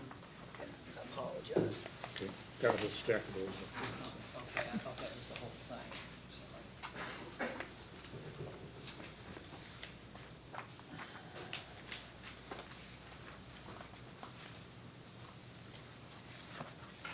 Okay, I do see the date on the last page. Okay, and that's March 17, 1987. Yes, And the case number on the first page is 9613. yes, Okay. Did you read this? not the whole thing. Can you tell me where in there the commission excluded from Big River's rate base the Wilson plant?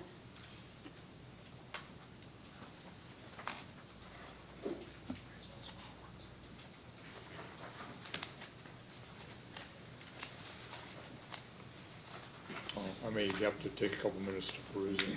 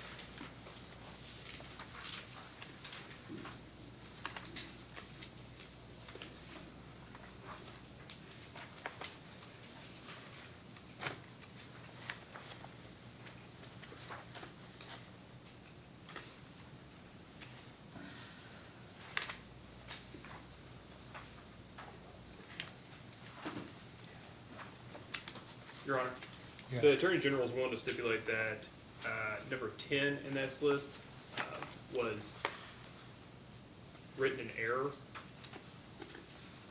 and would agree to strike number 10 of the data request response. All right. So noted, response is designated number 10, NRA Big Rivers Electric Corp. Notice of changes in rates and tariffs for wholesale electric service, case 9613 is hereby stricken. Okay, thank you, Your Honor. May I ask one follow-up question Yes, you about may. that? Mr. Smith, would you turn to page 16 Of what? of that order in 9613?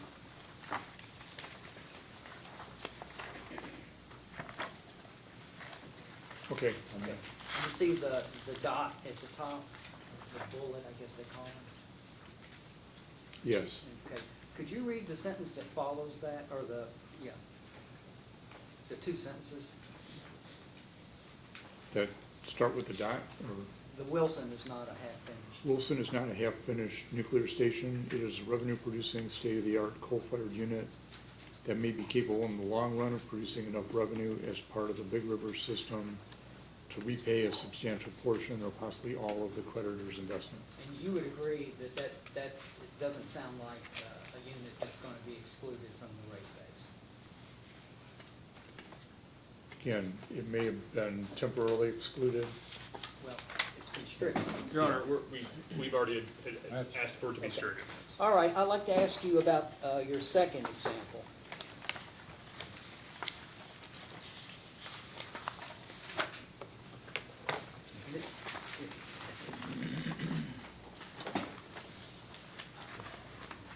May I approach, Your Honor? You may. And this, I think, is number 6.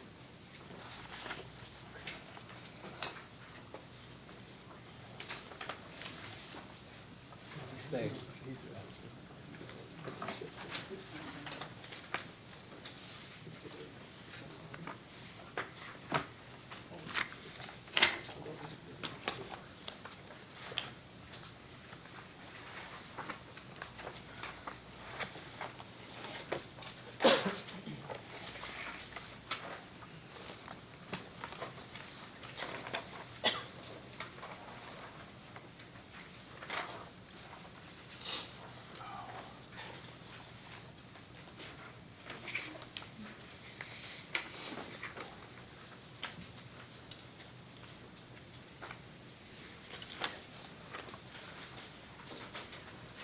And,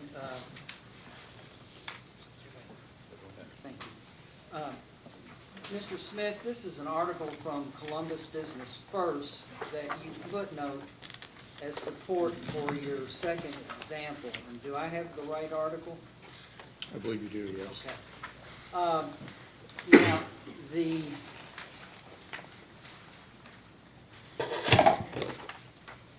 subject matter of this article is the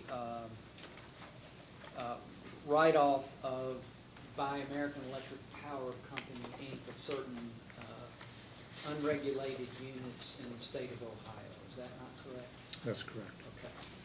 Okay. And the question was, the data request was to provide, quote, cases where the commission or any other state public utility regulatory agency has denied recovery of costs that are similar to, end of the quote, to the Big Sandy regulatory asset that we're talking about.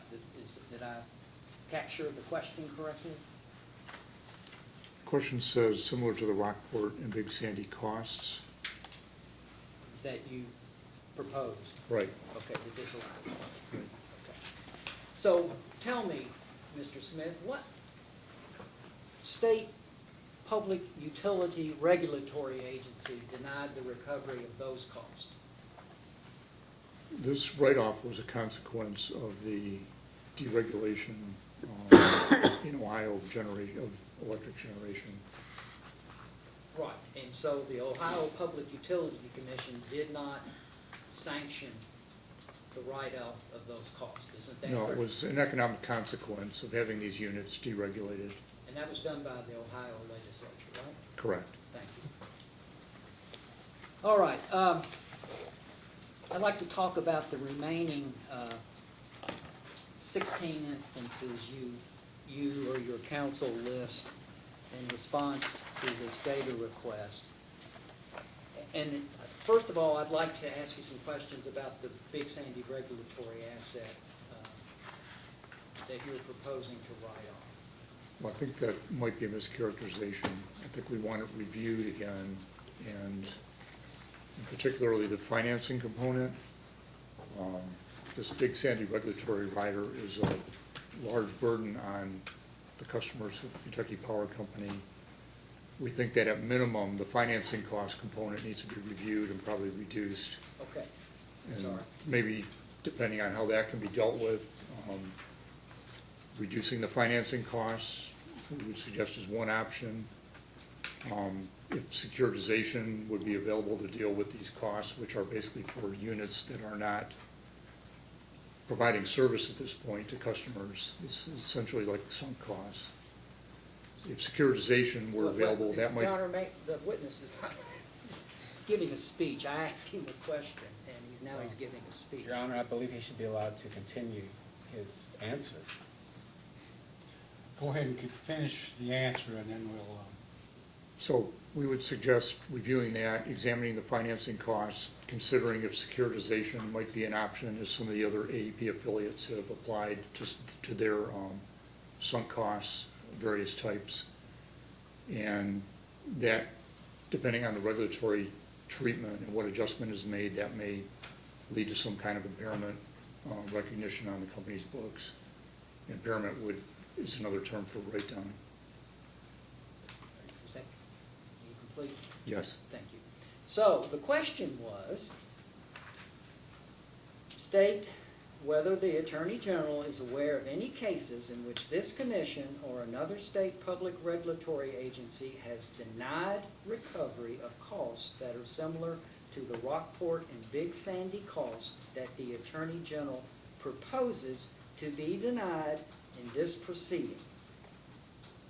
Can you show me where in your response you gave any of the information that you just provided or that you told staff that it had mischaracterized your testimony?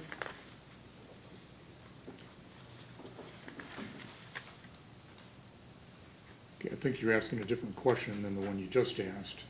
In response to this data request from the staff, the attorneys did research identifying cases that were believed to be similar, where costs of various types associated with utility generation was either disallowed or as a result of consequences, such as in Ohio, where electric generation was deregulated, where large impairment write-downs occurred. The question is, cases where a public utility regulatory agency has denied the recovery or costs that are similar to the Big Sandy costs that the Attorney General proposes to be denied. Now, with respect to the Big Rivers case, your counsel has indicated that was a mistake, so we know that's not one of them. With respect to the AEP write-down, you indicated that wasn't as a result of the Ohio Public Utility Commission's order. Now, I want to talk to you about the remaining 16. And in particular, I want to talk to you about your proposal in your testimony, as characterized by staff, not by me, that the Big Sandy cost be denied in this proceeding. And so, in that regard, would you agree that the Big Sandy regulatory asset was established in case number 2012-578, the Mitchell transfer case we talked about a minute ago? Would you agree with that? I agree that the Big Sandy regulatory rider was established in a prior case. Okay. I'll have to accept the docket number that you mentioned.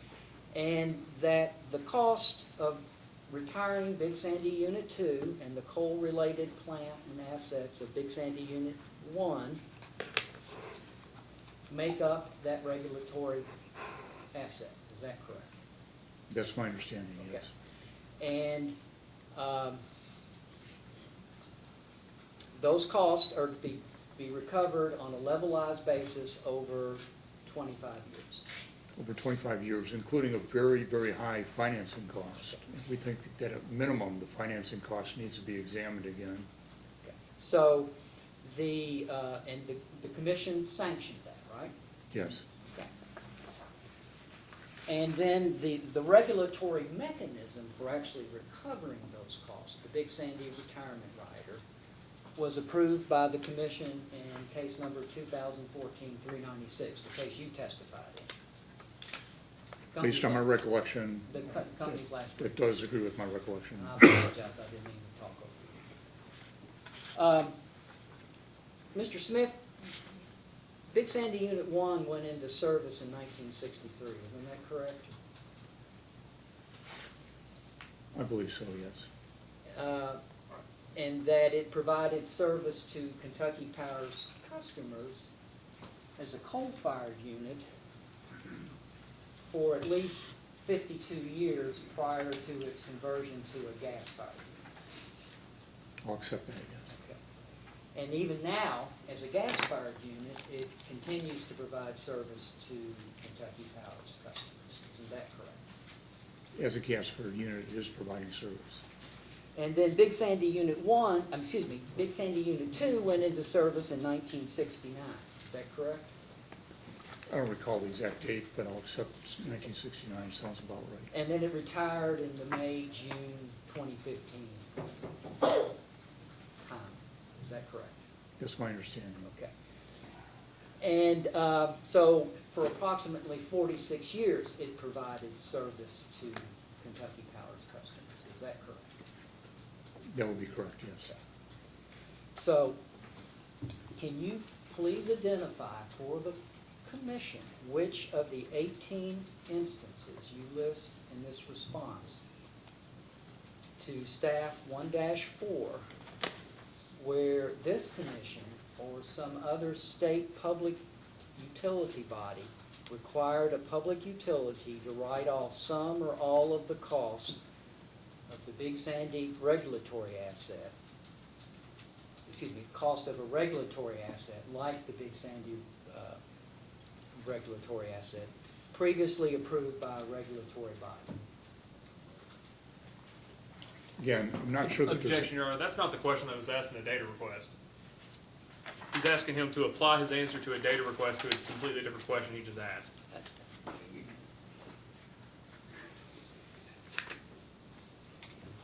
I think you're correct.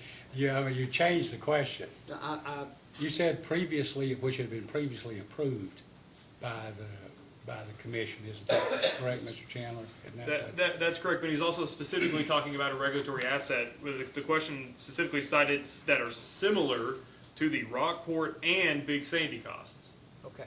May I respond? Yes, you may. The question, as I understand it, asks the Attorney General to provide authority for Mr. Smith's testimony that the Big Sandy retirement rider regulatory asset should be written off. And Mr. Smith has agreed to the following.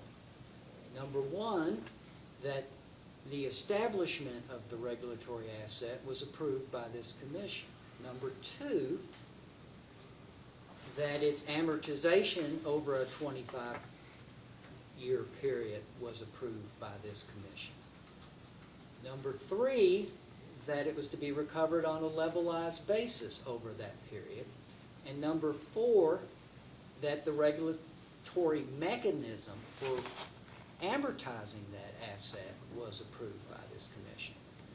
Mr. Smith has also agreed that Big Sandy Unit 1 provided service for over 50 years, and Big Sandy Unit 2 provided service for more than 45 years. So what I propose to do is ask him, given what he's already agreed to, which of those cases involved any of those characteristics? I think you can ask him that. Okay. Okay. Mr. I'm Smith? not sure that, but I won't say anything else. You can Mr. ask. Smith, which of those cases involved any of those characteristics?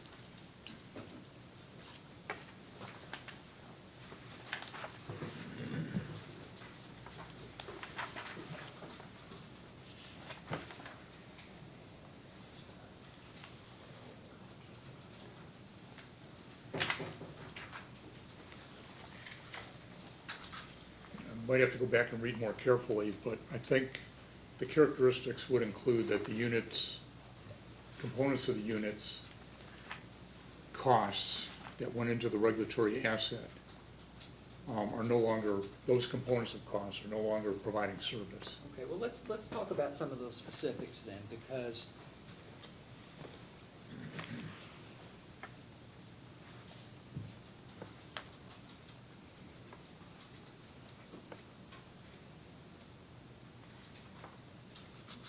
the very first one you list there, do you have that in front of you?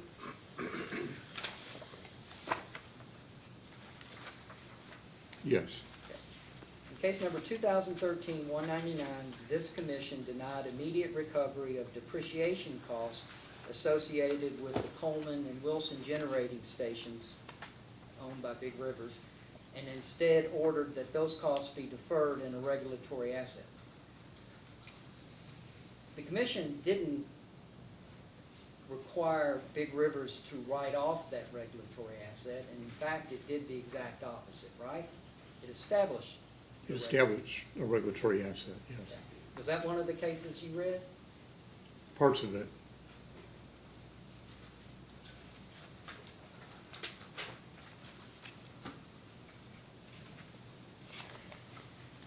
Number 8. Formal review of the current status of Trimble County Unit Number 1, case number 9934. Again, this commission disallowed 25% of Louisville Gas and Electric's interest in the Trimble unit. Isn't it true that the reason that was disallowed was that the commission concluded that that 25% interest was not needed to provide service?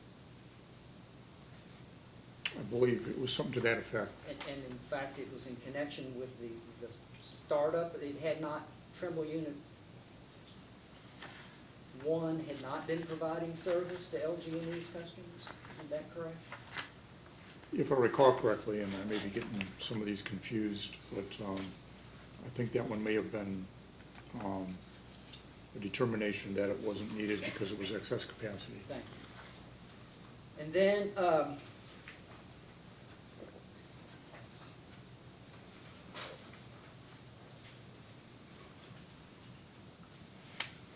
number 14. Petition of Public Service Company of New Hampshire. That's a New Hampshire, 1988 New Hampshire Supreme Court case. Did you read that case?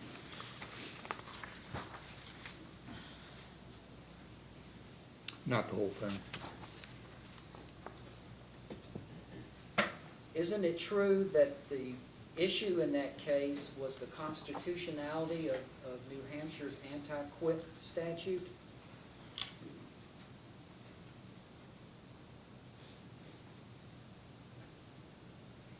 I think that that's correct, yes. Okay. And in fact, the unit had never, at the time of the decision of the Public Service Commission of New Hampshire, that the unit had not even gone into service? It appears that it was dealing with a pre-commercial operation regulatory treatment. And were you aware that in fact the New Hampshire Commission was reversed by the New Hampshire Supreme Court? And so the commission decision was to allow the recovery of the quit cost?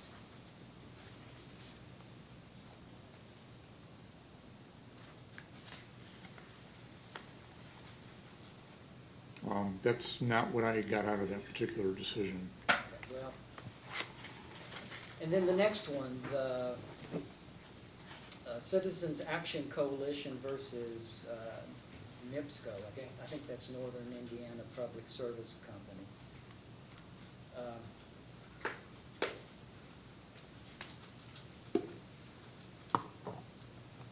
Your summary, have you read that case? Parts of it, not the whole thing. Okay. Your summary, or did you write the summary, or did counsel write the summary?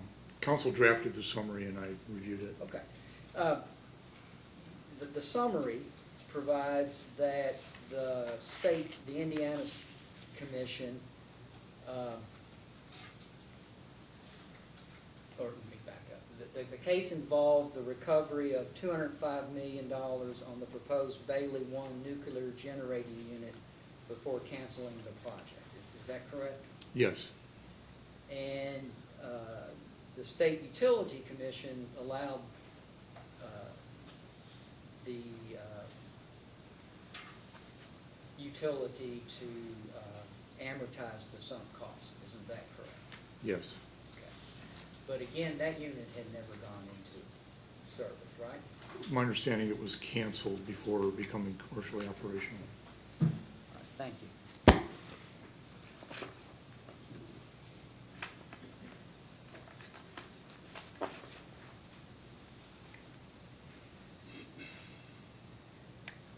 All right, can you turn to page 10 of your testimony?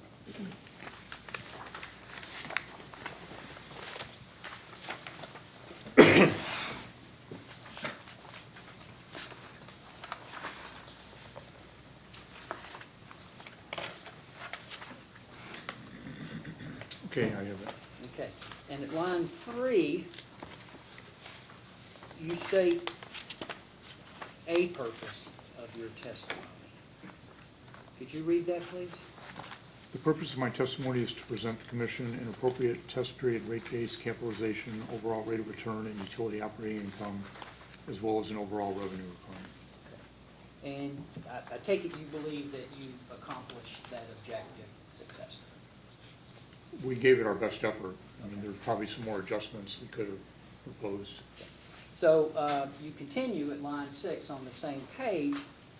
In the determination of the AG's recommended overall revenue requirement and revenue increase, I have relied on and incorporated the recommendations of AG witness Dr. J. Randall Woolridge concerning the appropriate capital structure ratios, cost rates for short and long-term debt, and common equity, and the resulting overall rate of return for the company in this proceeding.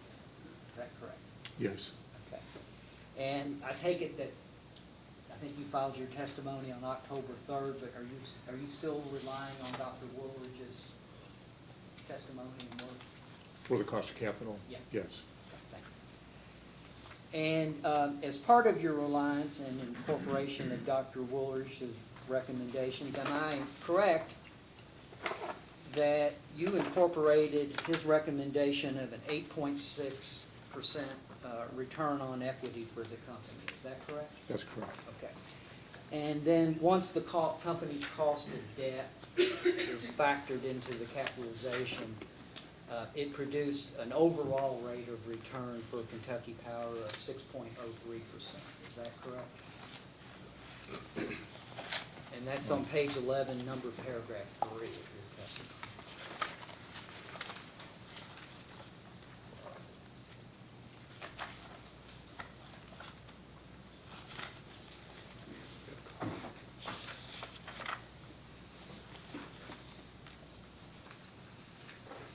.03%, yes. Thank you.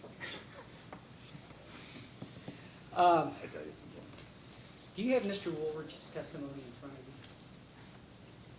you? Excuse me, Dr. Woolridge. I didn't realize. I don't have his testimony in front of me now.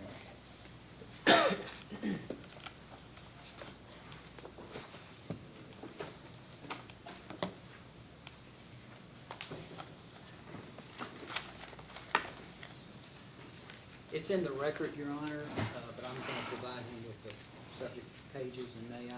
Yes, you may. This would be 7? It'll be 7.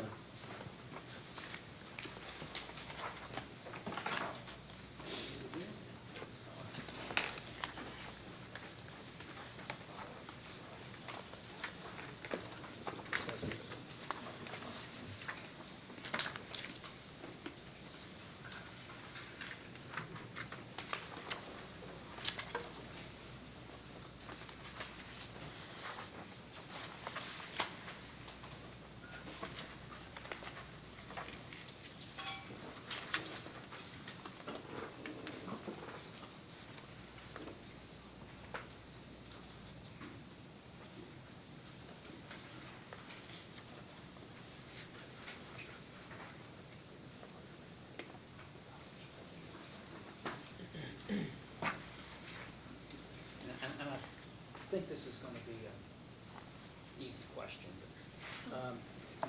On line 18, on page 2, you write, I'm sorry, Dr. Woolridge writes, and you've read his testimony, of course. Yes. Okay.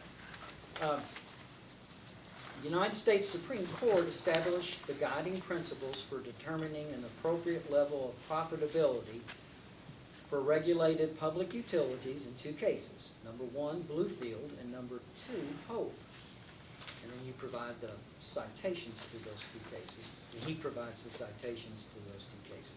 In those cases, the court recognized that the fair rate of return on equity should be, 1, comparable to returns investors expect to earn on other investments of similar risk, 2, sufficient to assure confidence in the company's financial integrity, and 3, adequate to maintain and support the company's credit and to attract capital.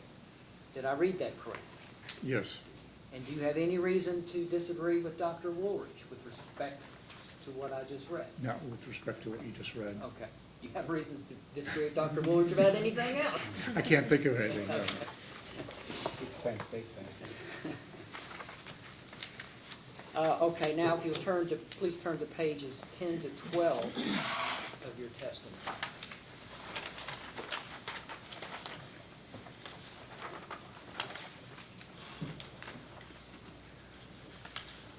10 to 12? Yeah. Okay. And there you kind of lay out your findings. Is that correct? That's correct. Okay. Do you believe that there's anything questionable about the merits of those findings and conclusions? I don't know if I'd use that term, but I believe there are a bunch of other deferral items that could have been incorporated. Certainly that would have produced a lower base rate revenue requirement Okay. than we calculated. I'm sorry. Do you believe there's anything questionable about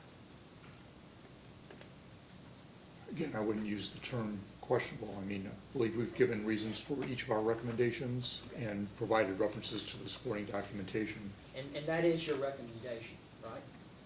Yes, as of the date that this was filed. Okay. And do you think there's anything questionable about the calculations that you used in arriving at those findings and conclusions? I think we use standard calculations for calculating a base rate revenue requirement and a Sure. revenue deficiency. And in fact, you do it in a step-by-step basis and lay it out in your testimony, don't you? It's laid out in the testimony and exhibits, yes. For example, in pages 23 to 52 of your testimony, you detail 15 adjustments. Isn't that correct? We do detail each of our adjustments in the testimony. I didn't catch the specific page references, but we do. Okay. And now, if you'll turn to line 3 on page 12 of your testimony.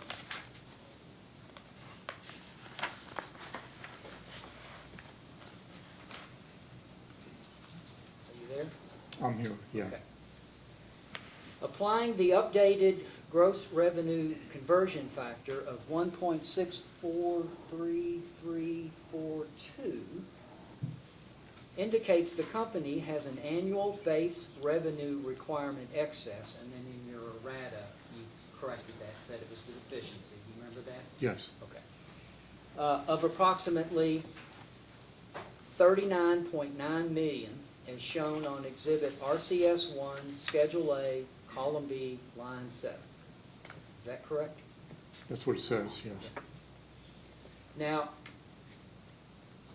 you were also listed as the witness in the Attorney General's response to Staff 1-2B. And you should have that up there.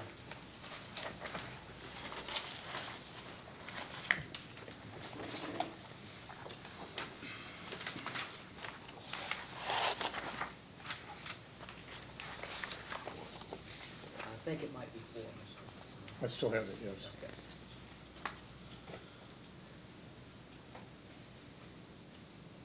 And in that data request, staff asked you to quote, ask the Attorney General to, quote, reconcile the Attorney General's support for a revenue increase of approximately $40 million, or 8%, with the Attorney General's October 4, 2017 press release, in which he recommends that Kentucky Power, and then there's an internal quote, forego the requested increase on ratepayers by implementing stronger controls on spending and by decreasing the amount returned to its shareholders. And then, did you provide the response, or did counsel write that? I'm listed as the responsible witness. I think counsel helped to draft it. Okay, sure. And so in that response, you point to a sentence on page 3 of Dr. Dismukes. Am I pronouncing that correctly? I've heard it pronounced that way. Okay, Dismukes' testimony where he states Kentucky Power's customers are unable to afford any increase, right? Yes, that's Okay. part of the response. Okay, that's right. And then you go on to say, having made his position clear, the Attorney General also has a duty to point out to the Commission that Kentucky Power's requested increase is unreasonable and unsubstantiated, even if customers could afford it, which they cannot.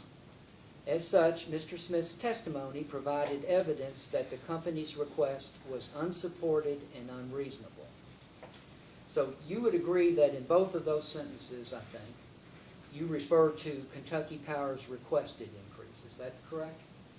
The approximately $60.3 million that was in the company's supplemental filing, that's what is being referred to, I believe, here. Right. And would you also agree that the data request asked not about Kentucky Power's request, but your testimony in which you indicated that the company's current base rates produced a revenue deficiency of approximately $39.9 million?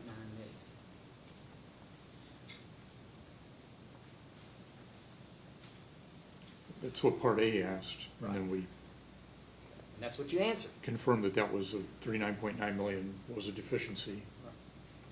But what the Part B asks you to reconcile the your statement of approximately $40 million revenue deficiency with the Attorney General's press release. And your response talks not about your testimony, but about the company's application, correct? And the concerns about affordability, which I think you've heard from, not only from the Attorney General, but also from other parties. Okay. And you'll be hearing more about when Dr. Dismukes testifies. Okay. But the answer you provided did not purport to reconcile the $39.9 million revenue deficiency with the Attorney General's statement, those two sentences. Is that correct? I think he explained that notwithstanding, this is my paraphrasing of it, notwithstanding the calculation of a $39.9 million revenue deficiency, there remains serious concerns about the affordability of any rate increase for this particular service territory at this particular time under these particular economic conditions. So, tell me, Mr. Smith, is it your testimony that your calculation of the $39,876,068 revenue deficiency that you identify at Exhibit RCS1, Schedule A, Column B, Line 7, and about which the Commission inquired in AG Data Request 1-2B, is unreasonable and unsubstantiated? It's a number that was calculated at that point in time using adjustments that are documented and supported in the record. Now, there could very well be additional adjustments, primarily a series of deferrals, such as there's a number of deferral items in the settlement agreement. Had those been incorporated on top of our number, which didn't really include wide-ranging deferrals, the revenue deficiency could be lower. And notwithstanding the calculated number, there remains a serious concern about affordability, which is the subject of Dr. Dismuke's testimony. Are you standing behind your calculation of the $39.9 million number or not? At that point in time, it was the number we had calculated and supported. Had we done it at this point in time, we would probably stack on a bunch of the deferral items as additional creative thinking among the parties, or other ways of reducing the impact on customers in this service territory at this point in time due to the economic conditions and the affordability concerns.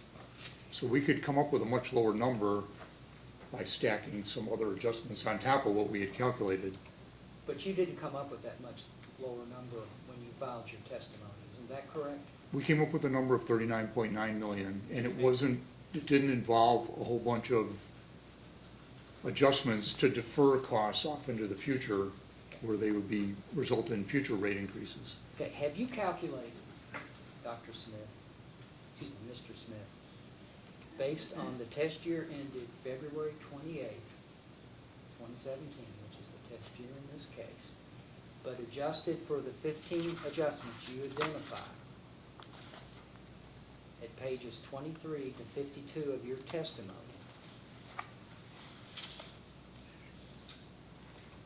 what Kentucky Power's return on equity would be if the commission were to accept the recommendation of Attorney General Andy Beshear that the commission deny the company's rate increase in its entirety.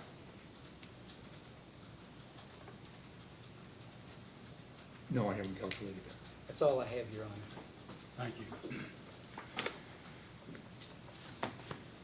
I'm going to we've already finished some of this testimony, I guess, about the 15 or 18 different parts, and when I'm not going to change my ruling to overrule the objection. I think you, Mr. Overstreet, has done a good job in testing the witness on those parts, and some he's tested and some he hasn't. So I'm going to let it stand unless there's something else. We're fine with the number 10 being stricken if that's how we Well, understand that's the only, ruling. That's the motion that's been made to this point. Now, at this point then, is there any, I guess that leaves a Kentucky industrial or Kentucky commercial utility customers. Do you wish to ask the witness questions? No, Your Honor. All right, staff? Your Honor, Your Honor, Oh, I don't mean to bust in, but may I move the admission of those exhibits before I forget? yes, and is there any objection to introducing the exhibits? If not, then let them be introduced into evidence as Kentucky Power cross-examination exhibits, I think 1 through 6? I have a 7. 7, 1 through 7. Very briefly, I have some questions for the witness. Okay, well, I would have taken you before, I guess, cross-examination. I apologize. I'll go ahead now and ask your question. Thank you. I actually prefer going after the company, so that's fine. But, Mr. Smith, your testimony indicates that Kentucky Power justified a $40 million rate increase, $39.9 million. That's the number we had calculated as the revenue deficiency. And that includes an 8.6% return on equity? Yes. Okay. And the settlement agreement is 9.75%? Yes. Okay. If we put a 9.75% return on equity, let me back up. Are you aware of any decision by this commission in the last 10, 15, 20 years that the ROE was as low as 8.6%? No, the last decision I'm aware of, I think, was the settlement of the Kentucky Utilities and Louisville Gas and Electric. I think they used 9.7 there. I think that might have been part of a settlement. The settlement was 9.75 and the commission knocked it down to 9.7, correct? My recollection is it ended up at 9.7. I don't recall exactly how it got there. If we use a 9.75% ROE and kept all of your other adjustments, isn't it correct that your recommendation would be $49 million rate increase? I haven't calculated that number, but it would be higher. Well, every 1% ROE is about 8%, or excuse me, $8 million in revenue requirements for base Approximately, rates. yes. So the 9.75 is 1.15% higher than the number you used of 8.6. Yes. So 1.15 times 8 is about 9.2 million. The math is roughly correct, yes. Okay, so if you got every adjustment that you testified to, but the commission used a 9.75 ROE, the rate increase would be 49.2 million. That's how the math would work out. I think if the number was that high, we would have had to do some other work and come up with some other adjustments. And the settlement was 31.8? With a bunch of loading rate increases onto future years. But yeah, that's the base rate increase. Okay. Thank you. Thank you, Mr. Chairman. Are there attorneys for any of the other settling intervenors who would like to ask any questions of this witness? If not, then is there cross-examination by staff? Yes, Your Honor, just a few. Good afternoon, Mr. Smith. Good afternoon. Is it, just for clarification, is it your testimony that you are standing by your pre-filed testimony with respect to the adjustments that you recommended? Yes. Okay. So you're not recommending any other adjustments that result in a approximately $39 million or identified a $39 million revenue deficiency for Kentucky Power Company, is that correct? No, that would be the result of applying a 9.75 ROE, as I just had the exchange with the KIUC council. That's how we got up to the 39 million, and that's not what is being recommended by myself. And Dr. Woolridge, as I understand it, is still recommending the 8.6% ROE, which is reflected in our number of approximately 39.9 million. Okay, so you're standing by that recommendation? Yes. Okay. You also recommended a specific adjustment with respect to rate case expense, is that correct? Yes. There were two parts to it. One was the removal of the expenses associated with Communication Council of America, Inc. Yes. Is that correct? And then you also recommended that the remaining rate case expense be disallowed as well. Is that correct? That is correct. Okay, can you provide the basis for that recommendation? Yes, I admit that one's a bit extreme, but the basis of it is that an issue was raised in the last case concerning affiliated charges, and nothing was done about that issue.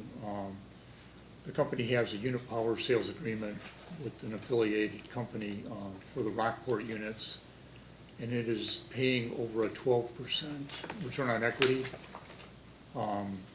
We've identified in the last case and have done so again in this case approximately how much annual savings could be provided to customers of Kentucky Power Company by various levels of reduction from that extremely high ROE on that unit power sales agreement.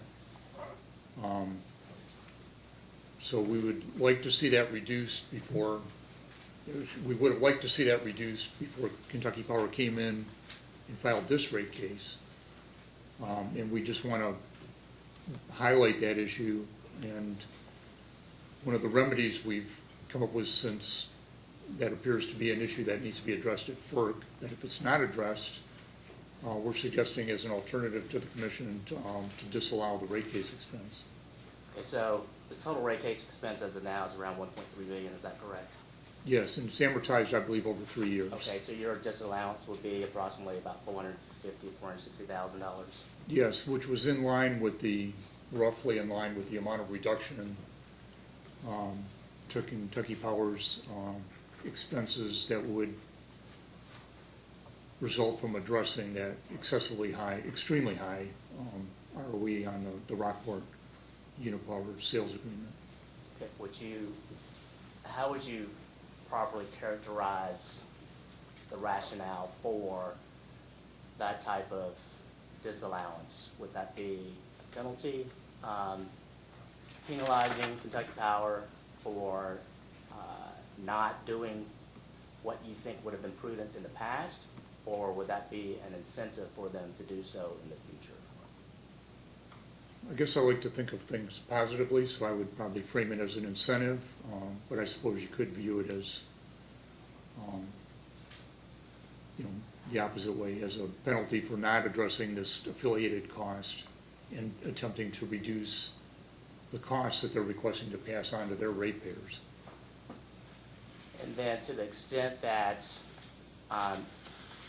if the commission does do this, to the extent that Kentucky Power is prompted to file something at FERC, what do you envision the results would be at FERC? I would envision the results would be a lower ROE and lower charges to Kentucky Power Company from that affiliated contract.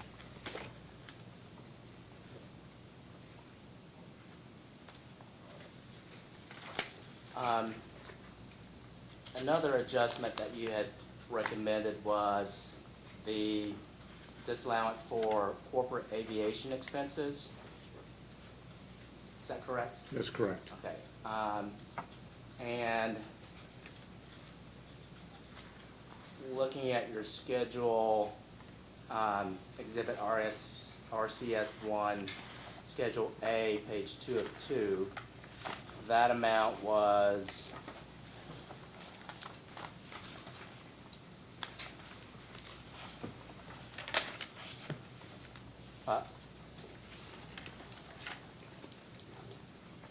will you tell me, was that identified on this exhibit? On Schedule A, page 2 of 2? Yes. Yes, it's on line 18, affiliate charges for corporate Okay. aviation expense. And how much was that amount? The pre-tax operating income amount was $382,769. The net operating income amount was $234,185, and the revenue requirement estimated impact amount was $384,845. Okay, and what was the basis for your recommendation for that disallowance? That these are affiliated charges. They're not necessary for Kentucky Power Company to provide utility service. When you look at the use of this AEP Corporate Aviation Department, I believe there's data requests, and I believe they're in the record, that show the people that are traveling on this. It tends to be heavily used by AEP officers. There's very little that appears to be directly related to Kentucky Power. So we just think it's an unnecessary cost. It's an affiliated cost, which deserves heightened regulatory scrutiny. And it could even be viewed as an additional perquisite for the AEP officers and the directors that are using a number of these flights. So you're recommending the disallowance of all of that expense that's All of the affiliated, allocated to Kentucky Power? all of the affiliated charge for the AEP Corporate Aviation Department that flows through from the AEP Service Company to Kentucky Power. The majority of that was non-Kentucky Power related, is that correct? The majority of it was not. Okay, but there were some that were Kentucky Power related business?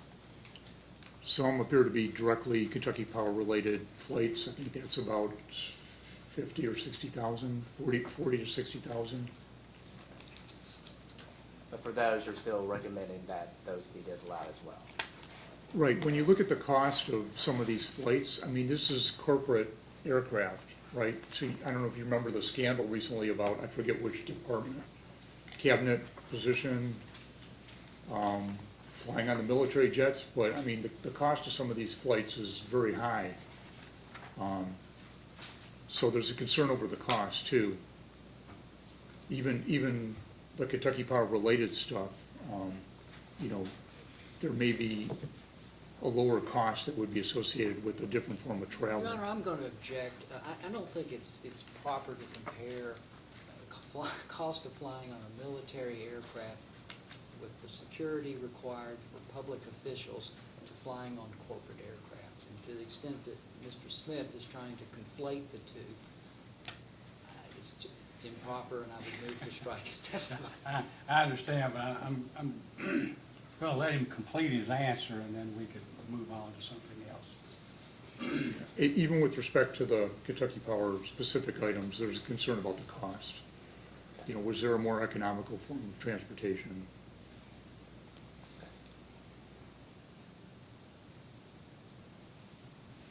Those are all the questions, thank you. Mr. Cicero, questions?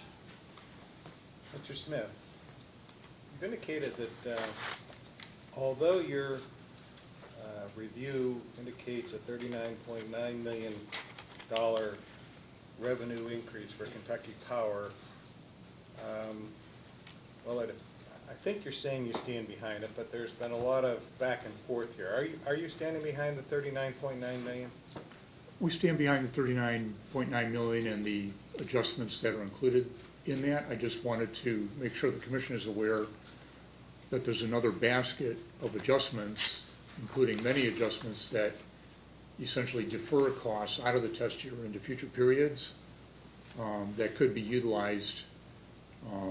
And if they were utilized, that would reduce the base rate revenue requirement, in this case, even further. So you're referring to deferral of costs, which really aren't savings. It's just pushing things out into the future. It's kicking the can down the road, is it not? Yes, and there's quite a bit of that going on in the stipulation. There is, but you believe there should be more? No, all I'm saying is we didn't do those types of adjustments as a general matter in our coming up with the $39 million. Had we done various types of adjustments that would shift the cost out of the test year into the future, you know, potentially doing those could have gotten the number down lower. So and some of those are definitely worthwhile considering for the commission. You indicate that the rate filing expense, including it as an adjustment, was a bit of a stretch. I think that was the word you used, or the words you used. Yeah, I think under normal circumstances, we wouldn't have recommended a total disallowance of the rate case expense. And the reason why I asked that is because it sounds like you reached for every bucket of money that you could in order to come up with the number you came up with, including the 8.6 ROE, and yet there was still a $39.9 million revenue justification according to your calculation. Yeah, I don't want to leave you with that impression. I know on the rate case expense, I would characterize that as being probably aggressive. The 8.6 return on equity is recommended by Dr. Woolridge. You know, he presents a lot of support for coming up with that number. He'll be a witness here. You can ask him. But I don't want to create an impression that we exhausted all of the potential adjustments because we clearly did not. There were a bunch of other things that could have been adjusted. A lot of those would involve, say, lengthening amortization periods, lengthening useful lives over which for example, the Big Sandy plant is being depreciated over, creating deferrals that take costs out of the test year and push them off into future periods. So there were, you know, that kind of creative regulatory thinking could have produced additional adjustments, and there are some in the record, and I want to leave the commission with an impression that we think that you should definitely look at those and consider the merits of each one. Did you have a chance to read Mr. Woolridge's testimony before you completed a report or during the time you were completing your report? I don't know if I read the whole thing prior to completing my report. We will work with Dr. Woolridge, have worked with him on a number of cases, and I think his stuff tends to be similar, like he presents it in a similar manner and shows the building blocks of how he comes up with the ROE. So I know we had some discussions about what the numbers would be, how we were coordinating on what the capital structure was. So, and I've definitely totally read his testimony in other cases. I don't remember if I read his complete draft here. I think you referenced back and said that there should be economic considerations given to the rate increase in terms of how it could be modified. In other words, I believe what you're saying is that Eastern Kentucky, because of its economic dilemma, there should be consideration given to how the increase is structured or whether there's an increase at all. Is that paraphrasing correctly or not?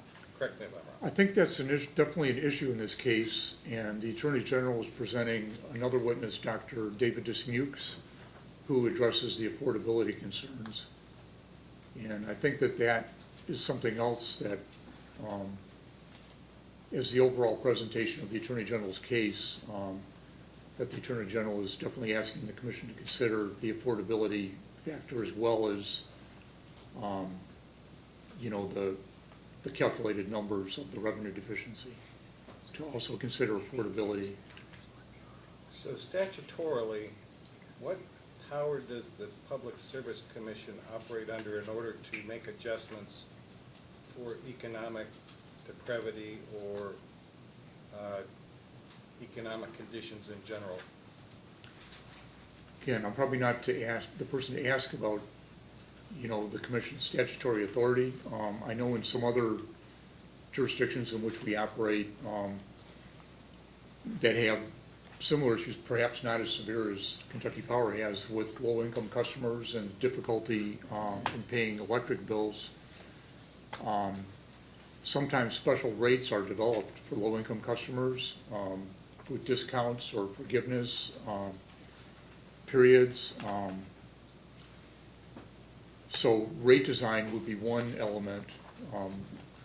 Potentially one solution, or at least partial solution, might be to carve out a subset of residential customers meeting certain income criteria, say some multiple of the poverty level, and creating a special rate for them that they can actually afford.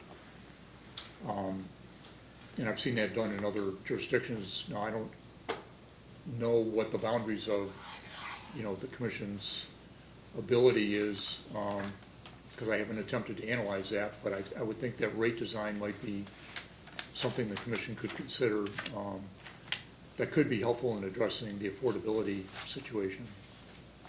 Well, given that the residential class is already heavily subsidized by the rest of the rate classes, and the fact that your review indicated a $39.9 million increase, do you believe the rest of the rate classes should subsidize to the tune of $39.9 million? Is that what you're stating? I don't think that's what I'm stating. Generally, you know, when you have a group of customers and the issue is that they just can't afford to pay the utility rates, you have to consider different options for trying to deal with that. One of the options is to try to create a special rate class and create some rates that the people can actually afford to pay. That's one option. The other option is to just, you know, continue on with the rates, and then they won't be able to pay, and that builds up on collectibles, which then becomes part of the cost of service that is then paid for by other customers. Another option that's not usually a very good one is, I mean, if they're not paying, to cut off their electric service, and I don't think people want to do that if that can be avoided. You know, other options are, you know, trying to come up with other ways of reducing costs that go into rates. There have been several creative suggestions that are now presented to the Commission in terms of cost deferrals. You know, part of what the customers are paying is this big Sandy retirement rider that has a, you know, this very high financing cost built into it. One of the things that we're suggesting is that the Commission re-examine that and figure out a way of getting the financing cost down. So there's a lot of different ways that this issue can potentially be addressed. Well, the Big Sandy financing cost is probably a situation that's not gonna be addressed in this base rate case that we're going through right now.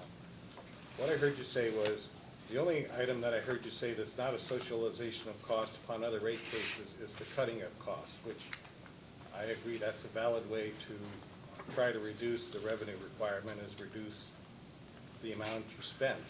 Other than that, if I understand correctly, you have a $39.9 million recommendation that you developed for the Attorney General, and absent spreading costs onto other rate classes, I don't know how you reduced rates to the residential portion where there's an economic situation where they can't pay. So I'm not sure what your recommendation is, other than socialization of costs of the rate classes.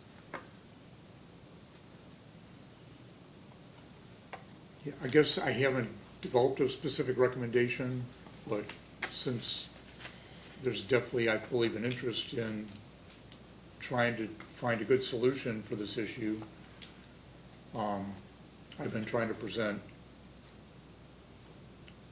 ideas for the Commission's consideration. Again, the developing of a special rate for low-income customers is one idea. That probably will involve some kind of subsidization by other customers if the company's going to collect the approved revenue requirement. Again, if you think the economic conditions are going to improve 2 or 3 years down the road, the cost deferral idea, is probably worth considering.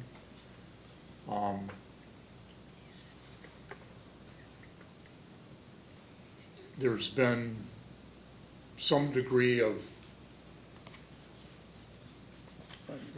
you've used the term subsidization, so I'm going to use that same term, shifting of cost responsibility that's been built into the settlement agreement, where it's not just an across the board, all the classes get the same percentage increase. The residential increase is higher than any of the other classes. So maybe applying more gradualism to removing those inter-class subsidies might be one way of helping the residentials. I would just leave you with the fact that I think in the agreement that has been presented, there is an increase in the HEAP program, which is an attempt to at least provide some assistance to low-income ratepayers. Other than that, I'm not sure how to resolve the problem, but I don't have any other questions. I thank you. Commissioner Matthews, questions? I have none. I have no questions. Would you like Mr. Chandler to interrogate your witness further? Hopefully it's not an interrogation, but just a couple, thank you.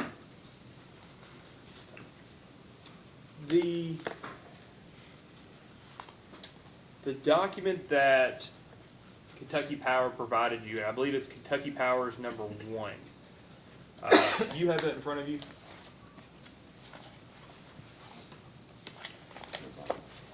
Yes, I still do. No, okay. Sorry. Just trying to hear.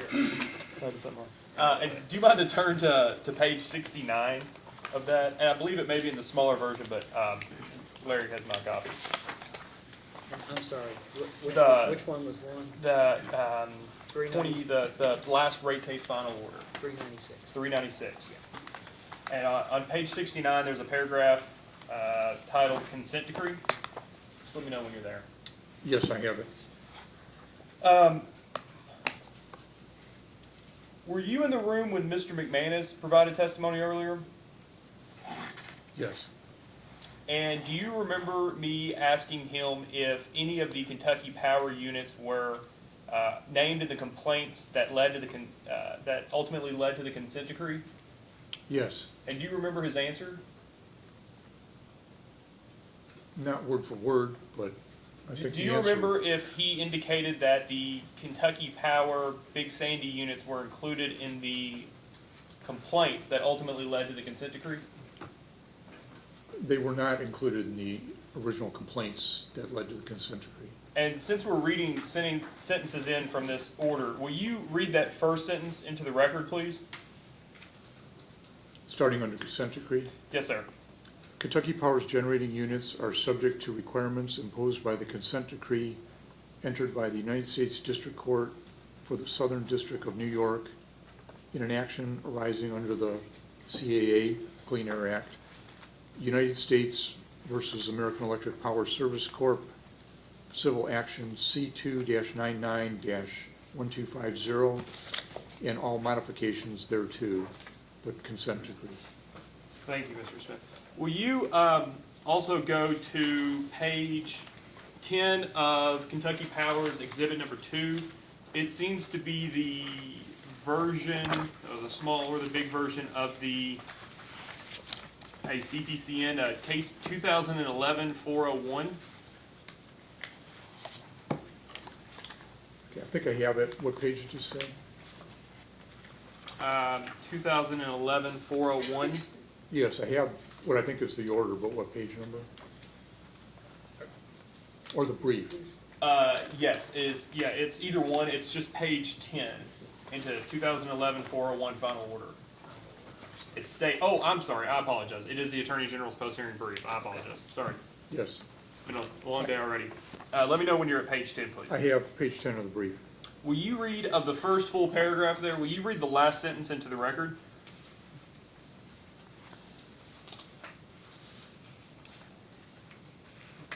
KPCO's ratepayers simply cannot afford the gargantuan increase in rates, especially when other feasible lower cost options exist and were not fully explored.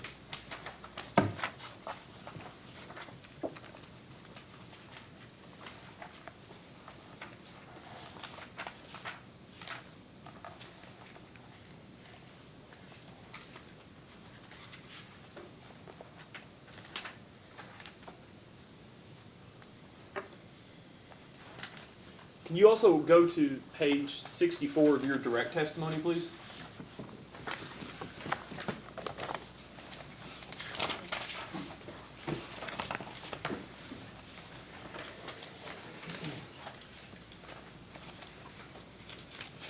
Okay, I have it. Just 1 second, please.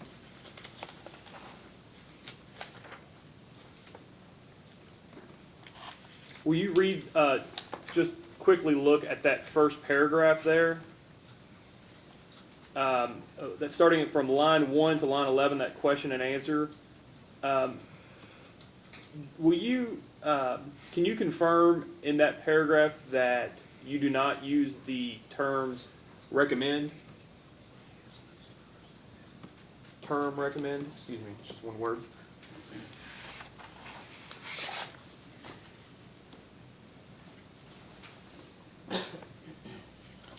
I don't use the word recommend in that Q&A on page 64. Thank you. And have you had an opportunity to look at the stipulation that's been filed in this case? Yes. And to your understanding, did the stipulation include any of the adjustments you provided in your direct testimony in the amounts that you provided in your direct testimony? Only the incentive comp and stock-based comp. It included a revenue requirement amount that was similar to what we had recommended in the testimony. But it wasn't the exact amount, that's correct. It was the amount that Mr. Collin provided, is that right? Subject to check? It was pretty close to our amount. Okay. But it might have been based on Mr. Collins' amount. The AG has no more questions. Thank you, Your Honor. Just very briefly, Mr. Smith, the deferral and the kick the can down the road and that whole discussion, do you think that considering the deferral, first of all, the settlement would defer $50 million of Rockport costs over a 5-year period? Correct? Yes. Okay. With carrying charges at the end of 5 years, it would be $59 million? Yes, it has a very hefty carrying charge cost on top of it. And so the recovery of the $59 million deferral balance would begin when the Rockport unit power agreements expire on December 8th, 2022, correct? I believe that's the intent of it, yes. Are you aware that the fixed costs in the Rockport contract that would end on December 8th, 2022 are $54 million?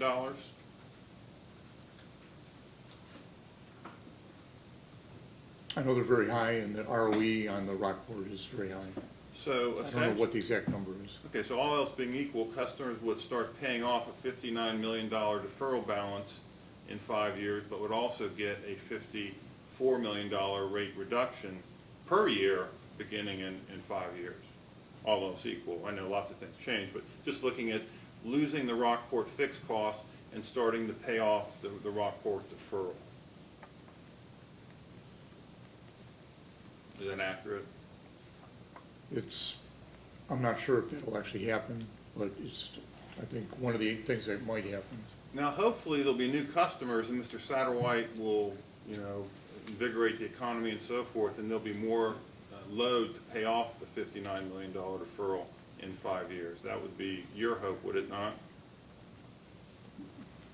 That would, I think, be everybody's hope, but with Marathon talking about putting in their own generation, there may actually be less. I mean, that's the company's biggest customer, and, they're at risk of maybe not losing them, but losing a significant part of the service that they're providing.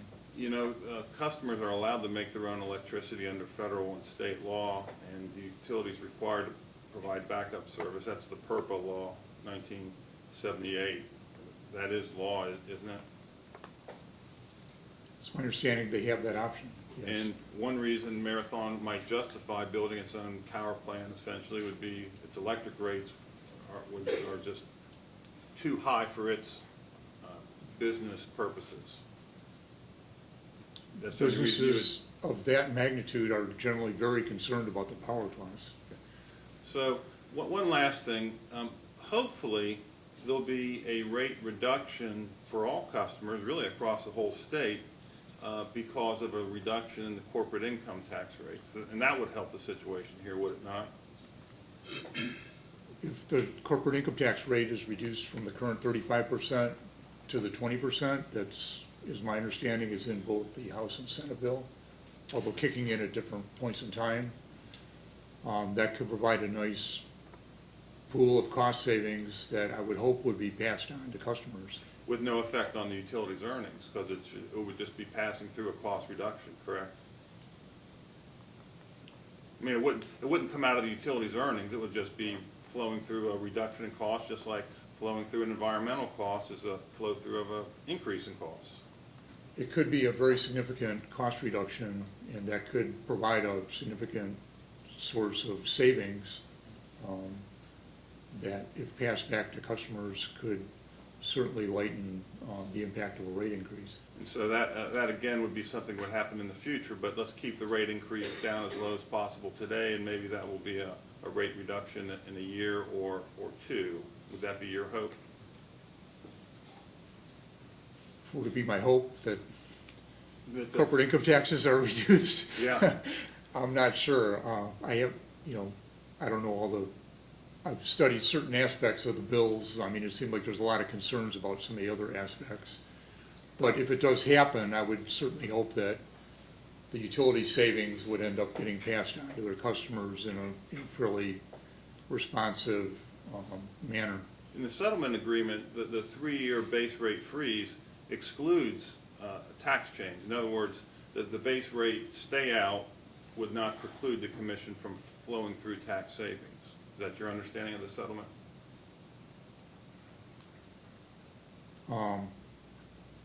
It sounds like it would require a legal interpretation. It's black and white right in the settlement that the rate case stay out does not preclude flowing through tax savings. Oh, was there something about flowing through tax savings in the settlement? I don't know if I noticed that part. But yeah, I think recent settlements that I've seen have contemplated, if this happens, how the impact would be flowed through, so it doesn't end up flowing to the company shareholders. Couple last points. Are you aware that in 1986, when the corporate income tax rate went from 46 to 34%, the commission lowered rates for all of the investor-owned utilities, not the co-ops or the munis, which they don't regulate, but for all the investor-owned utilities when the income tax rate went down in 86? I don't recall exactly what happened in Kentucky. I think throughout the country, though, there were efforts to quantify what the savings were and to figure out how to adjust rates to reflect those savings. one last point. And you're the revenue requirements expert. There's two elements of tax saving, just the reduction in the tax expense, plus the flow-through or the give-back of excess ADIT. Correct? Current income tax expense would be reduced if the corporate income tax rate is reduced. And wouldn't there be excess ADIT that would There have to would come also back? be excess ADIT, and that would also be available to be flowed back in some manner. And the ADIT is money that customers have prepaid the utility under the assumption that they're going to pay the government at 35%, but they would have over prepaid if the tax rate goes down to 20%, hence excess ADIT. Is that your understanding? That's one way of looking at it, yes. Thank you, Mr. Chairman. Staff, any questions? Yes, Your Honor, just a couple. Mr. Smith, just want to reference you that the Vice Chairman asked you a couple of questions regarding interclass subsidies. Do you recall those? Yes. Okay. And were you here earlier for the, when Mr. Satterwhite was testifying with respect to the $500,000 subsidy that the public schools would receive by all other customers in the LGS class under the settlement agreement? I was here this morning, yes, and I did hear questions to that effect. Okay. Do you support or oppose that $500,000 subsidy to the public schools as proposed in the non-unanimous settlement agreement? Your Honor, I hate to object to staff's question, but Mr. Smith provided testimony on revenue requirements and not allocation or rate design. I understand, but I think he's permitted to be asked questions on any subject relevant to this proceeding, so you may ask and you may answer if you have an opinion. Which is based upon your own knowledge, your own expertise, and your understanding of the non-unanimous settlement agreement. Do you support or oppose the $500,000 subsidy being received by the public schools as proposed in that settlement agreement? I don't know if I really support or oppose that position. I really haven't taken a position on that particular component of the settlement agreement. Okay. Have you reviewed the settlement agreement? Yes. In total? Okay. Yes. Again, based upon your background and expertise, do you think that the settlement agreement produces a fair, just, reasonable resolution to the issues addressed in the settlement and in this case? No, I think it has some good components in it. Definitely some creative thinking went into the compromise that the other parties reached, but I don't think it goes far enough in reducing the rate increase. And it also creates concerns about some of these deferrals that are being pushed off into the future with, financing costs components piled on top of them. So we don't think the settlement is adequate. But it does include some good ideas. So on what basis are you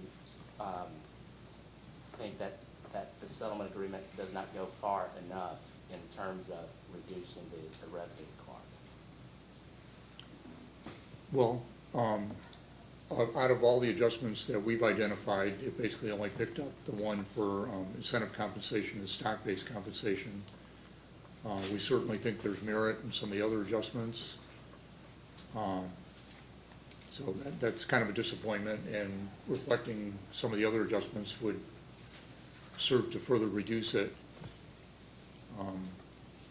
The deferral with additional financing costs creates concerns. I mean, to me, that's one of the main problems and issues with the Big Sandy retirement rider is the very large financing cost that's been included in that.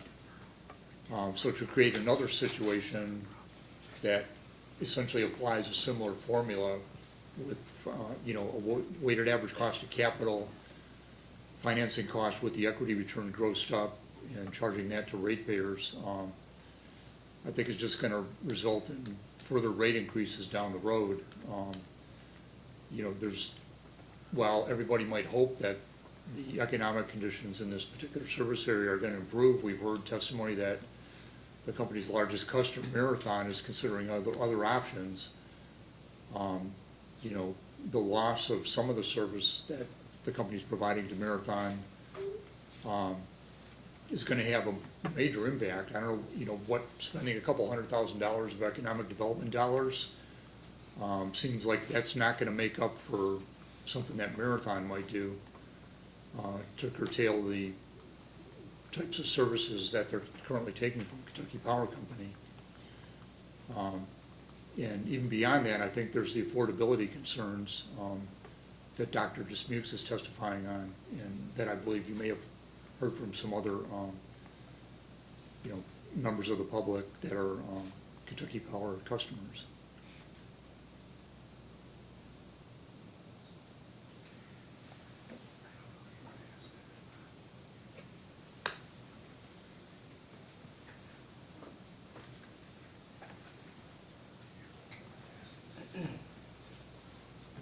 Those are all the questions I have. Mr. Cicero?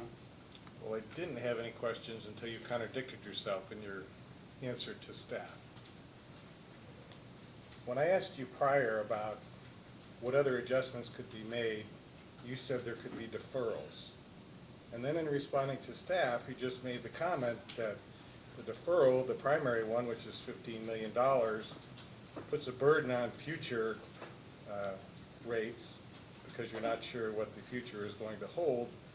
But that contradicts your statement about how other pieces could be stacked into this to reduce the amount of revenue that was required of the $39.9 million. So now I'm confused. Are you saying the kicking the can down the road theory is bad or good? Because you said you could reduce your revenue requirement by kicking the can down the road, but then when we talk about deferring through this, the deferral of the non-environmental expenses, that's not a good thing. So what exactly are you saying? Because I want to understand your position.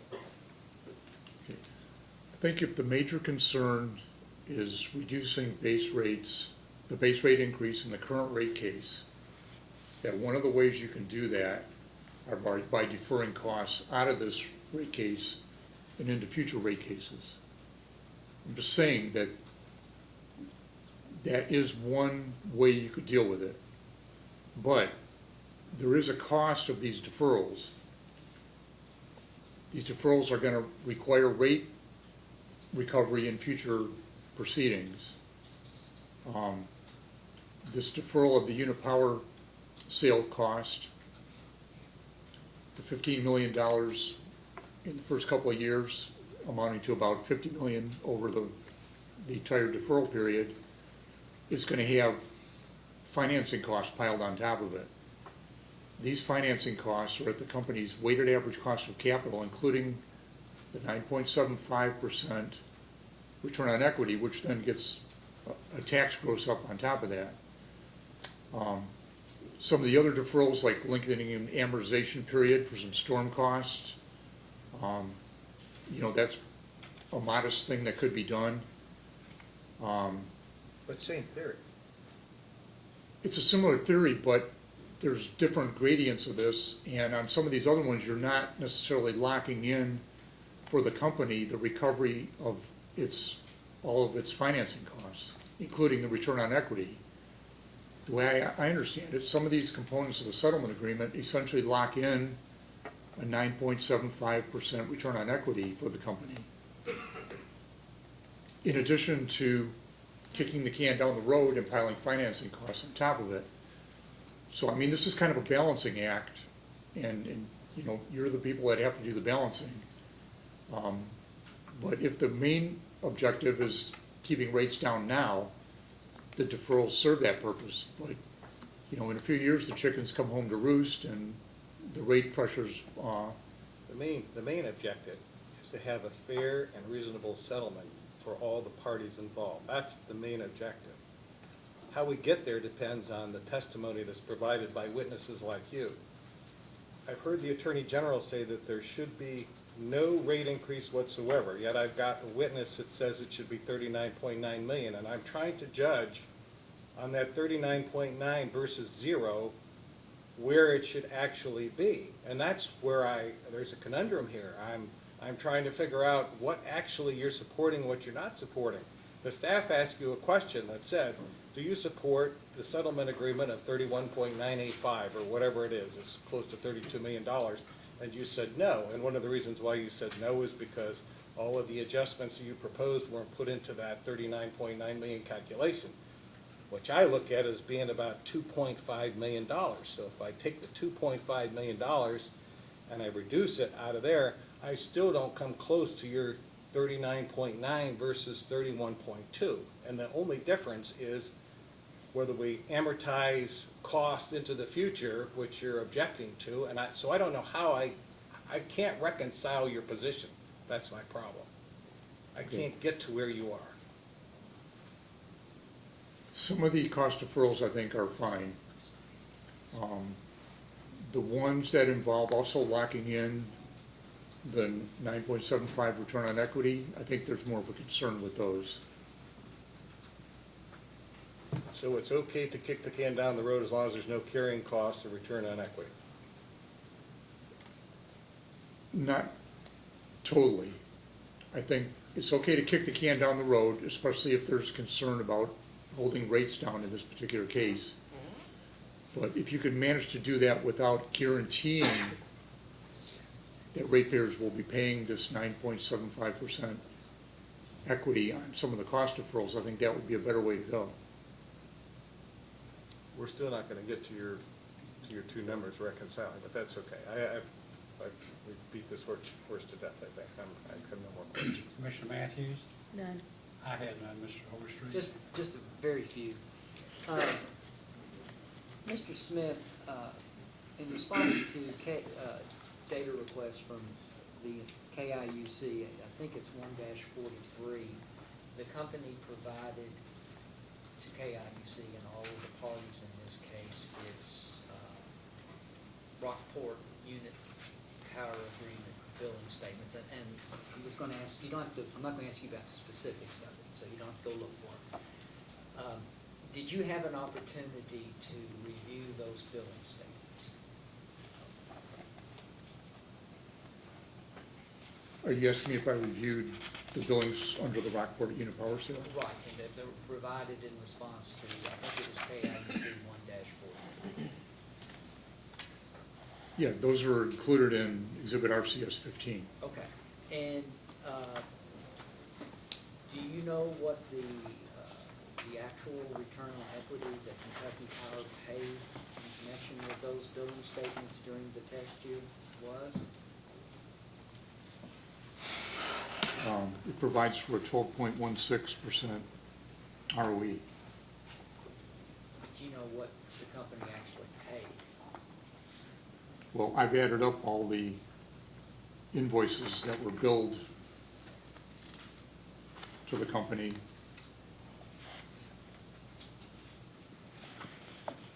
And show that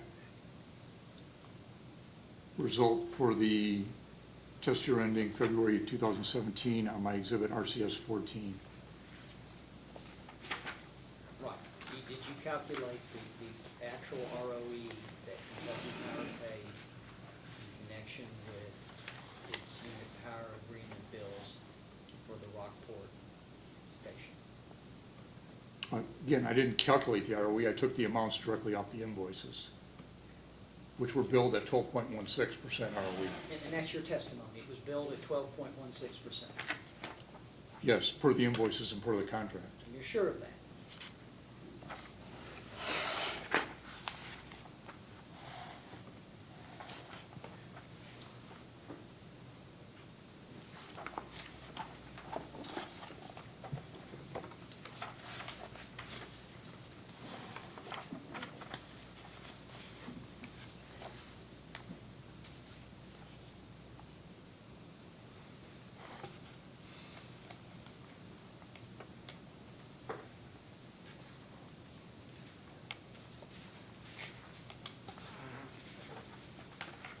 Pretty sure that the invoices were billed in accordance with the contract, and that's what is provided in the contract.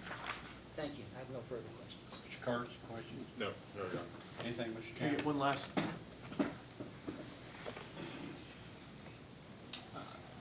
In your testimony, did you address the affordability of any increase? No, that issue is being addressed by Attorney General witness Dr. David Dismukes. And isn't it true that in your testimony, you actually stated that? I think near the end of my testimony I did.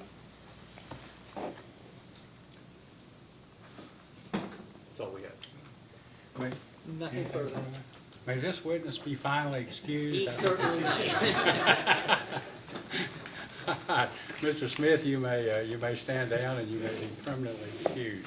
Thank you. Mr. Chairman, may we take a quick recess?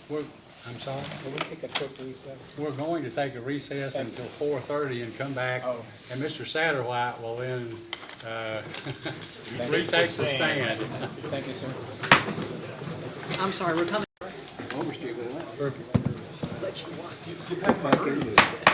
We're back on the record.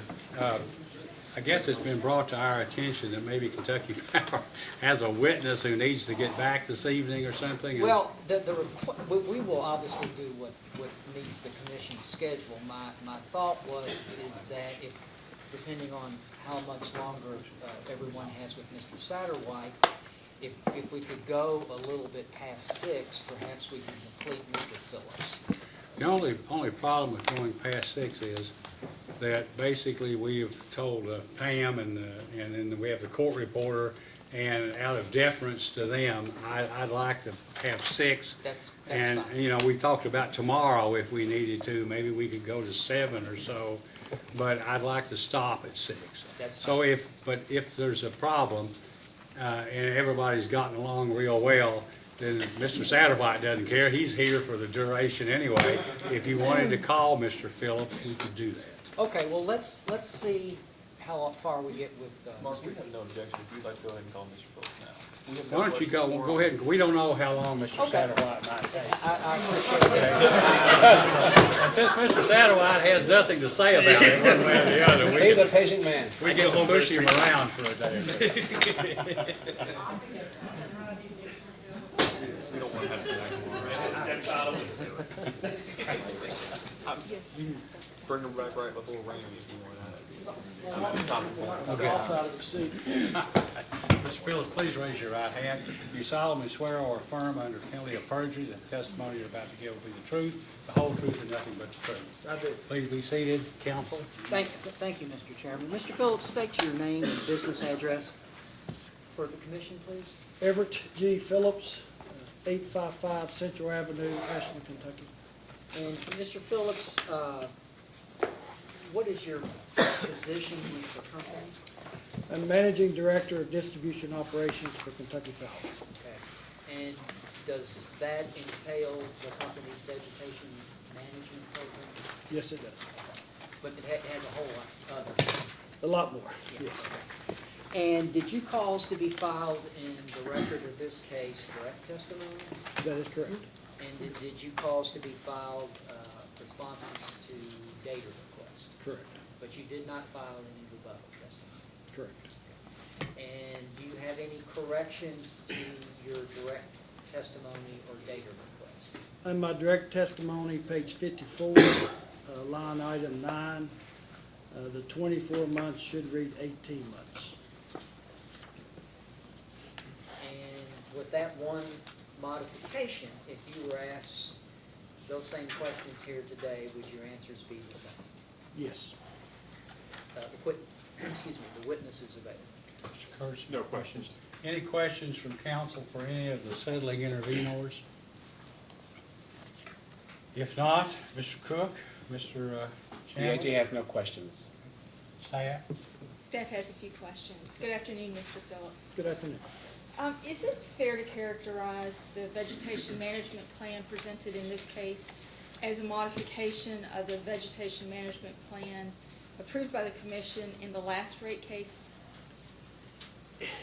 I don't know, it is a modification, but only in that we're completing the task early from what we originally had planned. We're completing our task one, or the initial clear.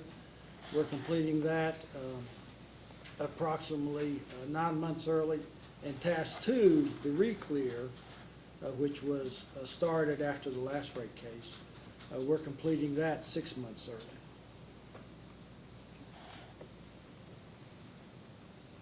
Let me jump into then a few things that are changed in the plan. Okay. And as you've just said, that both task one and task two are being completed early. What is the impact on the plan, the current vegetation management plan? What that'll do is reduce the overall expenses early, 18 months early. We'll be able to reduce from a $27.6 million that we're currently spending to a $21.465 million going forward, starting in 2018. And just to confirm, the reduction of the O&M expense in the vegetation management plan in the current is being achieved because the work is being completed early. That's correct. The initial clear, task one, is the most expensive. That's where the vegetation's the heaviest. There's been several years of growth in that. So there's a lot of tree volume to remove. To date, we've already removed 1.5 million trees, which is basically double from what we originally estimated when the vegetation plan started back in 2010. So the plan does allow us, or not doesn't allow, it does allow, but the plan is for us to get task one completed, which then focuses on task two, which is at a lesser expense than task one, and we're able to complete that and move on to task three, which will be our maintenance cycle. So, and I want to be clear. I think staff who's been working on this understand this. Task one was the original clearing. Task two is the re-clearing, and then task three is the ongoing maintenance. Is that correct? That's correct. That's correct. Task three is the ongoing, if you will. If you'd look at table 8 in my testimony, it shows that the task three is the 1/5 of the miles, the primary miles. There's a little over 8,000 primary miles, so when you're on that maintenance cycle, you're going to be cleared, and 1/5 of that are about 1,622 miles a year. And so that will be the maintenance cycle, using our terms. One of the changes that's been requested is to, and I'm going to read from my notes to make sure I say this correctly, to modify the commission pre-approval for deviations of more than 10% when expenditure is anticipated to deviate from the forecasted projections by more than 10%. Am I saying that correct? If I understand you correctly, you're asking about the deviation requirements when we're required to file a deviation Yes. from our plan. Yes, to give a little bit of background, we file a plan each year, the preceding year, for the following work plan, for the following year. And then by April 1 of the, after that year, we then file how we completed that plan and how we worked toward that plan, what we accomplished toward that plan. If for some reason, the way it's set up now in the settlement agreement from the 2014 case, if we deviate more than 10% of the cost for any one district of the 3 districts that we serve, Ashland, Pikeville, or Hazard, we have to file for a deviation. So that's the way it's set up today. What I have proposed in this rate case is to change that deviation requirement to be anytime the company deviates from more than 10% from the entire plan, the $21.465 million. So, and just to be clear, the proposal is a change from a deviation from one of the, looking at each of the three areas as discrete sections, and instead now looking at it in the aggregate? That's correct. One of the challenges that you have in looking at the three districts is the work that you have if you're, for example, we had one deviation that we filed, and the commission acted very quickly on the deviation, but it allowed us, what we had to do, if we weren't successful in that deviation request, we would have had to have either laid crews off in the hazard district because they had completed more of their plan than the Pikeville district, for example. So we wanted to shift crews from hazard to Pikeville, but in order to do that, we were going to have to deviate from the plan, and so we were able to finish it, all three districts roughly about the same time, so this way we're treating our customers more fairly, or more equally, if you will, amongst all three districts. But if we had to focus on keeping the plan the same for all three districts, or the plan that we had filed, rather, then we would essentially had to probably lay off some contract crews in hazard, and either had to, we would still be working on the Pikeville district, would still be further behind than hazard district would be, as an example. So it's a question of efficiency. That's correct. Correct, thank you. Another one of the proposed changes,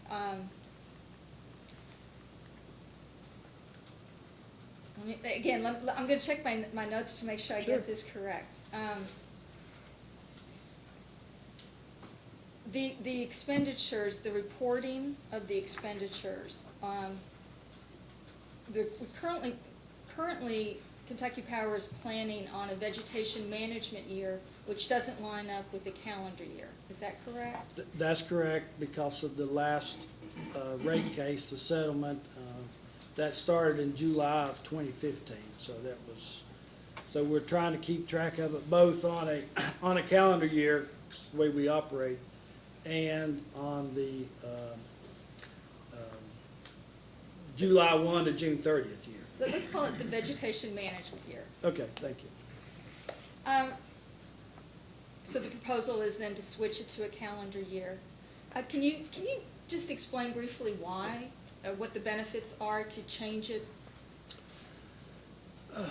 It's because we operate on a calendar year. All of our reporting, our annual reports that we file with the commission is done on a calendar year basis, be it reliability or be it vegetation management plan.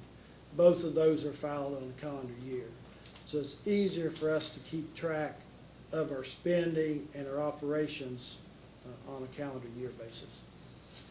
So is this again a question of administrative efficiency, but also perhaps is it economic efficiency?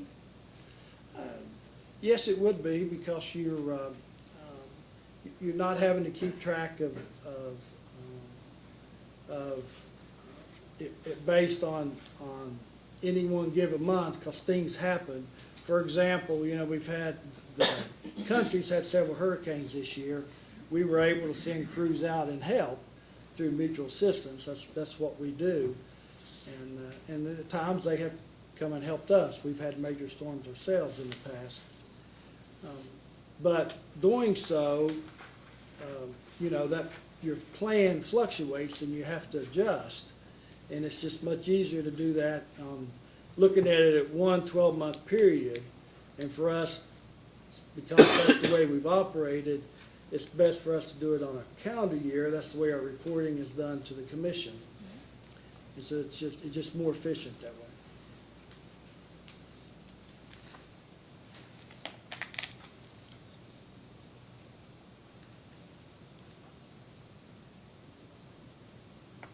If the commission approves Kentucky Power's request in this case, in regard to the vegetation management plan, can you confirm that any under collection of the vegetation management plan of that monies will be refunded or credited to the customers? That's not mine, that you'd have to speak to witness Wanhoss. Okay. I deal with the expenses, so, we will report those expenses in our annual reports, and at such time, but I can tell you, we spend every dollar that we can, because it's very important for us to remove the trees from the lines. It's a safety concern to our public, to our employees, to our customers. Trees and electricity do not go together. I'm sure everybody's aware of that. But so from that perspective, we try to utilize the funds that we have as efficiently and as effectively as we can to remove as many trees as possible. Now, we're willing to replant trees, and we have a lot of tree programs to replant. So, I mean, I love trees. I mean, they're beautiful. They just don't go together with electricity. The replanting, is it replanted in a different location? Or is it, there's probably no one ground rule, is there? No, there's not. It's at the customer's request, but we will provide, and we have Tree Day every year during Earth Day, sometime in April usually, I think is when it is, subject to check. But we have Tree Day, we give away trees, but they're normally the small growing trees, dogwoods, red buds, those type of things. And so we will, anytime we go on a customer's property, if they request it, we will provide them some trees in replacement of removing their other trees. They're tall growing trees. And there was an option that was presented in this plan. As I understand, the best choice, or perceived to be best choice, is a 5-year cycle, correct? For task 3. The 5-year cycle is what we agreed to in the last settlement case on a request by the staff in the 2014 case. Now, I will say that the industry standard is a 4-year cycle. We have compared other utilities. We went on to Kentucky Utility property in Pineville prior to the last rate case to look at their program, and that's how we established our estimates at that time. It was one of them, our sister company in PSO, Public Service Oklahoma. It was also on a 4-year cycle, and then that's what the industry standard recommends. But through the settlement agreement in the 2014 case, we agreed to a 5-year cycle, and we think that for now is the best for our customers. We did look at a 6-year cycle at the request of Witness Satterwhite, my boss. He did challenge it, my staff and I, to look at all avenues of where we could reduce our expenses. That's how we came up with this plan, to reduce the expenses early, and, which I think will be a great benefit to the customers.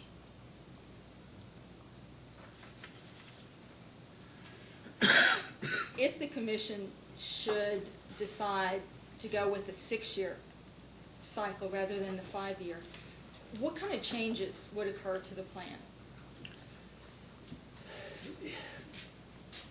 I would not recommend the 6-year because the additional year's growth will allow the trees to get back into the power line. We would lose ground of what we've gained, and we've gained tremendous ground. We've seen over a 60% reduction in interruptions, over 60% reduction in customer outages. That's significant, and I don't want to see us lose ground. A silver maple, for example, can grow as much as 15 feet in 1 year. A distribution line typically is only about 35 to 45 foot off the ground. And so, a silver maple in 3 years is back up in that primary. And again, that's a huge safety concern. notwithstanding, it'll start causing operations on the line and causing outages and disrupt power to the customers. So, while we looked at that program to try to reduce expenses further, that's not recommended. My next question is about the one-way balancing account that was established in the last rate case, the 2014 rate case. And my overarching question is, what is Kentucky Power proposing to do with any balance that is in that one-way balancing account? However, before we go there, perhaps can you give a thumbnail description of what the one-way balancing account is? I will attempt to. That is maybe better asked by witness Wanhouse. He loves getting things passed off to him. But the one-way balancing account was established in the last settlement case to track the expenditures both on a calendar year basis and the vegetation management calendar year, from July 1 to June 30th. And so from beginning July of 2015 to June 30th of 2019, so in that 4 years, it had to equal, if we spent the $27.6 million on an annual basis, if we spent that times 4, I can't do that in my head at the moment. Normally I can, but at the moment I can't. But whatever that value is, and I think it's in my testimony, but if we were over, in my terms, if we spent more than that, that was at the company's expense. If we were under that amount, we would, then the expenses would be, that's where you need to talk to Witness Wanhouse as to how that, that expense then would have to be handled through whatever Witness Wanhouse does. I'll reserve that question. Okay. For Ms. Wanhouse. All right. And with that, we have no more questions at this time. Commissioner Cicero? Just one question. Okay. How many times did you exceed and have to have a deviation from each of the individual district in the past 12 months? I think it was one, if I recall. Once in the last 12 months? Yes. That's all I have. Mr. Matthews? I have no questions. Mr. Overland? Any questions? Just one question. Mr. Phillips, that deviation, would it surprise you to learn that it was longer than 12 months ago?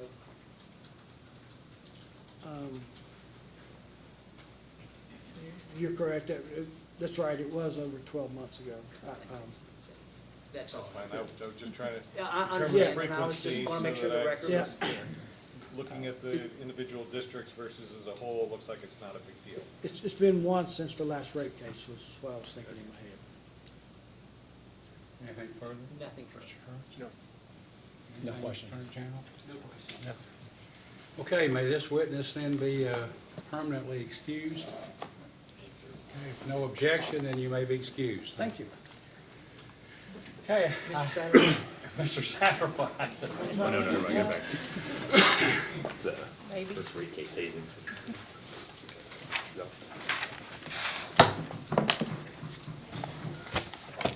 Okay, I'm not sure where we left off. Had you finished, Mr. Chandler? Your Honor, as much as some may have hoped, I have not. Although I do believe that the intervening witnesses may have negated the need for some of my questions. So if I could just have 1 second, I'll start right back If you up. need to take a minute or two, go right ahead.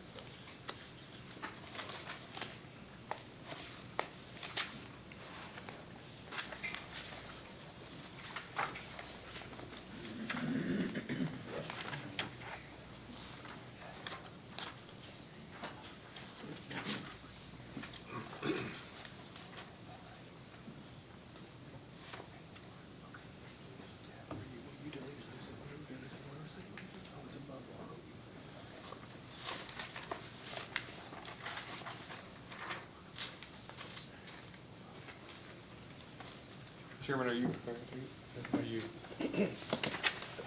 Ready? Yes, sir. So, Mr. Sadoway, I believe that when we last spoke, we had been discussing some of the figures from the company's annual report. Do you remember that? Yes. Have you had a chance to speak to anyone at Kentucky Power about those annual reports? Not really.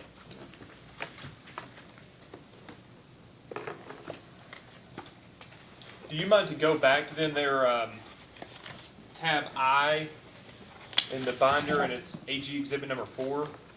Okay.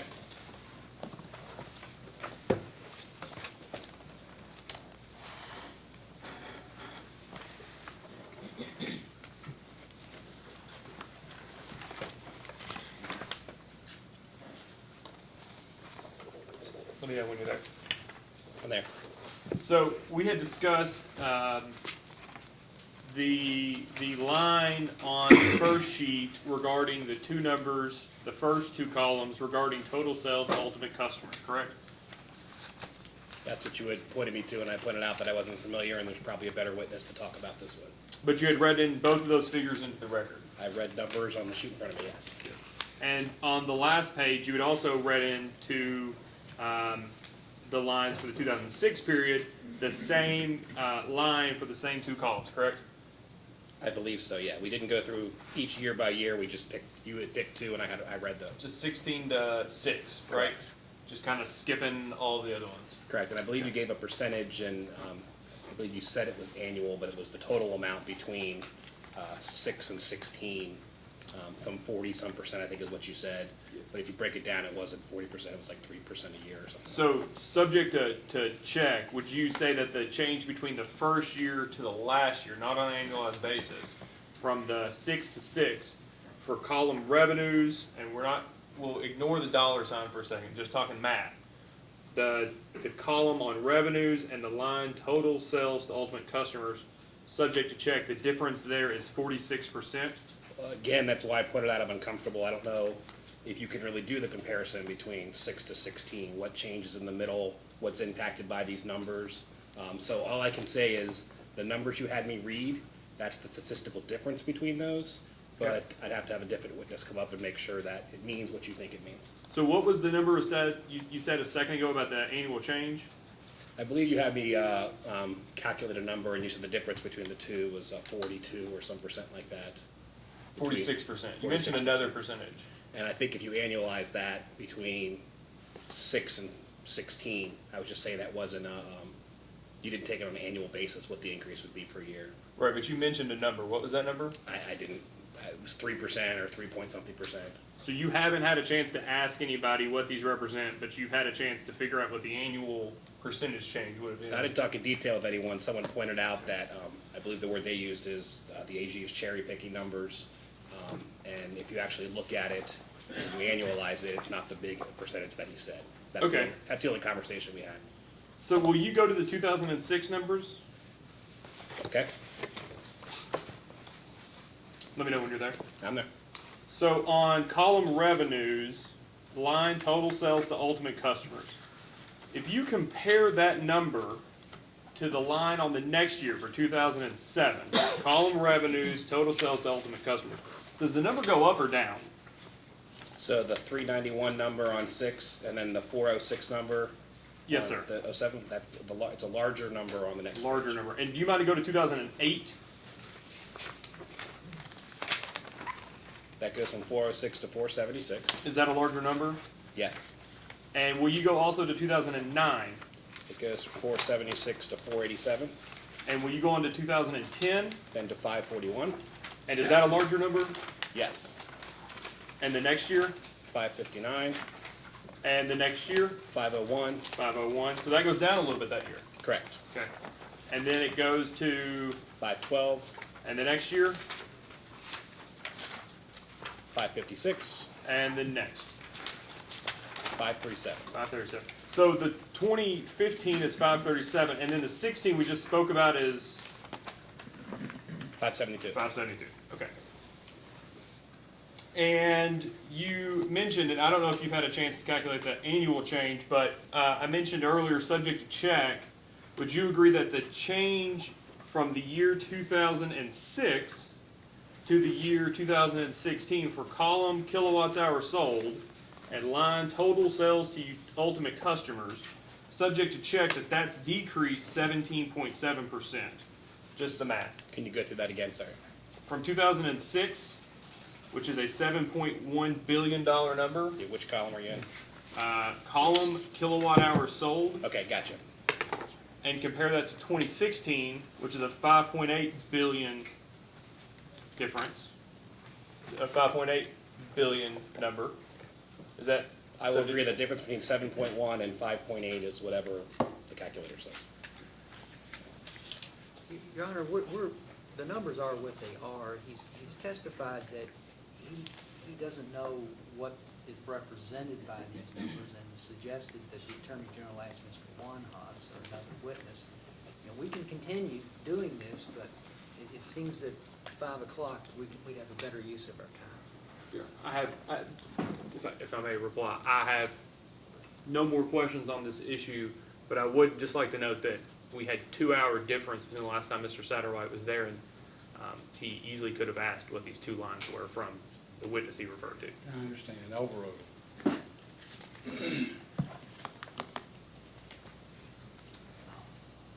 You've mentioned in your direct testimony on page 18 that transmission costs to Kentucky Power have increased $20 million since 2014 case. I'm sorry, which testimony are you in? Are you in the You're initial direct testimony? at 18. Correct, okay.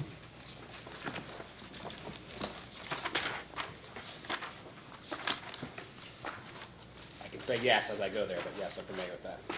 Okay. 20 sounds about right to you since the last rate case? Yeah, it was $50-some million in the last case, and it's 70-some in this case. And you updated, and I think you've confirmed this earlier, but you updated in your settlement, your I guess errata, or not technically errata, your new settlement testimony that you expect in 2018 for the transmission cost to increase 14 million, is that right? Yeah, these are volatile, so initially we thought it was going to be $17 million. There was an update in a filing from another state, which that now we believe to be $14 million. The way we've asked to take care of that in the rate case, though, or in the settlement, is to track part of that, so the actual cost to be actually what's reflected. So it's 14 million next year. That's your estimate. That's the estimate right now. That's the yes. estimate. Okay. Is that $14 million included in the test year? As far as the LSCO costs, Yeah, that $14 million amount that you referred to in the settlement testimony, is that included in the test year? no, that's the anticipated coming year. What's included in the test year is the LSCO costs that were known during the test year. And why isn't that amount included in the test year? Is it because you filed a historical test year? Yes. And that's the company's election to file a historical or future test year, right? Yeah, that was one of my decisions as well, when I sat down to see what kind of case we were going to file. I wanted to make it as skinny as possible, and sometimes future test years are met with more concern. I wanted to be very straightforward, a very basic case to move forward. So I decided a historic test year with some adjustments was more appropriate to move forward. So you filed a historic test year, but asked for a tracker that would just take that exact cost and pass it directly on to the customers, right? Yeah, it's an expense that comes directly to the company. So the concept was, we know this expense is coming up. It's a highly volatile cost. It's completely outside the regulatory compact. It's not as if I could take a snapshot in time from a test year and have less employee lunches and put up a few less generators or transformers and cover that cost. It's completely outside that time management ability. So it's such an extreme cost, we thought it was appropriate to say, let's track that. Customers will pay no more, no less than the actual costs that actually come from that. And we can take care of that now versus having to turn around and have the expense of filing another case to deal with that. You mentioned that it's kind of, well, I don't want to, you've made your answer.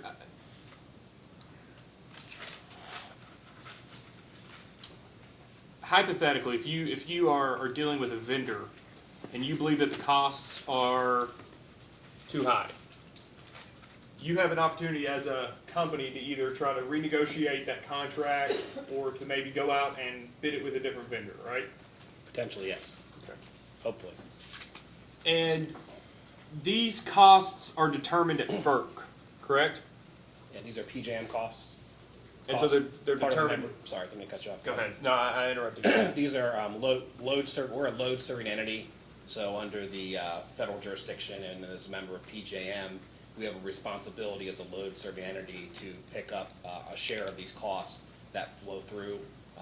It's really what keeps the entire transmission system up and running and allows the power to move and congestion to be low and cheaper power to move all over the system.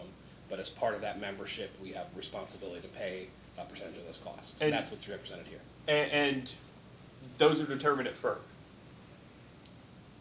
It's a PJM cost, yes, it's FERC It's a jurisdictional. FERC, that's a better, thank you, it's a better way to explain it, thank Okay. you. I'm not sure which room they're in, so. So,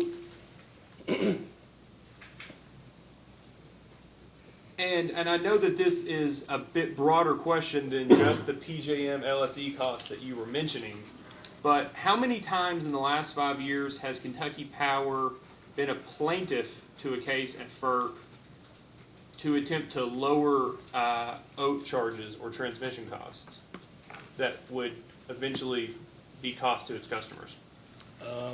I'm not aware of us being a plaintiff in that. We have the ability as part of the AEP network to, work overall on what the transmission system should look like. I think we understand the importance of building up the transmission system. We have like over 7,000 miles, I think, in the AEP system. The life of the facility is over 70 years old, and so we know there's a need to invest in the transmission system. And then you have things like coal plants retiring all over the system, which creates a lot of problems with congestion, and you really need to make sure you're investing in the network, in the transmission system, so that you can move power how you need to move it. So I don't know of any times where we appeared, because I think we understand that it's important to have a robust transmission system. So is it fair to say that you've not advocated at FERC for lower OAT charges to your customers? Correct. I've not been part of a filing that says we want to. Yeah, I think there's as a plaintiff. As a plaintiff. Would you like me to make that distinction? Yes, there is a case pending right now that deals with some of the ROE attached to the PJM cost. And what is that complaint by the complainants? That they just want to lower the ROE that's attached to those transmission costs. And is the ROE like, let's just say the settlement ROE and the stipulation ROE here, is it like in that range, the 975 range, or is it higher than that? It's above 11%. It's when we have the transmission offset of what I call it, the part that brings down the federal rate down to the 975 we've proposed in this case. It's that ROE. It's the difference between those two that we've contemplated in the settlement agreement. And so who's getting these, I guess for my own personal investment, who's getting these 11% ROEs? Who are these other, is it Kentucky Power that gets an 11% ROE at FERC, or is it AEP affiliates of Kentucky Power? Who are the other defendants in the case? That's two different questions, I guess. Globally, it's how the transmission system's set up. FERC wants to incent because there is such a need to make sure it's a transmission system that doesn't fall apart. And they're doing a good job making sure it's not.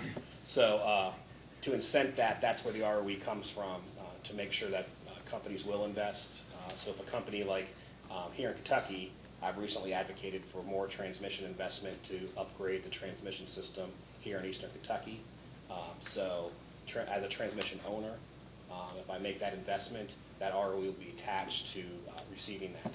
And that's what's in the stipulation, where if it moves forward and the commission approves it, we actually wouldn't be earning that 11%. It would be, that would be refunded to customers for the PPA, the difference between what the commission approves in this case and the FERC rate.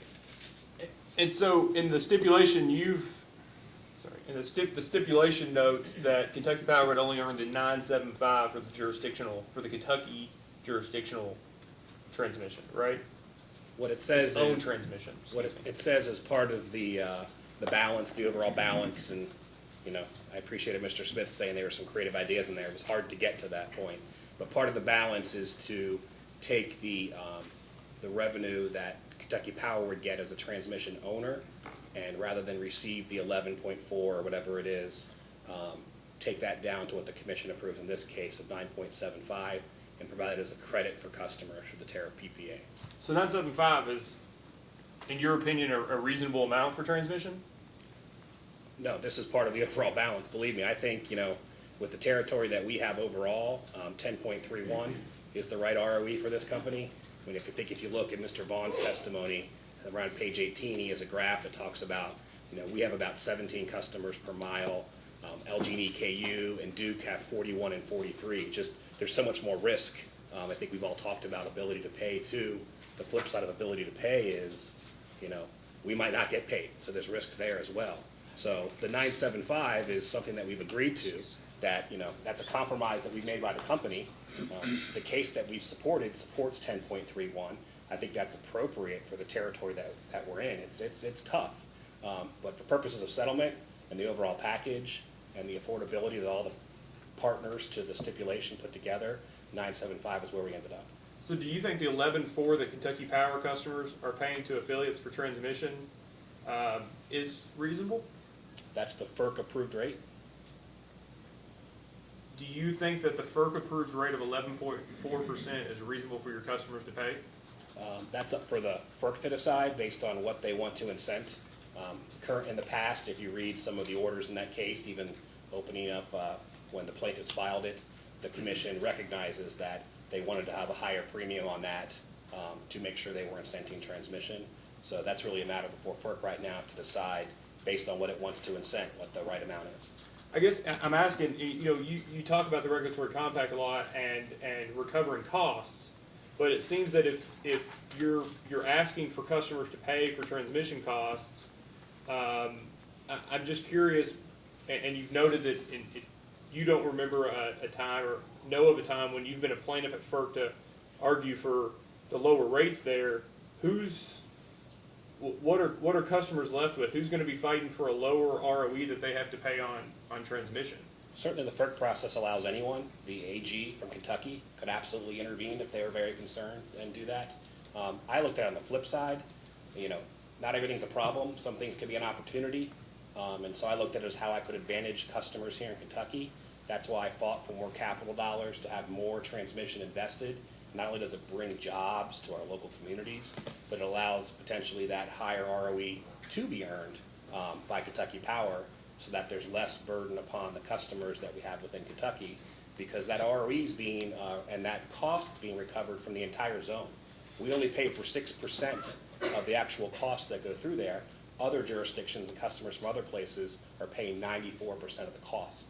So I really made it a strategy with all the other things I was doing to go out and get more transmission investment, both for the immediate impact and also to offset some of the concerns we have with the rates. And so this would be transmission that you all think is necessary, right? It's a combination of all kinds of transmission. Well, so I guess I asked because you talk about only paying 6%. Isn't it true that the 6% would only be required of baseline PJM projects that are mandated by PJM for reliability purposes? But isn't it true that a supplemental project that's at the company's behest would be paid mostly by the customers in the local LSE? There's different variations. I don't remember all the different levels, but a lot of the projects, the project that we've moved forward on in the near future here in Kentucky are not just solely our sole decision, like we've just decided to do this. We have to show that there's some benefit to the overall system overall, and so those do fall into the only 6% we're paying for here, customers in Kentucky. I'd like to transition to the stipulation for a second. Great. I'm confused about something. I'm hoping since you filed the stipulation testimony, you can explain it to me. On page 13 of the stipulation, and it's regarding the Rockport credit and offset, I believe is what the exact quote is. And it's not on 13.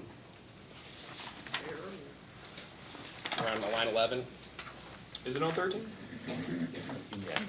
In this, I was on the testimony. Oh, we'll just go to your testimony. That's fine. Yeah, that's exactly where it was.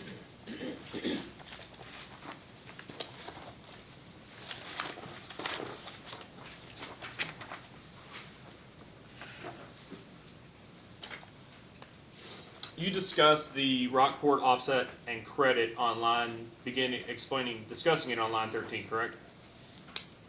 Yes, it's discussed there. And you mentioned that the credit will be an,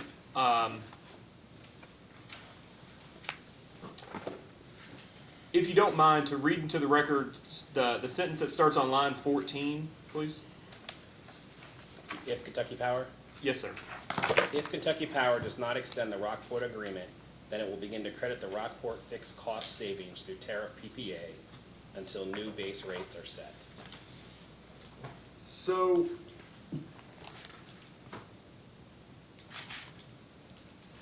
is it correct to state that at the end of the Rockport UPA, if rates are set into effect, assuming that the company has certain costs under the Rockport UPA, that the savings to the company, since they no longer have those expenses, will be flowed back to customers through tariff PPA? Absent this agreement, no, that wouldn't automatically happen. That's a term of the settlement agreement that we've allowed for that. So when we get to that day, there's already consideration for those costs, and that's effectuated through tariff PPA. So, absent this agreement, the company would end up receiving how much money in excess that they no longer have expenses for? The fixed costs of Rockport, I believe, of the UPA are about $54 million, I think is what we talked about earlier. So that would still be considered in base rates, because the unit power agreement, which is what we're paying for, is in base rates in this case. So it's a question of how do you remove that from base rates. And so what the stipulation does is provide a mechanism to allow that to happen, versus us having to try to figure out at that time how we're going to deal with it. So if the company had, all things equal, an increase, the same level of revenues and a decrease of $54 million in revenue, $54 million in expenses, they wouldn't feel, Kentucky Power wouldn't feel compelled to come back into the commission to adjust its rates? That's not what this says. I mean, that's. No, I'm we're not asking at what that you said point. earlier, to your comment earlier. You said, what does this do? And this provides the mechanism now. As we got closer in time, if we didn't come in, I'm sure someone would bring us in, or the commission might bring us in. We'd have to deal with it at the time. What this does is say, looking at trying to wrap all of these intricate elements of this balance that we have together and consider all these things, let's deal with it now. So if there's not another base rate case that comes in that says a future test year and we're not going to have Rockport, the UPA in there, we have something on paper now that says how we're going to deal with that. But it was not saying that, I was just hoping that no one would ever know that we had $54 million extra. That was not the insinuation. So, after it expires, the savings of, I'll take your word, the $54 million flows back to customers, correct? Absent the offset, the 1-year protection that we put into the settlement agreement. And what is the protection? Because we don't know what we'll be dealing with, typically you would have an entire rate case to deal with something like this, such a big impact. The offset's put in there to make sure that the company is recovering the commission-approved ROE. So for 1 year, there's an offset in there where some of those costs will be held to the side just to make sure the company can earn its ROE for that 1 year as it transitions away from having the Rockport on its bill and the Rockport generation in its portfolio. So there's that 1 year just to make sure. And then what happens at the end of, because this ends in 2022, so 2023 is the year we're looking at. At the end of 2023, we then take that balance, and in February, we file something with the commission to say, if we collected too much over that past year that we held back, we give that back to customers over 3 months, or if it was too little, then we collect that over the next 3 months. It's basically a security mechanism for the unknowns of what happens, because we're talking about unwinding such a big deal at $54 million in 2022 as we sit here in 2017. So let's just assume that arguendo, that you have a 9.75 ROE. This credit and offset guarantees that you'll earn the ROE in that given year? It can't go above the amount of the fixed cost from Rockport. There's a barrier there, or protection, I guess, a cap on that. But what it does is it makes sure that there's not some unintended consequence that the fact that we've lost or no longer have the Rockport generation in our portfolio, that there's not a catastrophic event that impacts our ROE. So the commission's setting rates that says we should have the opportunity set up to earn a 9.75 ROE if they were to accept this agreement. This just says for that 1 year and that 1 year only, because we're willing to deal with this now and provide that automatic payback of this fixed cost, let's make sure that the ROE for that 1 year is protected, and then we'll figure out how we go from there, potentially with a new rate case or something. So where in the stipulation does it talk about the determination of whether the expenses in that year are reasonable? That you're talking about using this $54 million to offset whatever delta there is between what your ROE is and what you would need it to be at 9.75 up to the amount of the $54 million. Yes. So my question is, what determination is, who makes a determination as to whether the expenses that were incurred in that year were reasonable as to whether or not you should earn your ROE at that point? Well, we're an open book. The commission can look at our information all the time. They can call us in whenever they want. We make perfectly clear in the stipulation that nothing bars the commission from saying, come in and show us and changing our rates for any reason. What this really is, and as your own witness testified earlier, this is a creative stipulation that I don't know that could even be ordered on its own by a commission unless you have all the agreement of the parties involved. And what we've done is tried to create all the balance, think of all the things that might happen, and make sure that if you're going to go to this extreme to make sure you're trying to provide affordability for customers in the near term, what are the protections that are needed on the back end? I mean, we need to make sure there's protections. Otherwise, we have parties that are claiming, like the Big Sandy rider, commission approves something, you count on it, Wall Street counts on it, everyone counts on it, and then someone comes in and says, let's just do away with what everyone's counted on under the regulatory compact. So that's why it's so intricate in this settlement agreement, to make sure we have balance, the yin to the yang of all the points in here, to make sure the parties could agree on something. And the agreement ends up that the year that the Rockport amount, the year that the Rockport costs end, the company is guaranteed its rate of return up to the $54 million amount. Well, no, I guess the year after, the way it works is because we're agreeing to deal with those Rockport fixed costs the day the unit power agreement expires. In exchange for that, there's a little backstop protection to make sure the following year there isn't some unintended consequence that just completely wrecks the return that the commission says is reasonable.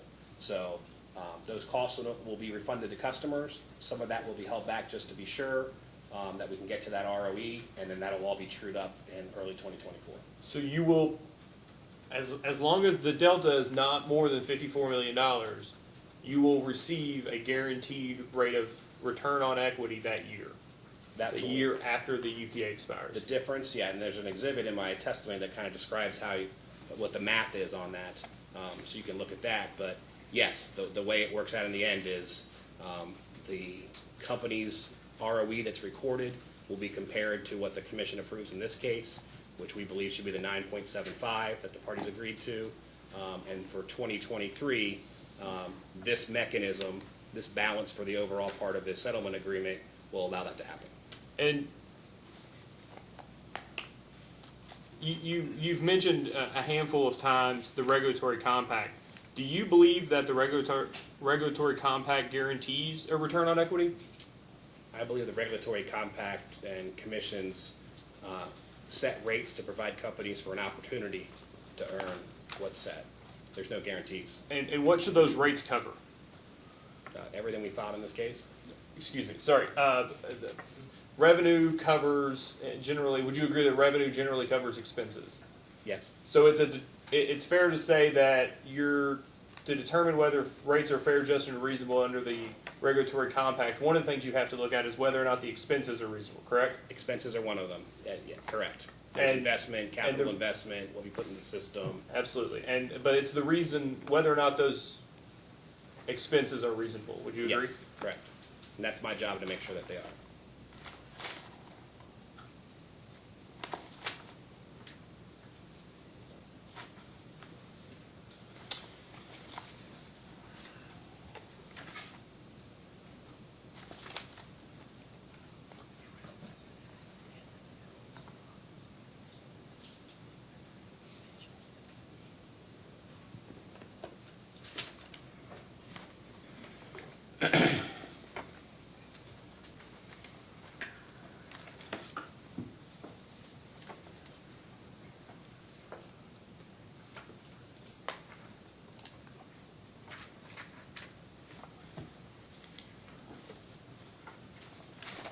Do you mind to turn to tab K in your binder, please? Oh, your binder? It's our binder. That's so nice of you.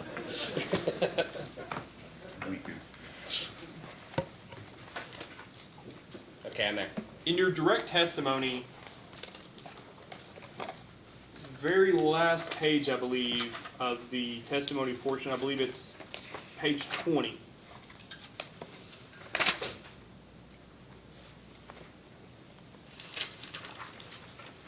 Can you just give me a second, Mr. Chandler? I gotta get over there. That's fine.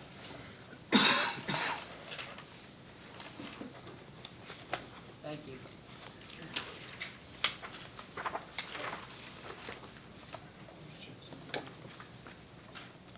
I believe this is going to be AG exhibit number 4, or, excuse me, 5. Tab A. Let it be marked. Exhibit 5.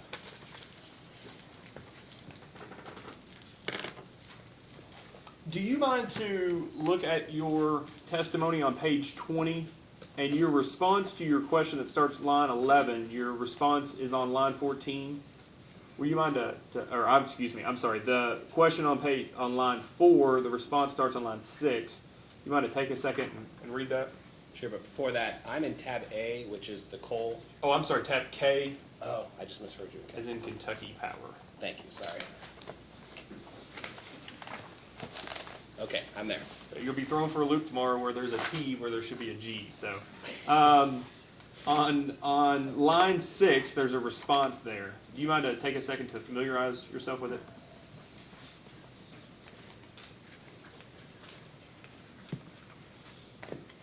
Yes. And would you agree that you referenced KRS 278040 there? Yes. And under tab K is 278040, correct? Correct.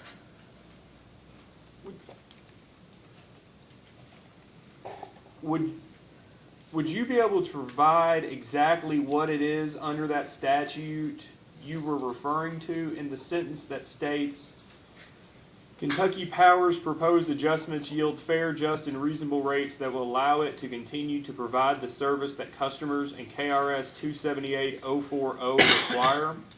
Sure, before looking at it, I can tell generally that the goal here was to provide sort of the general overview of the commission's jurisdiction, because the commission is primary jurisdiction and we do what the commission allows us to do. So the point was really to sort of provide the statutes that have the commission the general jurisdiction, but I can take a look and see what in here was specific.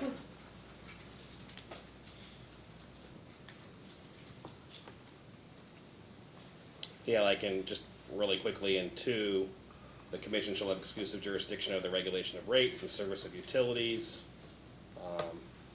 It talks about what the commission shall adopt. So really, it's just it's recognition of the commission's overall jurisdiction of public utilities. That was the goal. But their determination of whether rates are fair, just, and reasonable are located in a different portion of the statute, correct? This was meant to be a representation of the commission's overall authority. I'm not licensed to practice in Kentucky, and I wasn't trying to give a brief.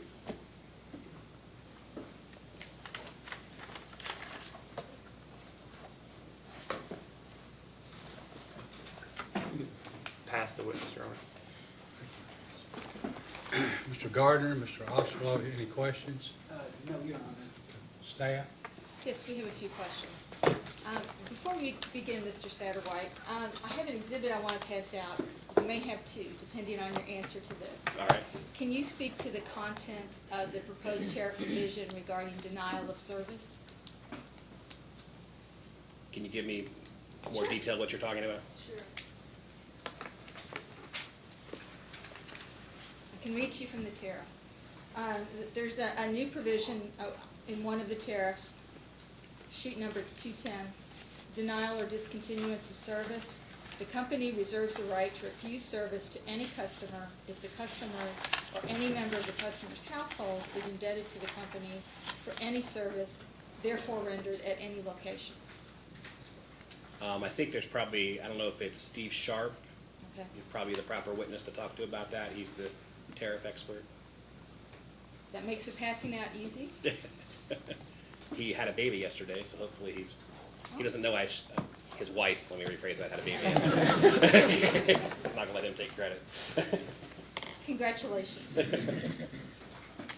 Before I pass it out, I want to touch base on a couple other exhibits from other parties. I believe it's Attorney General's exhibit number 2, but it's tab B in the Attorney General's binder. Okay.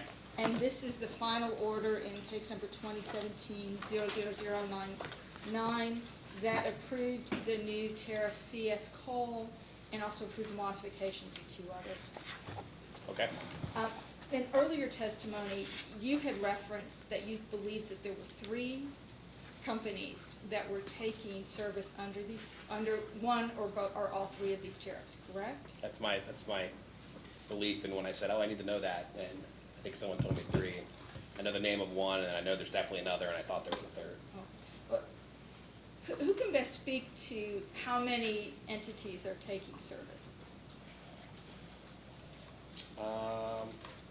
I could make sure witness Juan Haas is prepared to Okay. answer Well, that. I'm going to give him a spoiler. In that final order, there are 2 provisions for filing with the commission. One is in, I'll let you turn, it's ordering paragraph number 7.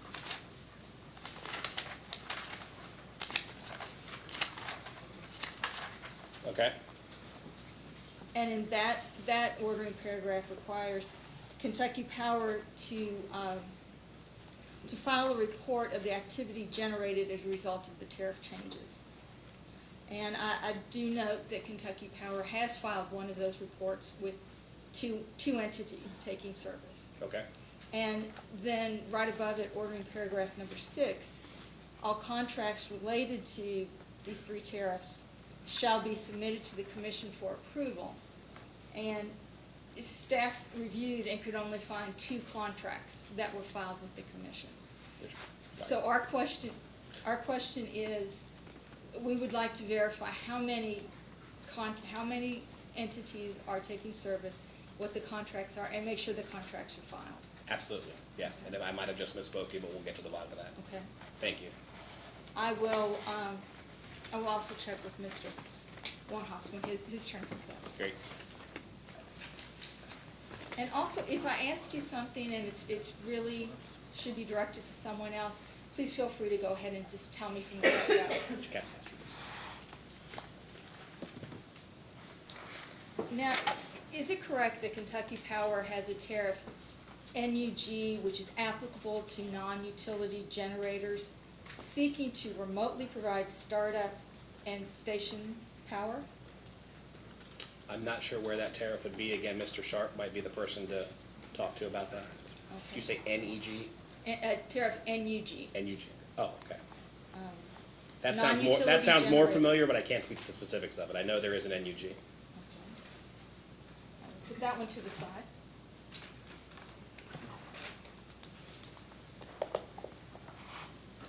In your settlement testimony, you discussed the interclass subsidies. When Kentucky Power originally filed the application, the proposed rates were set up to have a to reduce the interclass subsidies by 5%, correct? Correct. What effect, if any, does the settlement have upon the reduction of interclass subsidies? It starts off mainly with the, taking the large part of the savings from the change and the deferral and taking away the subsidy that the industrial customers are currently paying. And then the rest of the savings from that deferral and the other items that we agreed to and the decrease in the revenue requirement then go to decrease everyone's bills. But the subsidy change, I think, is mainly focused on the IGS. So it sounds like, no, strike that. Is there still a 5% subsidy reduction in the rate design? Math. I believe there's more than that, I think is my simple president answer. Alex Vaughn really gets into how these work and can provide probably a better answer. But yeah, I think it's larger than that. When we were deciding to put together the case overall and when I had all my staff in different parts of what to put together, you know, we thought about what we need to do for this gradualism that the commission had talked about. And, you know, it was a large rate for residential customers, and we were really concerned about the impact of that. But we thought we needed to continue for our economic development theme and just to continue the theme of cost causer paying the cost. We went ahead and put a 5% in the initial. The settlement agreement allows us, part of the balance of that is to do even more and sort of speed that up for the industrial customers because it really marries into what we need to do overall in the territory to bring more jobs in.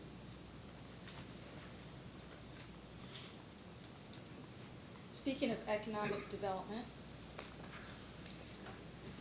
this is KCUC Exhibit 3. This is your PowerPoint presentation, I believe, from just a few weeks ago. Correct, at the Kentucky Leadership. Yes. And this is an unnumbered page, but it would likely be 11 because it's right after page 9 and 10. Okay. I'm going to hold it up just to make sure it's clear. Thank you. It says Kentucky Power Master Plan. Correct. And this is referring to an economic development, or is this referring to an economic development master plan? Sure, this is kind of what goes through my mind of what I need to be doing as anchors in each of the territories. And this kind of outlines that overall theory. Is there a master plan that's written down? It sort of. Right here, it doesn't have A leads to B, which leads to triple Z. Brad Hall and I and Jacob Colley and all of our partners in our economic development, One East Kentucky, Ashland Alliance. It's not Kentucky Power only plan. We try to bring in all of our partners. This is more conceptually as I look at what I think I need to do as from a corporate side with my partners to lead impactful change. I want to make sure I have large anchors in each of these areas and then have things cluster around them. But I want to start, you know, obviously Brady's coming up in the northern part, hopefully very soon. We'll all see some press and be like, oh, that's what he was talking about if it works out for something in the Pikeville area. And I've got some ideas for what to do in the hazard area as well to make sure we're sort of rising all the areas. I didn't want one area only to get the benefit of our efforts. I want to partner with everyone in all 20 counties that we have. And so that's probably a long answer to say. It's right here and it's in my head. Okay, well, if I were to ask for a post-hearing data request of a copy of such a master plan, could one be produced?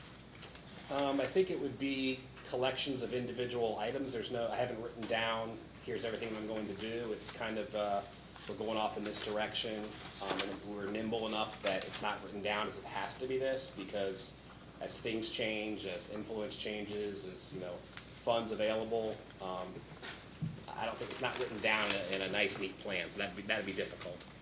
So I will not ask for a post-hearing data request for this then. But call me at any time, I'm happy to talk about what I'm thinking. You know, we need things in writing, what can I say? I understand. Can I flip back to page 9? We've got the total investment in economic development. Now, I will admit this may already be in the case record, but I'm not 100% certain.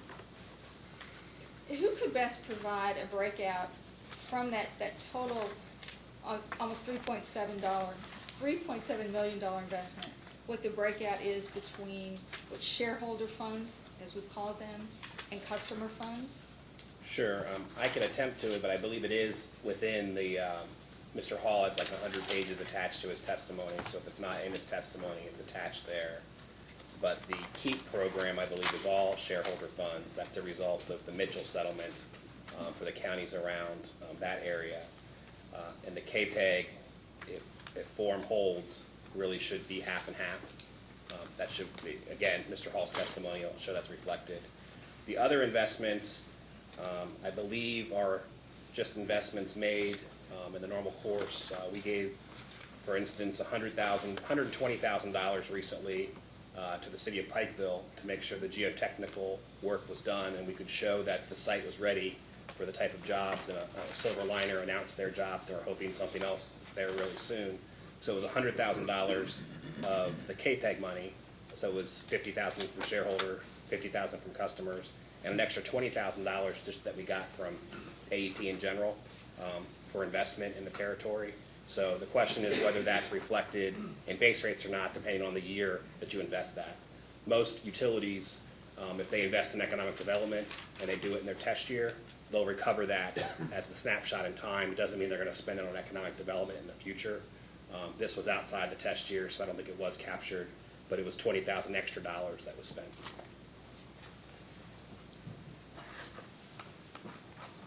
Does that help?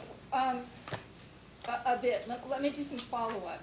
Okay. So the other investments, are you saying that the other investments comes from customer funds? It depends. Mr. Hall probably covers this more. A lot of the stuff I take, we work very closely together. He does all the real work and then I speak. But essentially that would be from, I can make decisions as the president right now. My rates are based on a snapshot in time from the last rate case. I'm not spending the $100 on pencils that we spent during that test year. I have to manage the company on what I want to do this year based on that snapshot in time. So it could come from customers, it could come from the AP parent corporation. We've been very successful. The whole company sort of bought into what we're doing here. It's kind of ride the wave people have talked about of what we're doing in Eastern Kentucky. So we're actually getting more resources even from the overall AP dedicated to making sure Kentucky gets stronger. I will follow up with Mr. Hall on those figures. Thanks.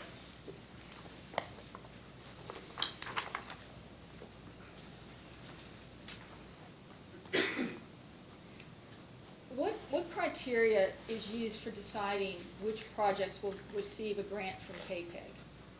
Is there written down criteria? Yes, I believe so. Again, Mr. Hall will have that, but my understanding is, I believe in his testimony, he talks about 3 criteria. We try to, 1, look at infrastructure to make sure that we can build up the infrastructure. Some of the problems that we had in our territory is we had, for lack of a better term, a lean-to on a flat piece of ground, and we thought that was an industrial park. So some of this is to go in to make sure that when someone comes and they're looking all across the country, that we have the facilities in place that we can impress them and locate. Another big part in the first few years when we had this program, because I was involved, really was making sure the capacity of our local partners were there, that they could talk to prospects that might come in. I don't want to interrupt you, but could you explain that a little more? Absolutely. Capacity of the local partners? Absolutely. We might have someone come in from Germany or Japan, and they really don't know the difference between Kansas and Kentucky. But they're talking to every state. And we didn't have a regional approach before where we were sending to economic development school, all the different economic development directors and people that are in charge in all of our different counties. And so someone would call them first, wouldn't call Kentucky Power, and they'd just be scared away and wouldn't come back because it didn't sound like we knew what we were talking about. So we recognized that as one of the early problems to say, we need to fund that because the funds that we give aren't to companies. The funds that we give through this are to our partners in the region as part of the overall plan that they have and we've talked about with them. And so part of it was just simply sending people to school so they can talk the lingo to get past that. It's not even getting to first base, it's getting up to plate. And sometimes that's half the battle, and some states are behind in that. We wanted to make sure the whole region could be taught. So that was the first few years of this. We've now seen benefits from that. We have partners in all of our communities. Now the leads are coming in. If they talk to them first, they bring us in as well as our other partners. Appalachian Regional Hospital, Appalachian Wireless. There's a bunch of corporate partners on One East Kentucky that are involved, and the Ashland Alliance as well. And so we're all working better together as a region to make sure we can get all the way back home to home plate and have all those jobs. And I'm trying to keep an eye on the time so that we don't go over too much, so. Okay. I'm gonna try to be as concrete as I can. Okay, and I'll talk faster. That may not be the best, that will not be the best solution.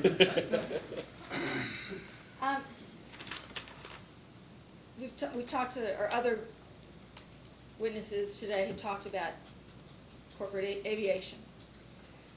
How many, back up, does AEP own or lease its corporate plane or planes? I'm not positive what we do now. I know in the past we owned, my guess is, I think we own 2.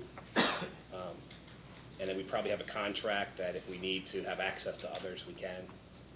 And did I hear you've got, there are 2 planes? Yes.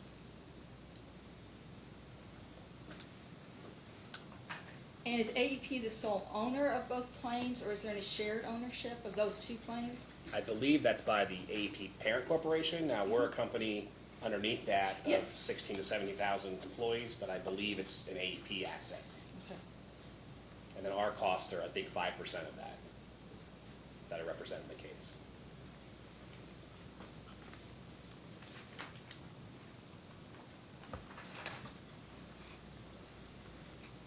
I have a question about the sale of accounts receivable. Okay? Can I ask you that? You can try. Okay.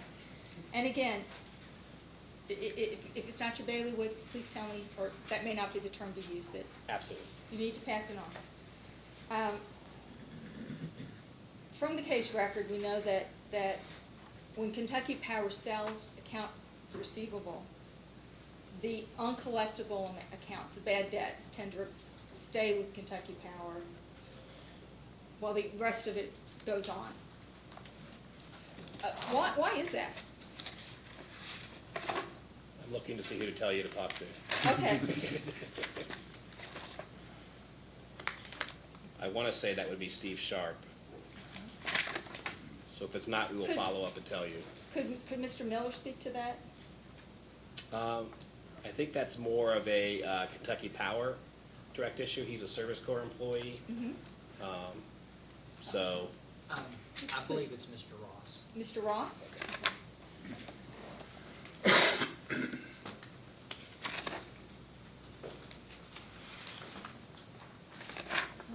I do have a post-hearing data request, and I'm going to make sure that I say it concretely.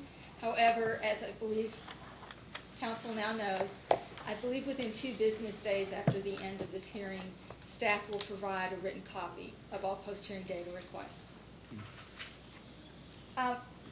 What we would like is schedules with the express cost amounts and calculations in an Excel spreadsheet for all costs charged to and allocated by Kentucky Power to the Service Corp, AEPSC. I think you want it the opposite way. I was going to say we want both. Yeah, you definitely want from the parent to the subsidiary, the allocation. That was my next one. So that the cost charged to and allocated by Service Corp, AEPSC to Kentucky Power. so schedules with express cost and calculations for all costs charged to and allocated by the Service Corps to Kentucky Power. Yes.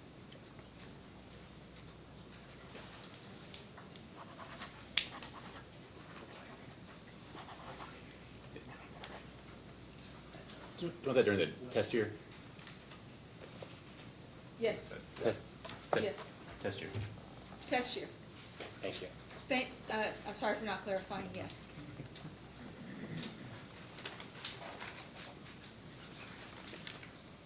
In regard to tariff K-12, can you explain exactly what customers are eligible to take service under tariff K-12? I mean, we know we've got this big expanse K-12? Can elementary schools, high schools, in between, can you talk about that? I believe it's all schools, the school accounts, and it's public and private. And I believe that's a change. I believe before it was just public, but now we made sure private was included.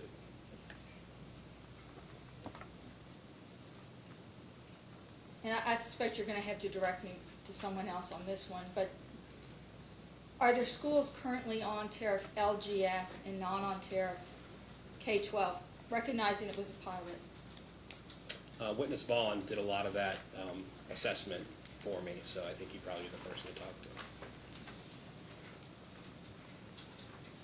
And the Attorney General asked you, Assistant Attorney General, excuse me, asked you some questions about the Rockport deferral mechanism, and I just have a few follow-ups. Okay.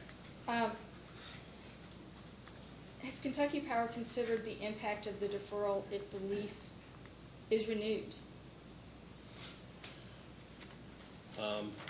What I personally have thought about, I think about stuff like that every day. If we renew the lease, that's a decision I think we've filed with the commission in the past to say there's a 2019 integrated resource plan. While we monitor that every day, we think that'll be the time we really make that overall decision. So if we are renewing that, I guess to get to the point, to be more concrete, it's because we've been so successful with economic development, and it's the least cost resource for customers. What will happen with the deferral mechanism? That still stays in place. Yeah. And can you confirm that no decision has been made yet, whether to renew the Rockport lease or whether not to renew the Rockport lease? There was the owners are, working with the consent decree, and they filed, I guess that doesn't even apply. Let me say it this way. It's a unit power agreement. I make that decision based on where we are with where we're going to be when that expires in 2022. And that decision hasn't formally been made because I want to see where we are and how economic development moves forward and what the options are at the time. It's probably too early to say emphatically we're not going to do that. But that would be something we, discuss with the commission as we move forward.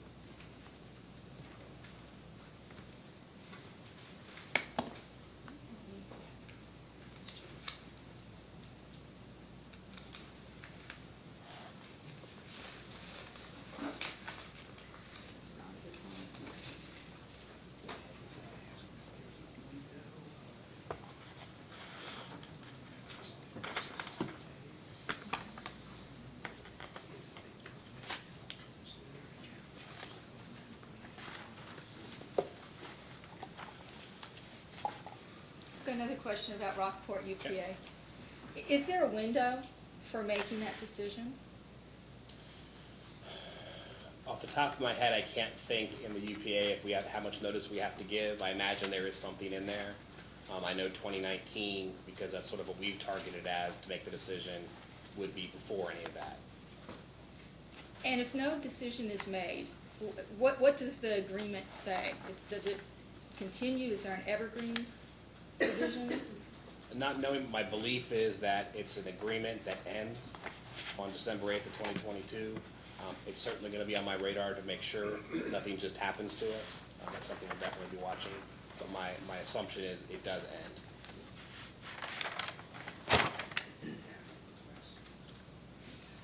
As a post-hearing data request, could we get specific information about what happens with this agreement if no decision is made? Absolutely.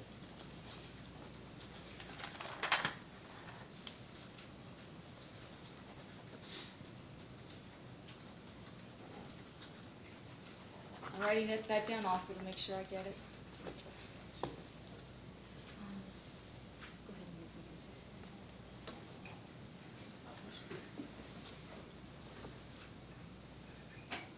This will be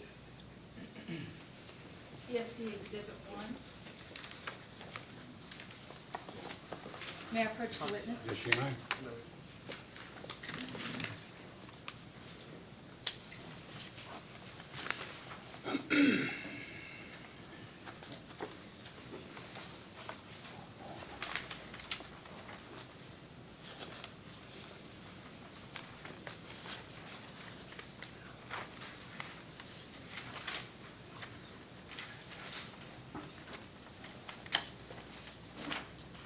just last Sunday, the Lexington Herald Leader published this article, and this is a printout taken from the website. This information came from the U.S. Census Bureau, and it's a discussion about poverty rates, particularly in eastern Kentucky.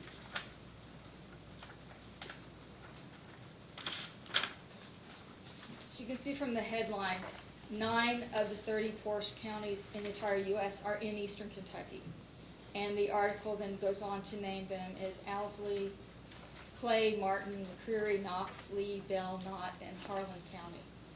Can you confirm that 5 of those 9 counties are in Kentucky Power's service territory? I believe that's correct.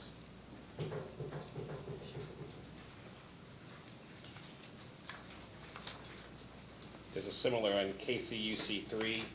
There's a similar map from the ARC as well. That helps you. Thank you. I was gonna point that out because it gets to my next piece. This insert map, which looks at poverty, it by color, poverty rates by county. Would you agree that this map depicts a poverty rate of at least 24.5% in the counties served by Kentucky Power? Yes, I believe that's what that represents, that color.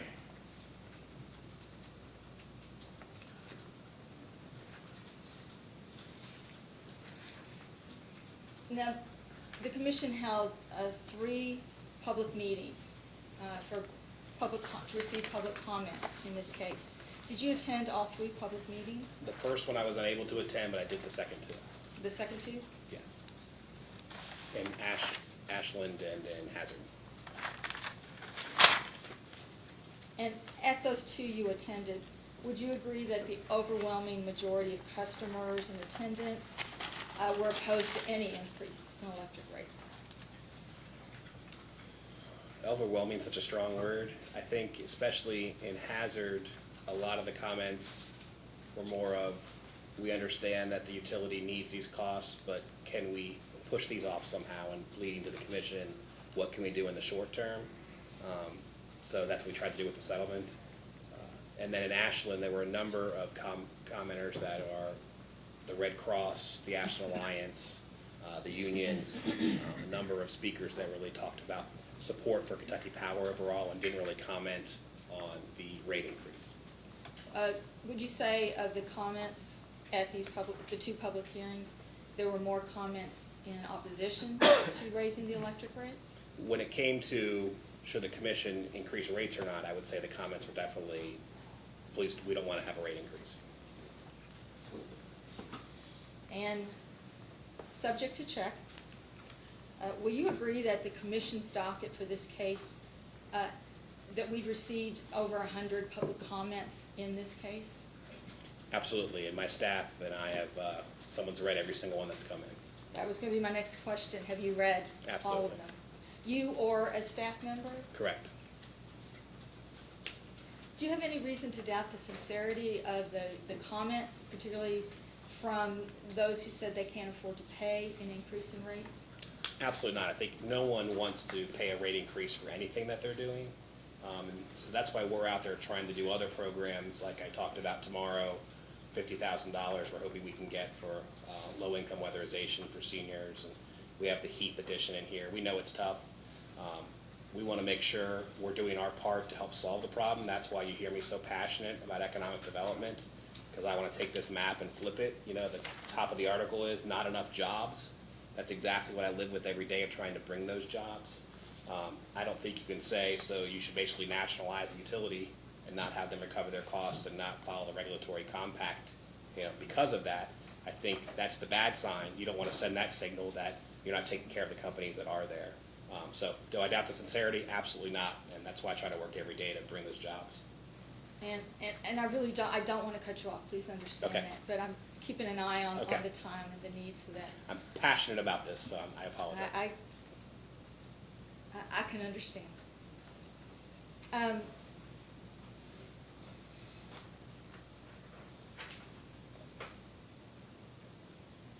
A number of the comments filed into the record made reference to AEP's financial position, particularly a strong financial position.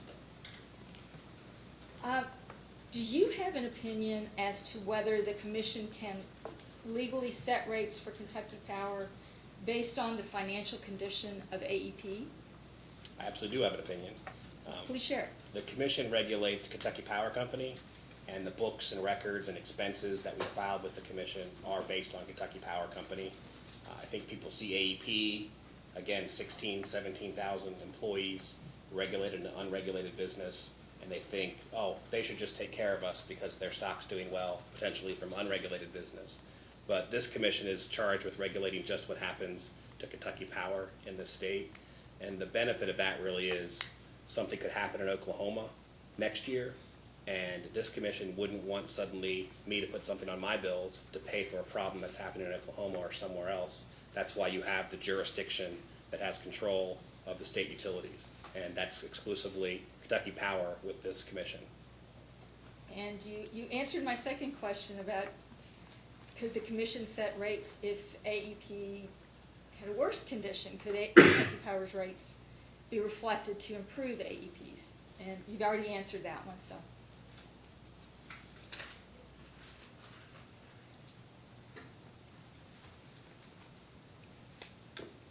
Given Kentucky Power's excess capacity,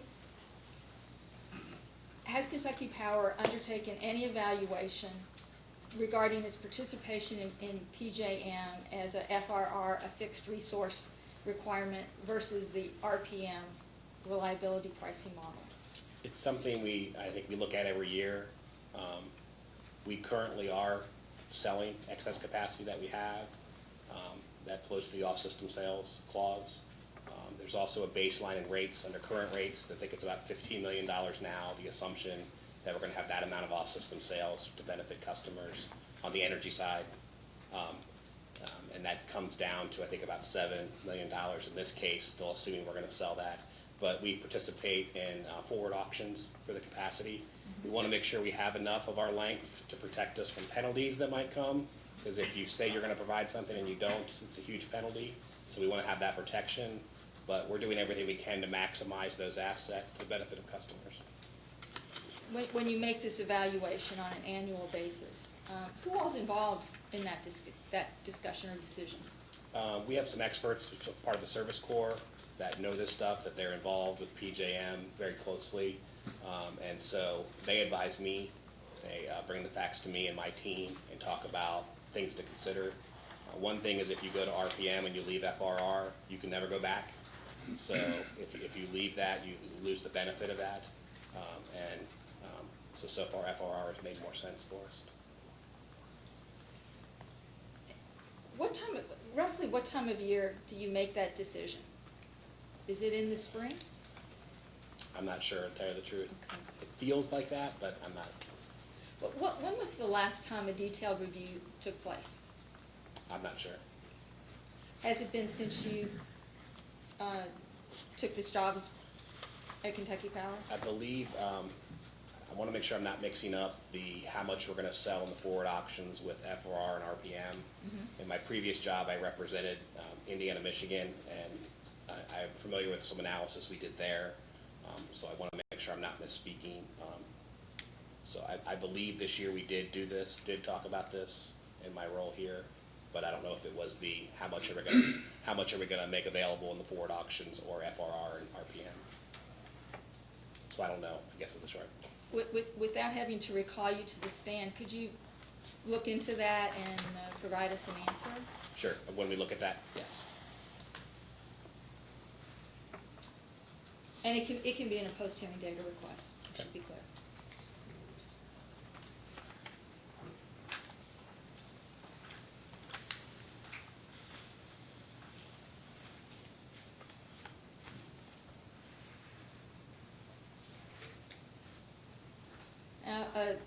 Assistant Attorney General spoke to you about the PJM OAT. We're just going to call it OAT. Given that Kentucky Power's load has decreased, can you explain why Kentucky Power will be incurring additional transmission expense? Yeah, the transmission expense is to the wires or the transmission grid overall. As I said, you have to keep investing in that system, and we're part of the overall grid and the eastern footprint in PJM, so we have 6% cost associated with that. But as I mentioned earlier, we have such vintage lines of over 70, 60, 50 years old that you want to make sure you continue to invest in that to make sure the transmission system's robust. There's also, as we saw, a long time ago, a branch fell on something in First Energy's territory in Akron, and New York City was without power. So you want to make sure you're investing in the overall grid. And so as those investments continue to happen to make sure we have a robust and safe, free from cybersecurity system, costs will be added. Can you estimate how much additional transmission expense Kentucky Power will incur over the next 5 years? I'm not sure if that's in Witnesses Vaughn's testimony. I know it's the $14 million is what we think for next year, but he might have more of an estimate of what's coming up in the future. How much of the additional transmission expense will be for projects located in Kentucky Power service territory? That I'm not positive about. I know we have a Hazard Wooten project that we've filed with the commission right now. There'll probably be some projects that we file soon for the big job creators that have come into Eastern Kentucky. Again, hopefully another one here next week we can talk about. So there could be some transmission associated with that. But to me, that's sort of that's a good problem to have because we're bringing a bunch of jobs in and increasing the transmission system.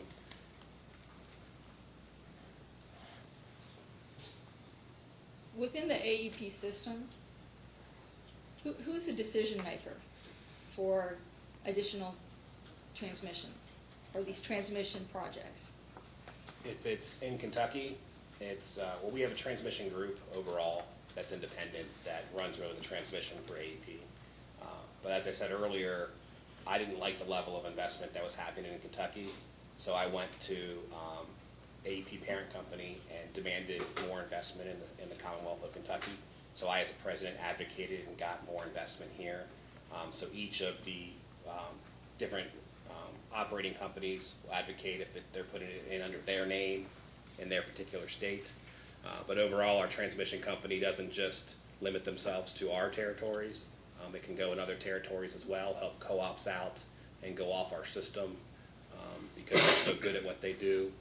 They're investing in and building transmission everywhere. Can you tell me how much the AEP parent company is projected to spend on transmission projects in the next 5 years? That I don't have off the top of my head. Is there someone who might know that? Mr. Vaughn? He might. Okay.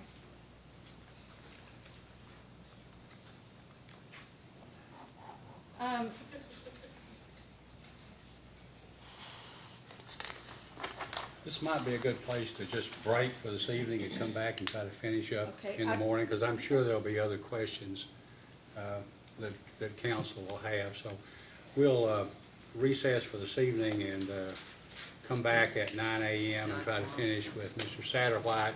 And Mr. Cook and Mr. Chandler, your witnesses will be here. So if we need to we can put them on in the morning when Mr. Satterwhite is finished, if that's the preference. I think the council can discuss that. Okay, you can work it out among yourselves. All right, Mr. Kurtz, your witnesses will be here tomorrow, too. Yes, sir. All right. All day. All right, then we'll recess until 9 in the morning. Thank you. Thank you. Thank you, sir.